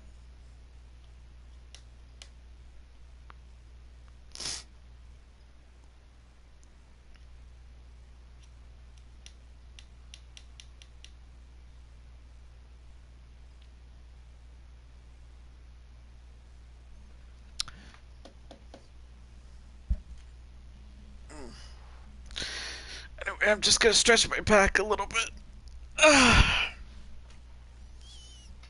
If you can't do the matches today, all right. So I guess what I can. Oh, sorry. What I might do is come back and restart the game and do just a bonus match video. So I'll be right back. So I'm sorry about that. But I always hate when it does that. It's just so stupid. It's like, why does it do that?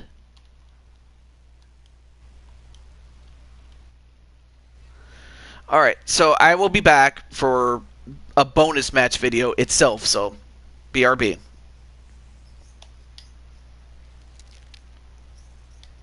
I'll do another stream.